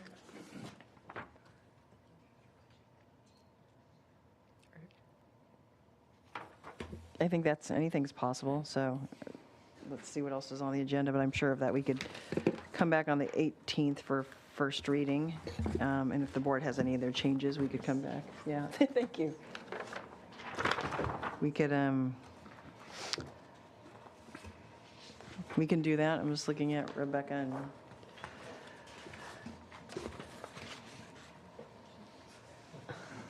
we could do that. We can come back for the first reading on the 18th, and the board can have the discussion, and if there's changes, we could come back the next meeting for first reading if that doesn't work. So the direction would be for us to come back on the June 18th meeting with the first reading with the parameters we discussed. Okay. So is that fine with the maker of the motion and the seconder? Yep. Okay, let's do a roll call.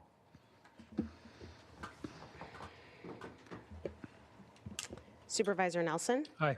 Supervisor Williams? Aye. Supervisor Capps? Aye. Supervisor Hartman? Aye. And Chair Levanino? No. Motion passes 4-1. My mic wasn't on, so that was a no. Emphatically. Hello, anybody else home? All right. Okay. How much fun was that? All right. We're going to go ahead and move to closed session at this point. So, Madam County Counsel, can you please read into closed session?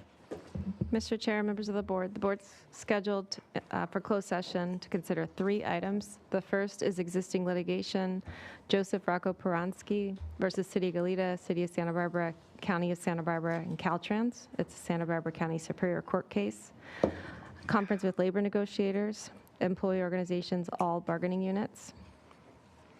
And our agency representatives, our CEO, Miyasato, and Human Resources Director, Christy Schmidt, and anticipated litigation, deciding whether to initiate civil litigation, 1 case, and the time estimate is 1 hour. Okay, so it's 1:30. We'll be back at 2:30. Okay. All right.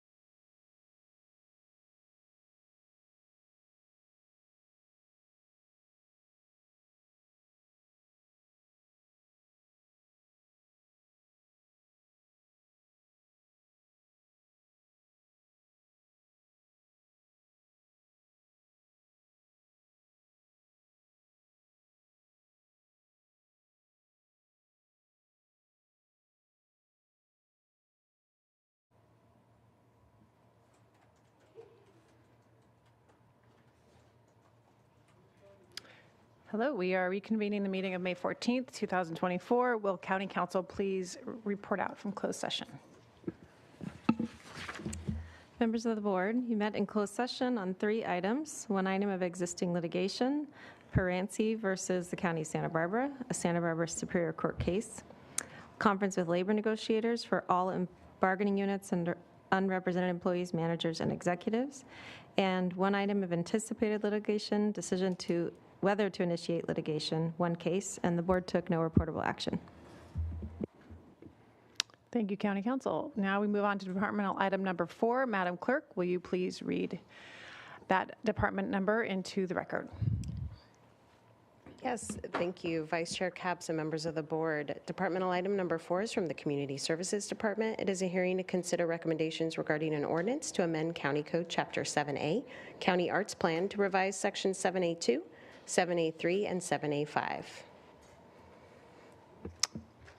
Thank you. Staff, please take it away.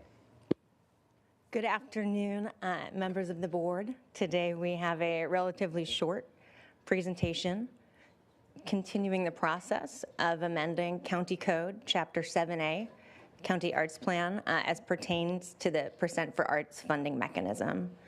Before we begin, I would like to recognize our wonderful art staff. Here today, Hannah Rubalcava, and we also have Tom Pazurka, Nick Rogheb, Emily Donnellan, and Christian Ramirez. And I'd also like to highlight the important work of the Arts Commission. We have the chair here today for their stewardship of the Percent for Arts program for almost 50 years. During the most recent Community Services Department presentation about the County Percent for Arts program, the board directed staff to return with a draft amendment to streamline and optimize the current process. The board identified a preference for a single annual allocation capped at $200,000 with CPI. To effect this change, staff is recommending amendments to Section 7A2, 7A3, and 7A5 of the County Code. I like to remind people that Percent for Art policies are common and utilized by all levels of government.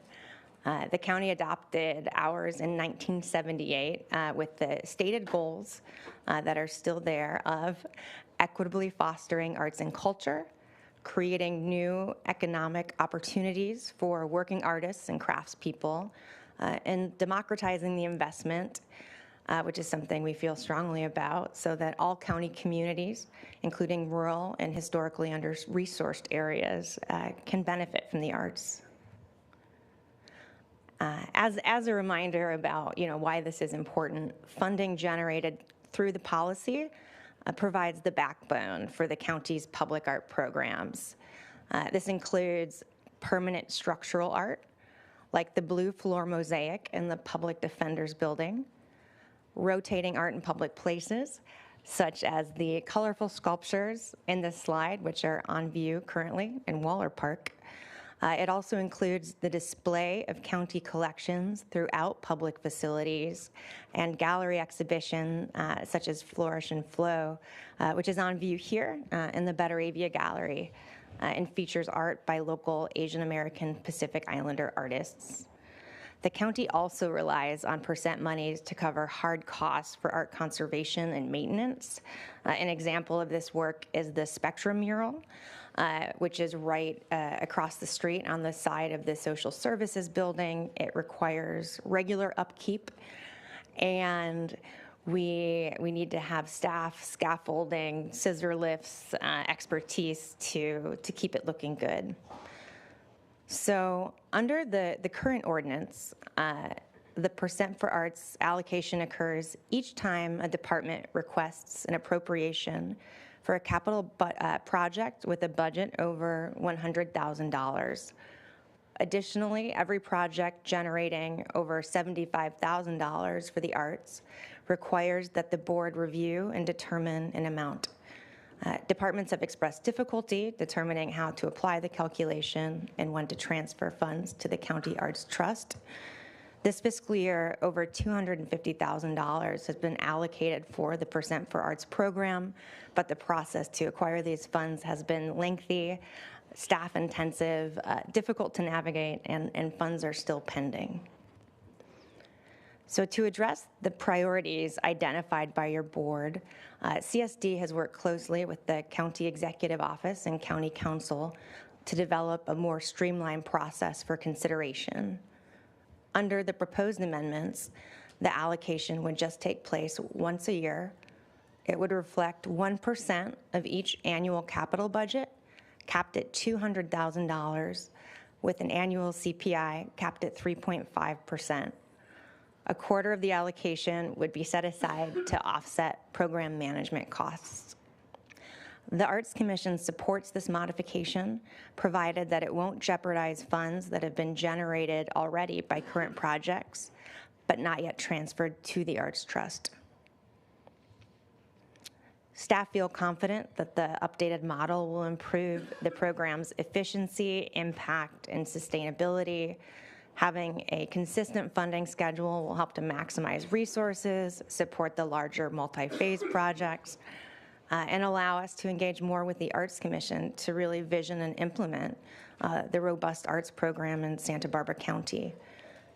The amended approach will also make the county more competitive for state, federal, and philanthropic grants, which are often contingent on matching funds. So the secured match will ensure that we're shovel ready and create more opportunities to leverage the county's investment. So today, staff respectfully recommends that the board consider the aforementioned amendments to Chapter 7A2, 7A3, and 7A5 of the County Code and continue the item to the administrative agenda of June 4 to approve the second reading and adoption. And optimizing the percent program is an important step that the county can take to support more sustainable arts operations moving forward. So we're really grateful for the support of your board in these efforts. It is also my understanding that your board issued a letter to the Santa Barbara Bull Foundation following the previous presentation, requesting a dialogue regarding ways to bolster the community arts subsidy. And CSD has also continued to research and pursue additional channels to increasing funding for the arts, such as a percent for arts for commercial development, an entertainment tax, or fees at county parks. All of these would have pros and cons and require further board discussion. Staff are grateful and remain committed to pursuing any legwork needed with the whole CSD team. And with that, thank you for your time. Please let us know if there are questions we can address. Thank you, Ms. Rubin. Before we go to board questions, are there, Madam Clerk, are there any public comment requests? Vice Chair Capps and members of the board, we have no requests to speak from the public on this item. Okay, any questions from the board or comments? Supervisor Nelson. Yes, thank you, Vice Chair Capps. I guess this question for CO on as far as the budget's concerned. So I know it's kind of a budget expansion, but it's also kind of a, it's kind of a wash because these generally this amount of money had been typically coming in previously, but it was kind of hidden in different capital projects, or not hidden, but just allocated in different ways. Can you speak just to how what the function is with our budget process, especially going into next year if this is approved? Thank you for the question, Supervisor Nelson, through the chair. So this is still being funded by the general fund capital funds. So for example, this year the board just approved the CIP, which had a list of general fund projects. We would, assuming there are going to be capital projects that would have the percent for arts applied to them, our process would be just to take the first $200,000 of that capital budget and dedicate it to this purpose. So in fact, if there were any year where there's no general fund capital projects, which I think we only had that during the Great Recession, there would be no money for this, but we expect there will continue to be one-time capital money, and the first 200 we would take off the top for the percent for arts. And then I heard about some of the stuff that was necessary would be what sounds like kind of like maintenance. And so sometimes that maintenance done by like general services staff, or is it always going to be, you guys are always hiring for that level of maintenance on various art facilities within the county? Thank you, Supervisor Nelson. We are always hiring for that level of maintenance. Generally, it's conservators or a specific expertise that's required. The General Services has been a great partner and supporter as we bring, scissor lifts and booms onto the county campus. Okay, thank you. Thank you, Supervisor Hartman. Well, I think this is an elegant way just to take the money off the top. It makes it simpler. So I think that's a good strategy. Did the letter go to the Bowl, the chair of the Bowl Foundation, and did we get a copy of it, or is there? Do you have copies of it? We have copies available. Just good. Would love to see it. Madam Clerk. I wonder if it might be possible. I mean, the 200,000 is great. It's a base amount, but really, we're seeking other sources of funding, and this is one. If it might be a good idea to create an ad hoc committee to negotiate with the Bowl to formalize the process.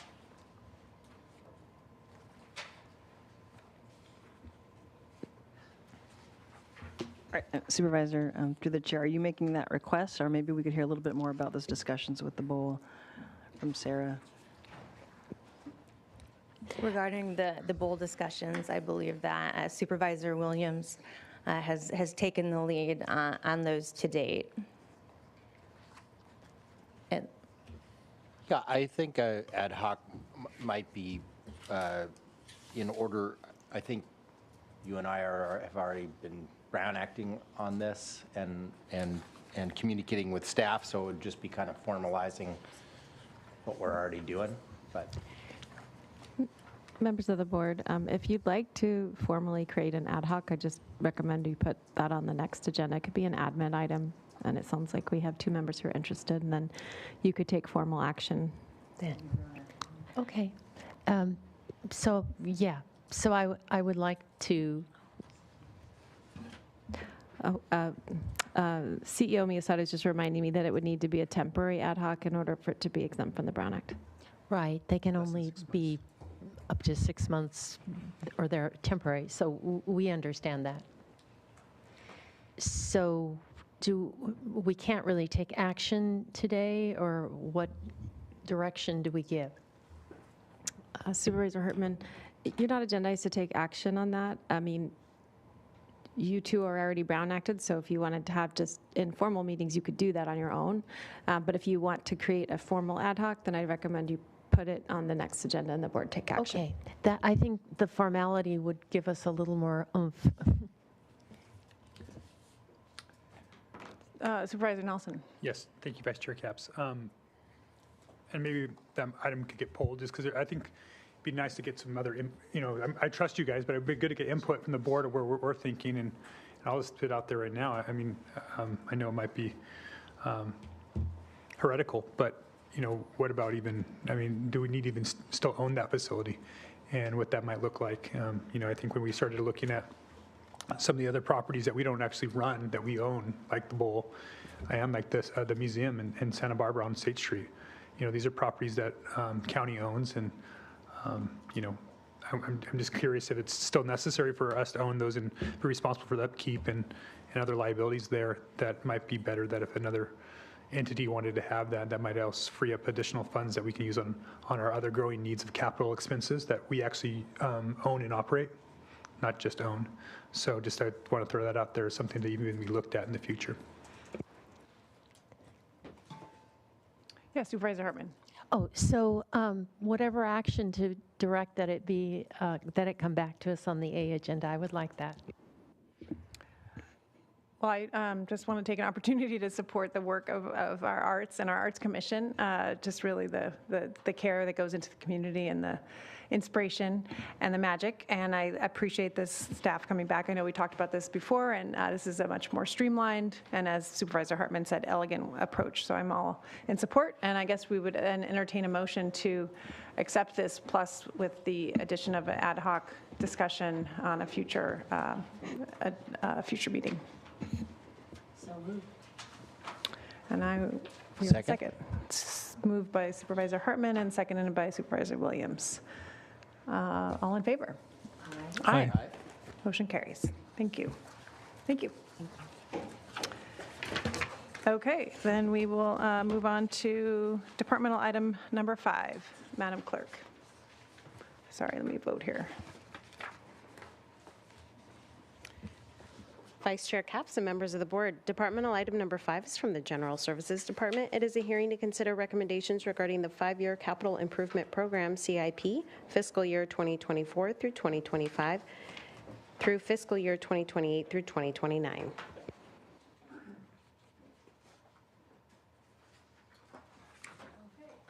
Mr. Snedden, or who's leading us off here? Okay, please proceed.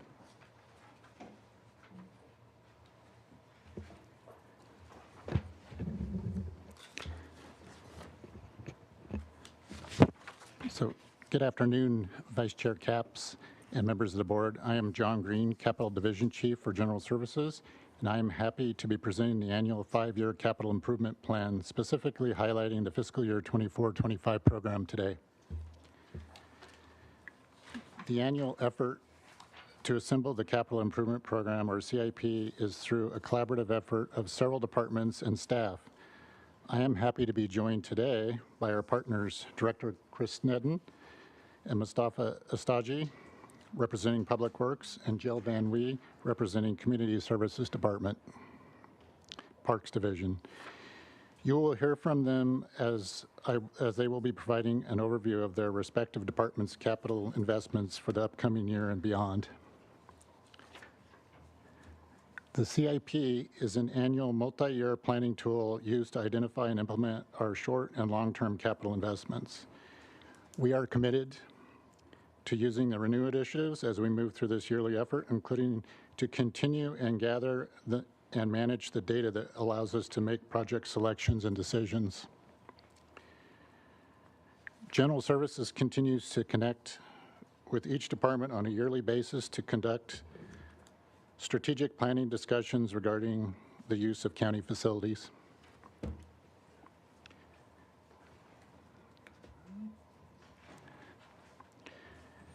An overview of this year's program sees a total of $128.45 million worth of proposed projects across our 3 CIP departments. These projects include a wide range of new facility infrastructure and recreational improvements, which we will be reviewing shortly.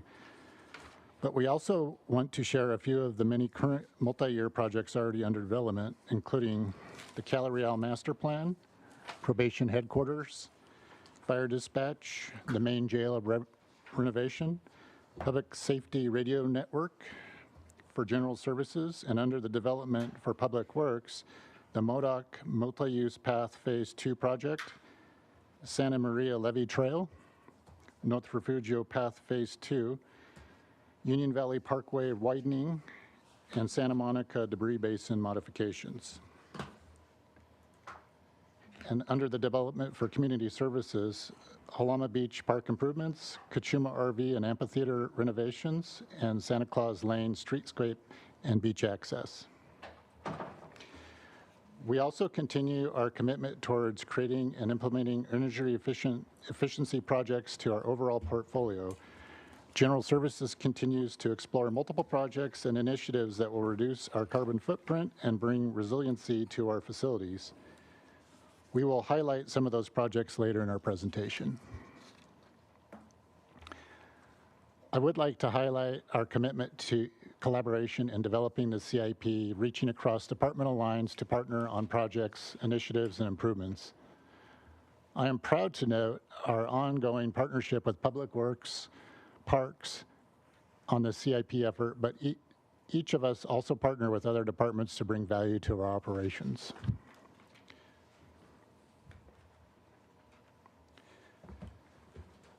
The objective of all this effort is to provide the capital improvement program to help identify and implement short-term and long-term capital needs.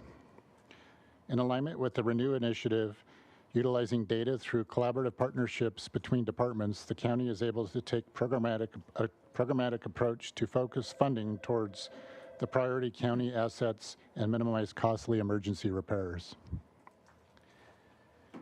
We have continued to advance the CIP process improvements this year, utilizing automated CIP project nomination solicitation, machine-read data assembly, and with the intent of creating an equitable and unbiased selection process for unfunded project recommendations. A 5-member CIP steering committee was formulated with county staff from various departments who utilize the CIP process. The steering committee independently scored and ranked the proposed facility-related nominations.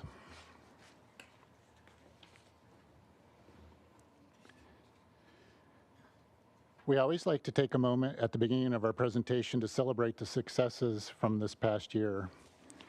In general services, we have enjoyed significant milestones this past year with several exterior utility projects either completed or underway, and this slide highlights these successful projects.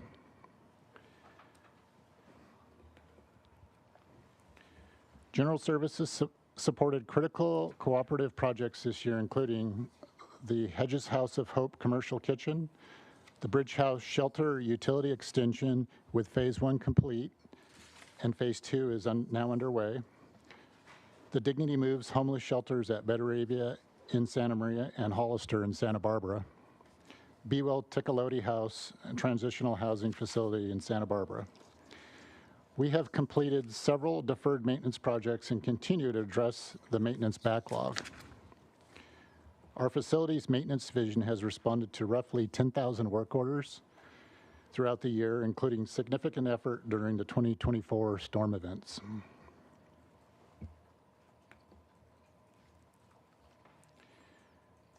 General Services has completed several departmental tenant improvement projects throughout the county and is actively constructing a new fire dispatch center. We just completed bidding on the probation headquarters last week, and we will be returning to award a construction contract to move this project into construction phase early this fall. Our energy division continues to be very active and is pursuing opportunities to bring critical efficiency and resiliency projects to our facilities. Among these fiscal accomplishments were achieved 65% renewable energy or renewable electricity for county facilities. We completed an assessment for Gaviota Mariposa site, hired an HVAC and building energy management system design services consultant,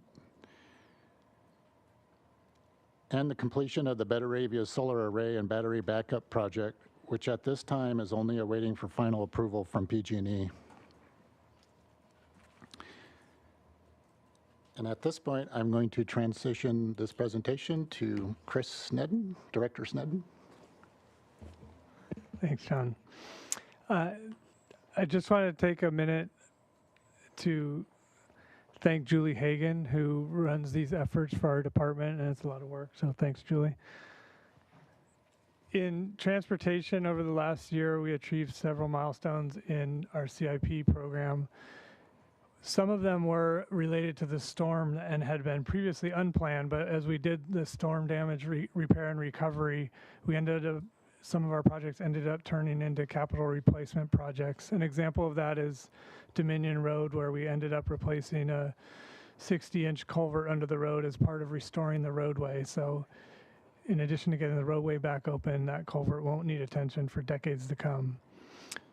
We also completed multiple bridge projects through the Highway Bridge Program, and we have another bridge going to construction this summer at East Mountain Drive. And then we have several streetscape and other improvements that we completed or are going to construction. We also have capital maintenance that we continue to focus on with capital replacements and infilling.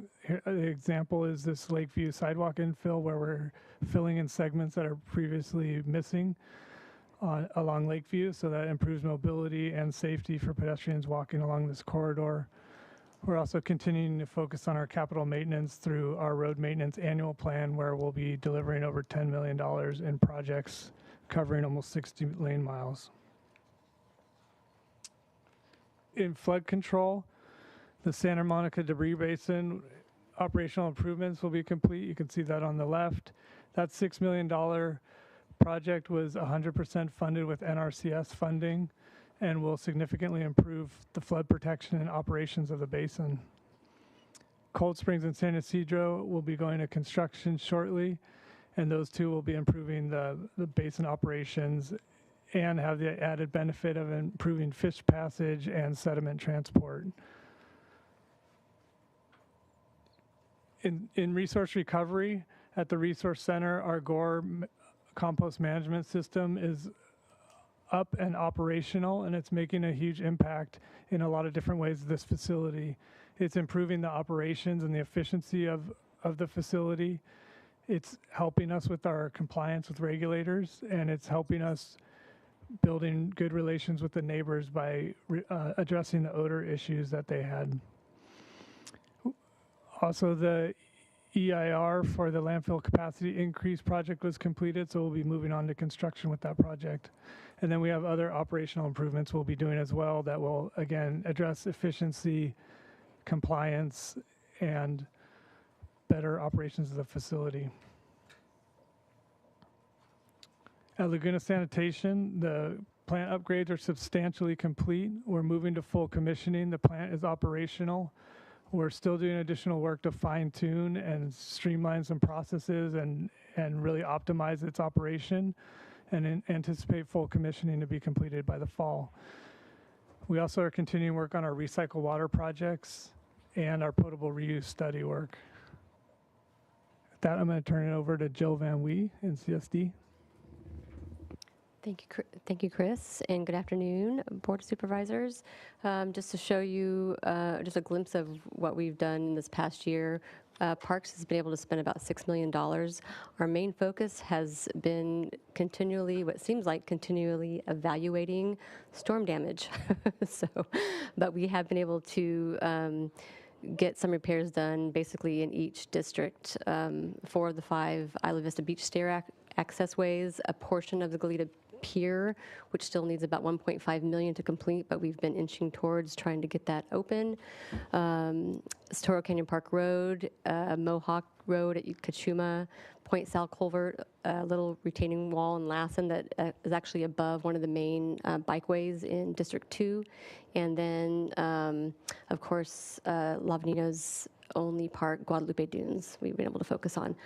Here you'll see 3 projects in District 1, Supervisor Williams through the co-chair.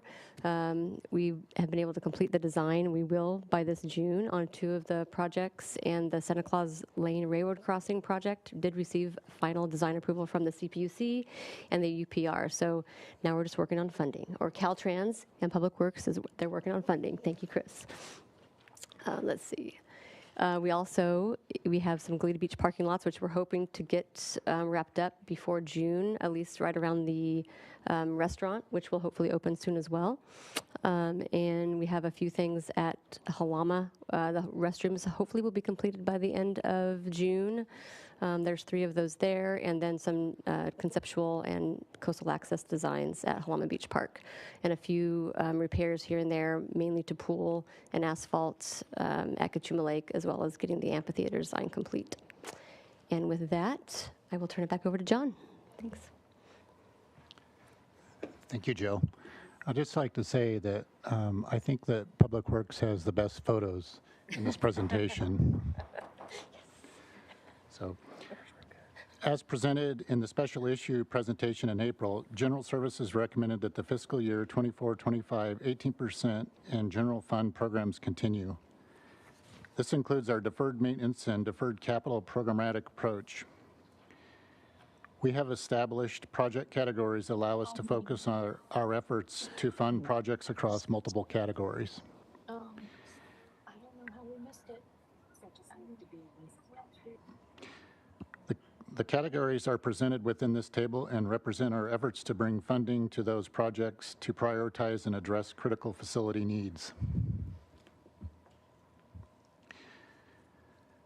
This slide highlights the recommended one-time general fund funded projects for fiscal year 24-25.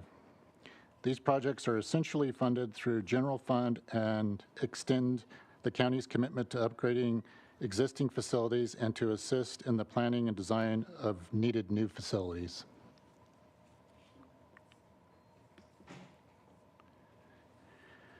This slide highlights general services priority projects. These critical projects are needed to increase the capacity of the county's Northern Branch Jail, to provide a reliable water system to the departments who occupy the county's Cali Real campus, and to provide important services to the community, and to provide a usable, safe, and efficient community space for county veterans and residents. And I'm going to transition back to Director Sneddon.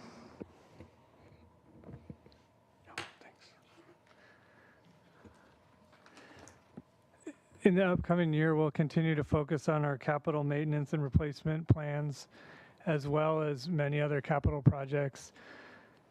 A lot of the projects we'll be building in transportation are leveraging local general fund and other local sources to match grant funding and other outside state and federal funding to complete these projects. Some of the examples are the MODOC Phase 2 multi-use path. We're planning to have go to construction this year. Santa Maria Levee Trail, where we'll be working on the EIR through this year. Refugio Trail, where we'll be completing the design for Phase 2 after Phase 1 was completed. And Santa Claus Lane Streetscape Project, which is scheduled for construction this fall. In flood control, we'll be also leveraging local funding with grant funds to complete the basin improvements I mentioned in previous slides and other work. We're continuing design work on the Lower Mission Creek flood control project, and we're waiting for FEMA funding reimbursement to come in so that we can advance that project farther. These are an example of some of the other projects, or those two of those projects and another project. Bradley Channel, we're also moving forward with the design on that. Phase 3 of that project, which will line previously unlined channels and repair existing channels. Lower Mission Creek, as I said, we're advancing design, and we're hoping for the FEMA funding to come back before we get ready for construction. And then Cold Springs Debris Basin, that's a before picture, and we should have an after picture for you at the end of this year. In resource recovery, we have several projects. The capacity increase project I mentioned the EIR for will be moving into construction in that this summer. And then other operational improvements as well. At Laguna Sanitation, again, focusing on the recycled water and operational improvements around the Laguna Sanitation facility. These are some pictures of some of those projects. The recycled water distribution system we're working on will be expanding out from the existing projects we have, like the Waller Park tank, to service other areas. In the middle is a picture of the resource center where the capacity and expansion project will be underway this fall. And then we're doing sewer system improvements with Laguna Sanitation in compliance and in conformance with our strategic plan and 5-year operational and maintenance plan. Jill? Thank you, Chris. And for parks capital projects, I think what I want to make note of is of this 10 million, which is really, it's a glimpse, the highlight of our 11 million that we have this fiscal year for expenditures on capital projects. This constitutes just a blip in time. So this represents $52 million in projects that we have ongoing in different phases. So this, if we're just looking at fiscal 24-25, fiscal year 24-25, a lot of these projects, I think there's only 1 or 2 new ones on here. The rest just take 2 or 3 years. Sorry, Supervisor Nelson, through the Vice Chair. I'm just kidding. And we're paying for our own ones. I know. General fund there. Anyhow, and of that $52 million, that the projects that are represented here, 31 million is actually funded. It's over a number of fiscal years. So I just want to make that highlight. And a lot of it is due to the 18% funding, the deferred maintenance funding we get, and that helps us leverage grants. And we have about $10 million, $11 million in grants. We have 21 grants. We have a lot of them. Some of them are small, but they do their job and help us get some things done. So.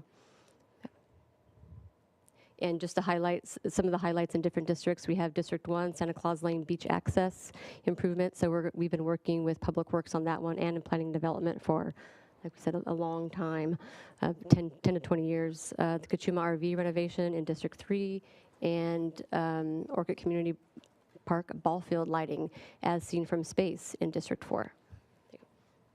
Thank you. Here you go, John.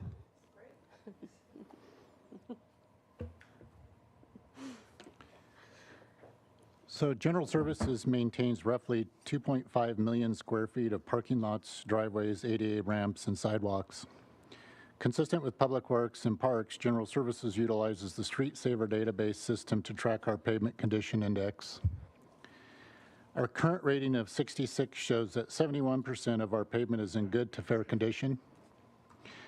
We will continue to identify candidate projects for our yearly program through the use of Street Saver and our deferred maintenance recommendations. And Mustafa is going to present the PCI for Public Works. Good afternoon, Chair and members of the board. So as we know, our current PCI is held steady at 57 out of 100. So we're really thankful to your board's attention to our maintenance needs for the road asset and also staff's dedication providing high quality roadmap projects. That's your staying steady on 57 so far. But also the other part of the equation is looking at what's happening to the other part of the network, right? What is deferred maintenance? And again, as we know, the current backlog is $145 million. In a more fiscally achievable terms, we need an annual investment of $14.5 million to be able to maintain the current PCI by focusing on just road assets only. The other way to look at it also is looking at our pavement management system, and you can see that 40% of the roads equivalent to 330 center line miles or 660 lane miles are in need of minor or major rehabilitation. And one example is shown here on the bottom left. You can see a photo of Naple Access Road in 3rd District that was recently paved as a part of the roadmap 2223. This road has the maintenance treatment on this road has been deferred for multiple years, similar to some other sections in the county, and we were able to maintain this road as a part of that project by restructuring this section and adding fresh asphalt with a total cost estimate of $500,000. And that's one of the examples of roads that will be retaining a deferred maintenance, but we'll try to approach them as soon as possible. And with that, I'll hand it back to Jill. Thank you, Mustafa. And we have, Parks has a 65% pavement rating of 54, PCI rating of 54, and $26.4 million in anticipated needs. The easiest way, funding-wise, to go about that is about $1.35 million over a 10-year period to get us up to good condition. The good news for next year is that we anticipate spending $1.75 million on pavement needs. So, thank you. John? The fiscal year 24-25 capital improvement program brings many new facility improvements across all departments within the county, and is important to highlight several programs and projects that we have been discussing through the CIP process over the last few years. The departmental projects listed on this slide represent some of the projects that are still in development or construction. These projects represent the great work from each of the departments and the continued effort in support of the capital improvement program. Before we present the recommended actions today, I again want to take this opportunity to thank our partners in Public Works, CSD Parks, for their continued commitment to this process. The assembly of the capital improvement program is a collaborative effort, and there are many staff members that work on this effort and often do not get credit for their hard work. Thank you to Julie Hagan in Public Works for helping assemble the CIP. I also want to thank our GS team, including Patrick Zarowski, Daniel Contreras, Diana Estorga, Scott Hosking, Brandon Kaysen, and our CFO, Lynn Dybel, and our director, Kirk Lagerquist.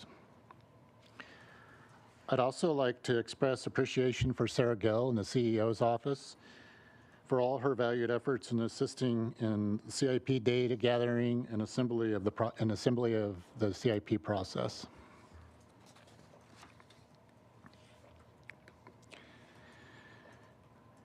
And we present you today our recommended actions as presented in the board letter.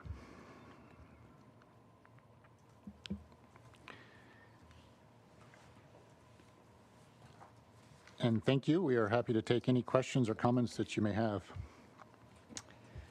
Thank you to the team. I appreciate a well-coordinated presentation like that. Before we go to questions or comments, how about, Madam Clerk, are there any members of the public that wish to speak? Vice Chair Capps and members of the board, we have no requests to speak from the public on this item. Okay, to my colleagues, board, any questions or comments? I see Supervisor Nelson. Yes, thank you, Vice Chair Capps. From Public Works, first of all, you said there's $14.5 million needed to keep the pavement condition at the current condition or better. What do we have budgeted for this next year? Supervisor Nelson, through the chair, yes, we currently have $14.5 million allocated for pavement preservation. Perfect, great news. So, check that box. The other thing that I saw that was glaring was the Orchid Library is now off the CIP list. I know we've represented in federal grants and other applications that was on our CIP list. I'm not seeing it there.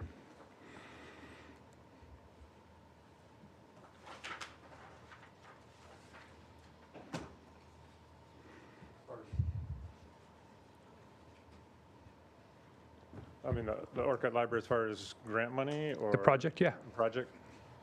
It's not on the It was list. not built into our CIP yet. We're still trying to determine a way ahead on that one. I think, okay. There's been past motions to put it in the CIP at this board, and I think we've represented in grant documents as well as requests for federal funding that it was in our CIP list. So I think we should need to adjust that accordingly.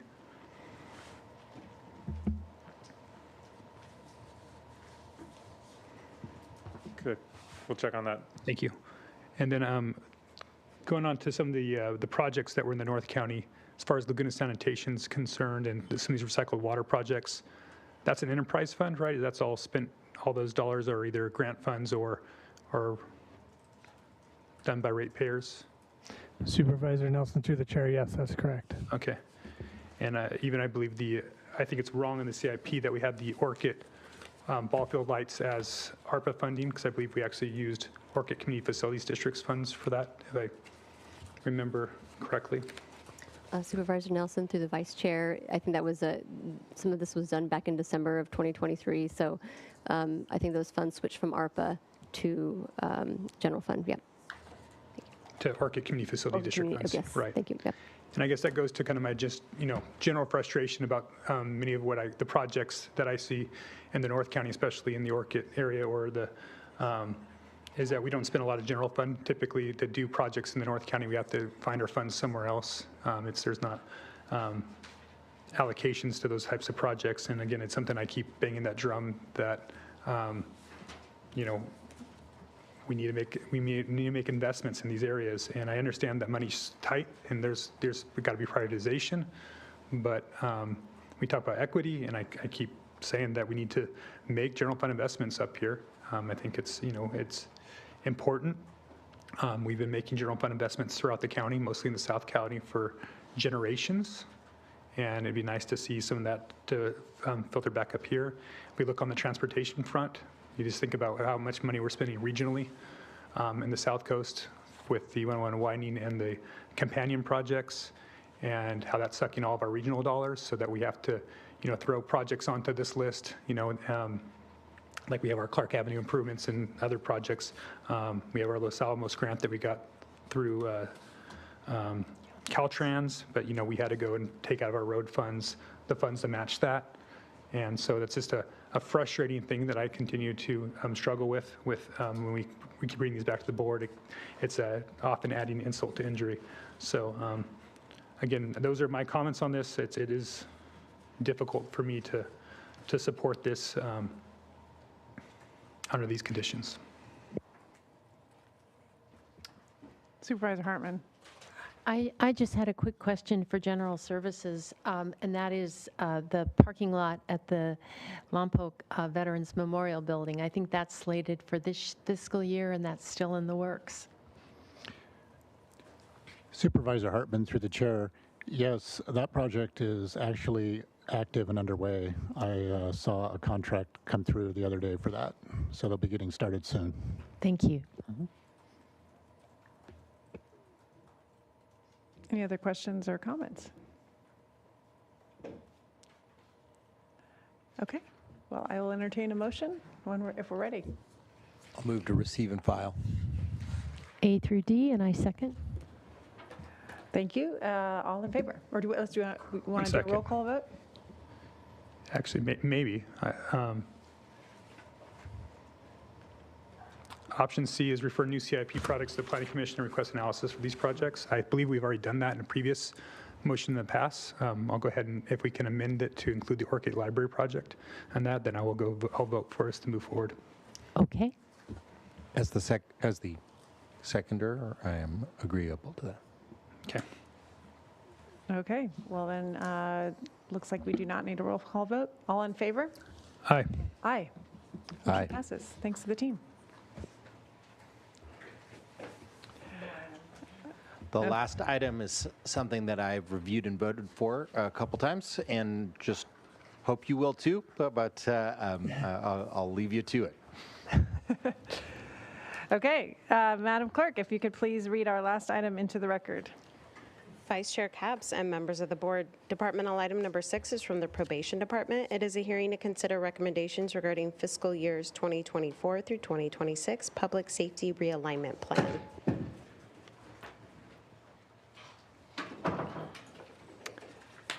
Okay, I think that is,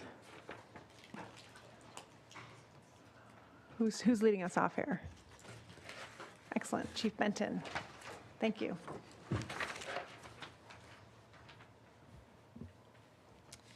Good afternoon, Vice Chair Capps and Supervisors. I'm Holly Benton, Chief Probation Officer and Chair of the county's Community Corrections Partnership and its Executive Committee. With me today are Deputy Chief Spencer Cross and Chief Financial and Administrative Officer Damon Fletcher, who will present the fiscal year 24-26 Public Safety Realignment Plan and the fiscal year 24-25 Public Safety Spending Plan.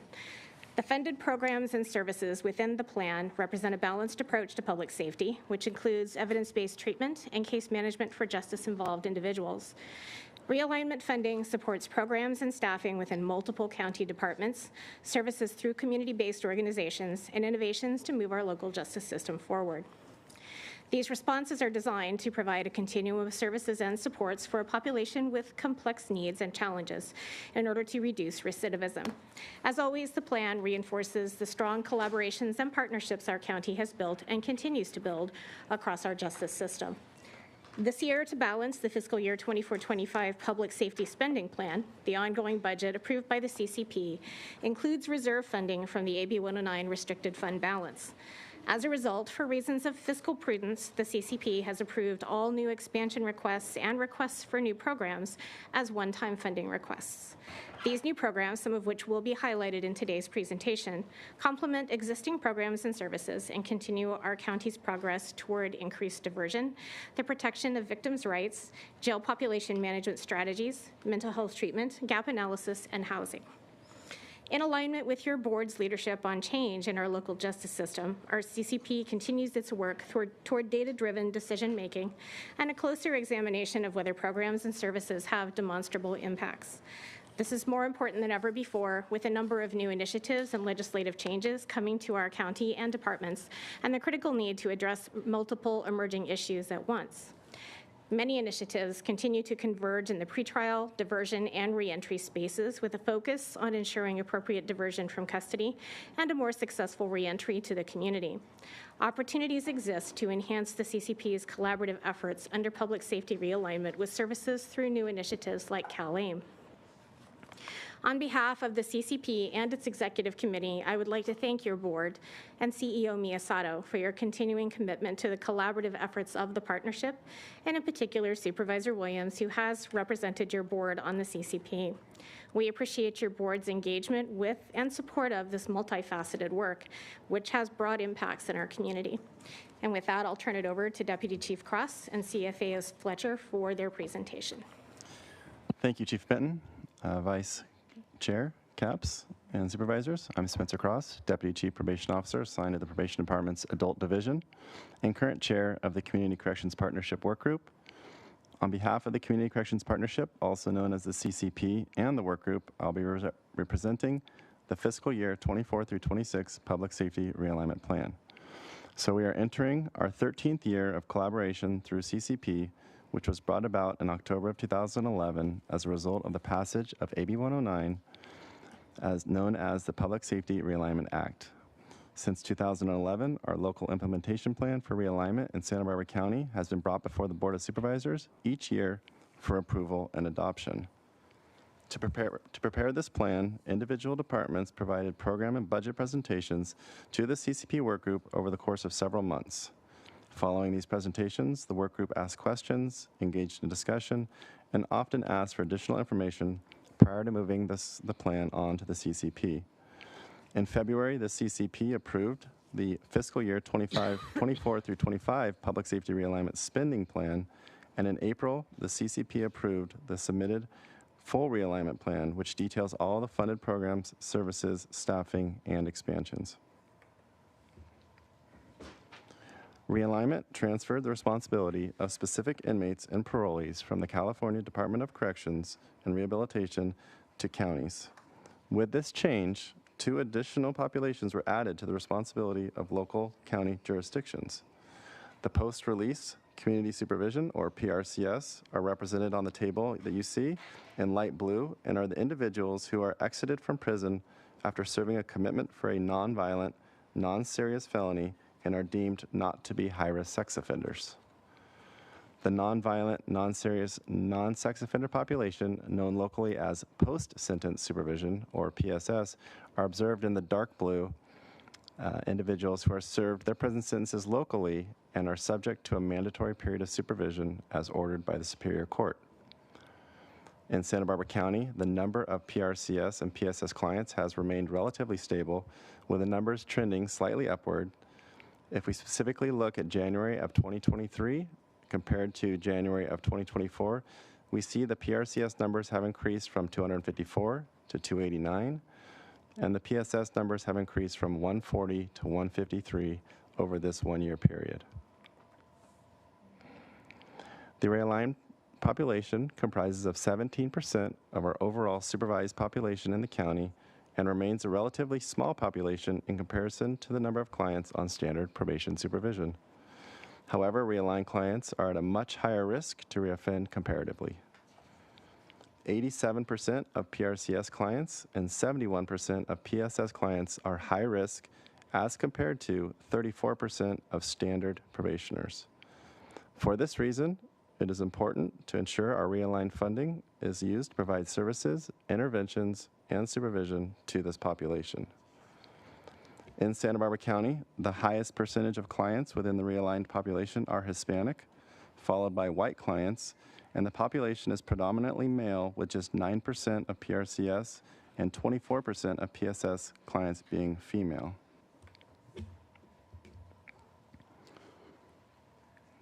The CCP ensures funded programs and activities are aligned with the 5 goals set forth by the CCP. These goals are to enhance public safety by reducing recidivism, using the enhanced use of alternative to detentions, successful and equitable reentry for clients back into the community, the elimination of duplication and inefficiencies so that we use our resources wisely, and lastly, to examine and address racial and ethnic disparities in the justice system. These overarching 5 goals remain the same each year, but the proposed outcomes are reviewed and updated. This is done to align our programs with current focus areas of the CCP, as well as your board's criminal justice initiatives and priorities, and the areas individual departments would like to focus on. As an example, goal number 2 is focused on reducing the reliance on incarceration through the utilization of alternative sentencing options for appropriate justice individuals and reducing unnecessary detention for these individuals. There are numerous diversion programs offered within the local justice system. However, to better understand the population served by each, suitability and eligibility criteria, as well as indicators of net widening, the CCP funded a process evaluation that will examine the diversion options across the county.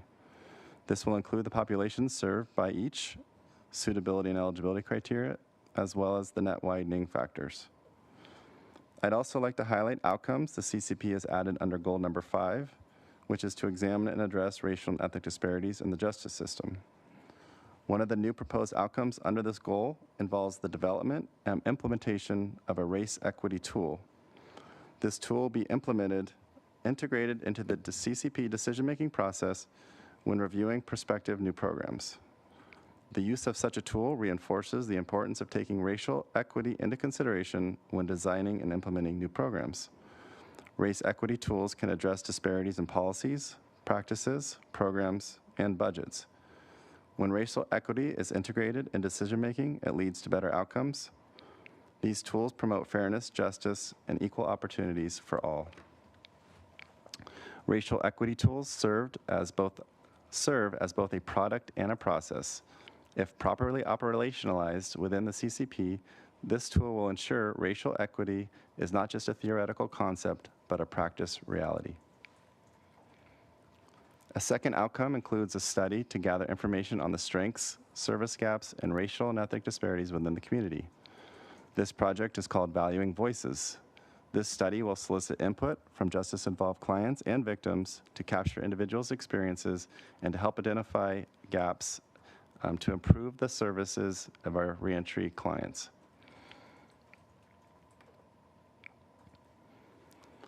Santa Barbara County has taken a balanced approach to the use of realignment funding by allocating funding across jail population management, community supervision, treatment programs, and innovations. The largest 2 components include the custody and detention alternatives, which includes Sheriff's Office custody staff and program and treatment services.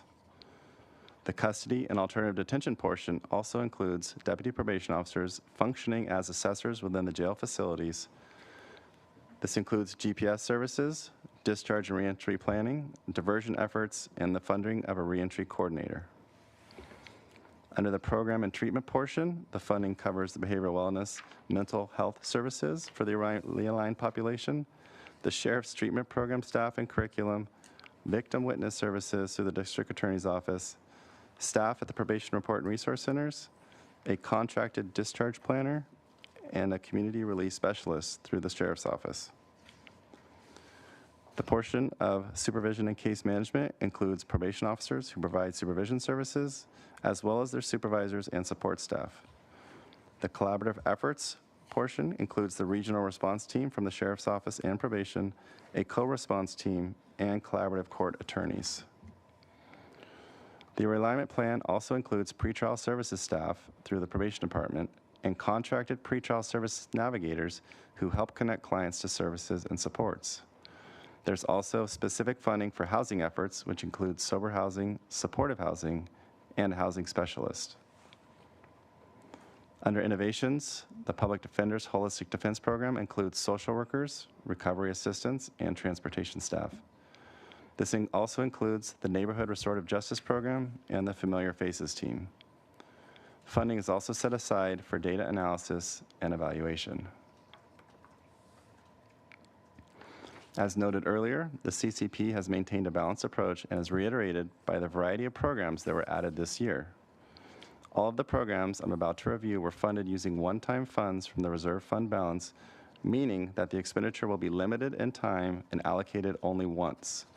Future requests for funding of these initiatives would be subject to data review and discussion by the CCP. In the latter part of today's presentation, Damon will review the ongoing financing and the restricted fund balance as a result of all of these one-time allocations.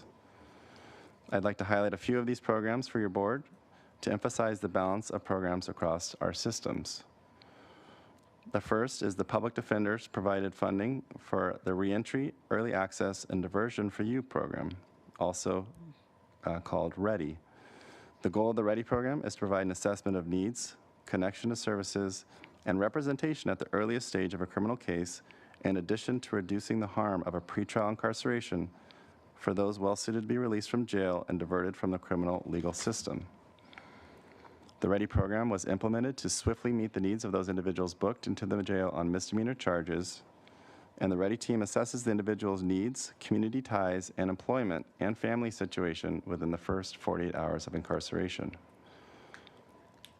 To enhance diversion efforts across the justice system, the CCP funded multiple new opportunities, which includes the District Attorney's Diversion Director, the Public Defender's Mental Health and Diversion Paralegals, and the Holistic Defense Manager, who will also be involved in improving diversion efforts. The CCP approved one-time funds to increase supportive housing beds for justice-involved individuals by adding beds to the northern part of the county, including 3 additional dwelling units located at Good Samaritan Shelter's existing clean and sober living locations. And these are all in Santa Maria, and there's 1 new build in the Lompoc region. The CCP also approved one-time funding to be used for a pilot program to provide 4 secure treatment beds at the Champion Healing Center in Lompoc. And these beds will be used for justice-involved behavioral health clients who are in custody and eligible for conservatorship or who have already been conserved. With that, I'll pass the presentation to Damon to present the financial portion of the realignment plan. The CCP approved program budget totals $21.1 million. This reflects an increase of $987,000 from the current year program budget. The plan continues the county's commitment to a broad spectrum of treatment, supervision, and jail population management programs to ensure the supervised clients receive necessary support while ensuring accountability. The fiscal year 24-25 financing includes the use of $1.5 million of restricted fund balance, consisting of $668,000 of fiscal year 22-23 growth funds and $862,000 of unspent prior year funds. The CCP took fiscally prudent steps this year to ensure the ongoing program doesn't outgrow the ongoing revenue, and there are sufficient fund balance reserves to maintain the program even if the allocation declines in the short run. It's anticipated that the AB 109 program will end the current fiscal year with $33.2 million in restricted fund balance. There are $11.7 million of previously approved prudent reserve and one-time allocations which are yet to be drawn down, leaving $21.4 million to be available to be allocated. As Chief Benton and Deputy Chief Cross mentioned, the CCP made the fiscally prudent decision to fund expansions and new programs included in the fiscal year 24-25 plan with one-time funds. The plan presented today includes recommendations to allocate an additional $2 million to the expansion requests and pilot programs previously discussed by Deputy Chief Cross, and that leaves $19.4 million available to be allocated for AB 109 related activities or to maintain the ongoing program in the event of a revenue shortfall in the future. And now I'll return it to Spencer to finish our presentation. So in closing, the CCP and the CCP work group, alongside collaborative agencies, department staff, and the community, remain engaged and committed to improvements and expansions aimed at addressing the needs of clients across the community. I've personally been assigned to the adult division since 2013, and I have seen a substantial shift in how clients' needs are being addressed and assessed. We have shifted away from terms like compliance, offender, and enforcement, and have added emphasis on words like wellness and supportive services. We have more off-ramps than ever in an attempt to keep individuals from entering the justice system.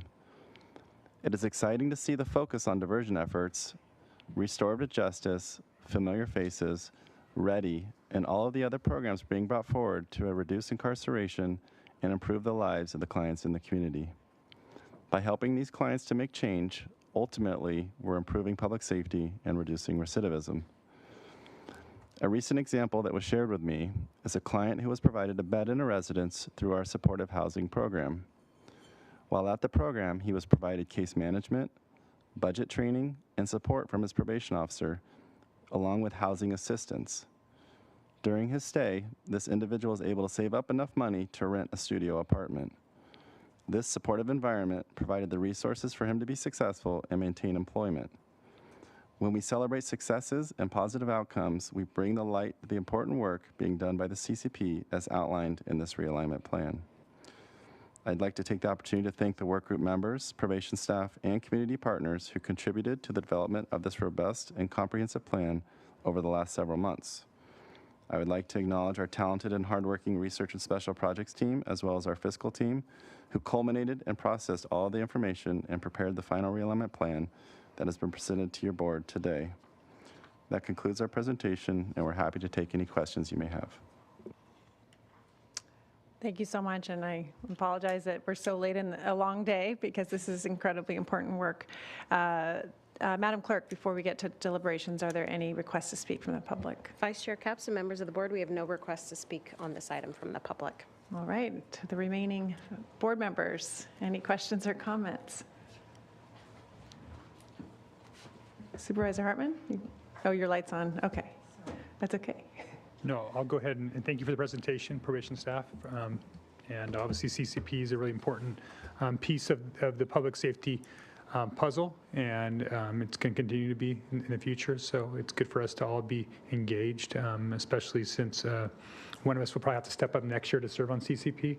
Yep. And so it's probably something we need to make sure that we're well aware of. And so I appreciate the presentation, and I'll be happy to make a motion to adopt staff recommendation. Actually, before you do, I did have one question, just if you could update, if this is the right time to ask about the Familiar Faces program. I know it's embedded in all of this work, and I just appreciate your nimbleness as a department to react to so many different changes. So if you could just update me on that, that'd be great. Yeah. Vice Chair Capps with the board. We have our fully operational Familiar Faces team, so we're excited to announce that we have all 6 members of the team, and so they're currently working on building their caseload. They have approximately 4 that have engaged and signed release of information, so they're kind of building the team, getting to know each other. We have vehicles, we have a site, so we are operational, and we're excited just to see how this team works out. We have some preliminary data on the 10 individuals that they've been looking at, and so if you want, I can share a few of those details. And Sure, whatever you're able to share, just a couple would be great. yeah, so of those 10 demographics, or the demographics of those 10, most of them are male. There's an average median age of 33 years old. And the thing that we found significant was the volume of criminal activity of these 10 was 190 total charges across 85 distinct bookings, accounting for 1,474 jail days of these individuals between January 1st, 2023 and April 24th, 2025. So this is the type of person we're trying to keep from going back into the system. And so these are people that that need our services and need the work of the Familiar Faces team. Thank you for the update. With that, I will add my second to the motion on the table.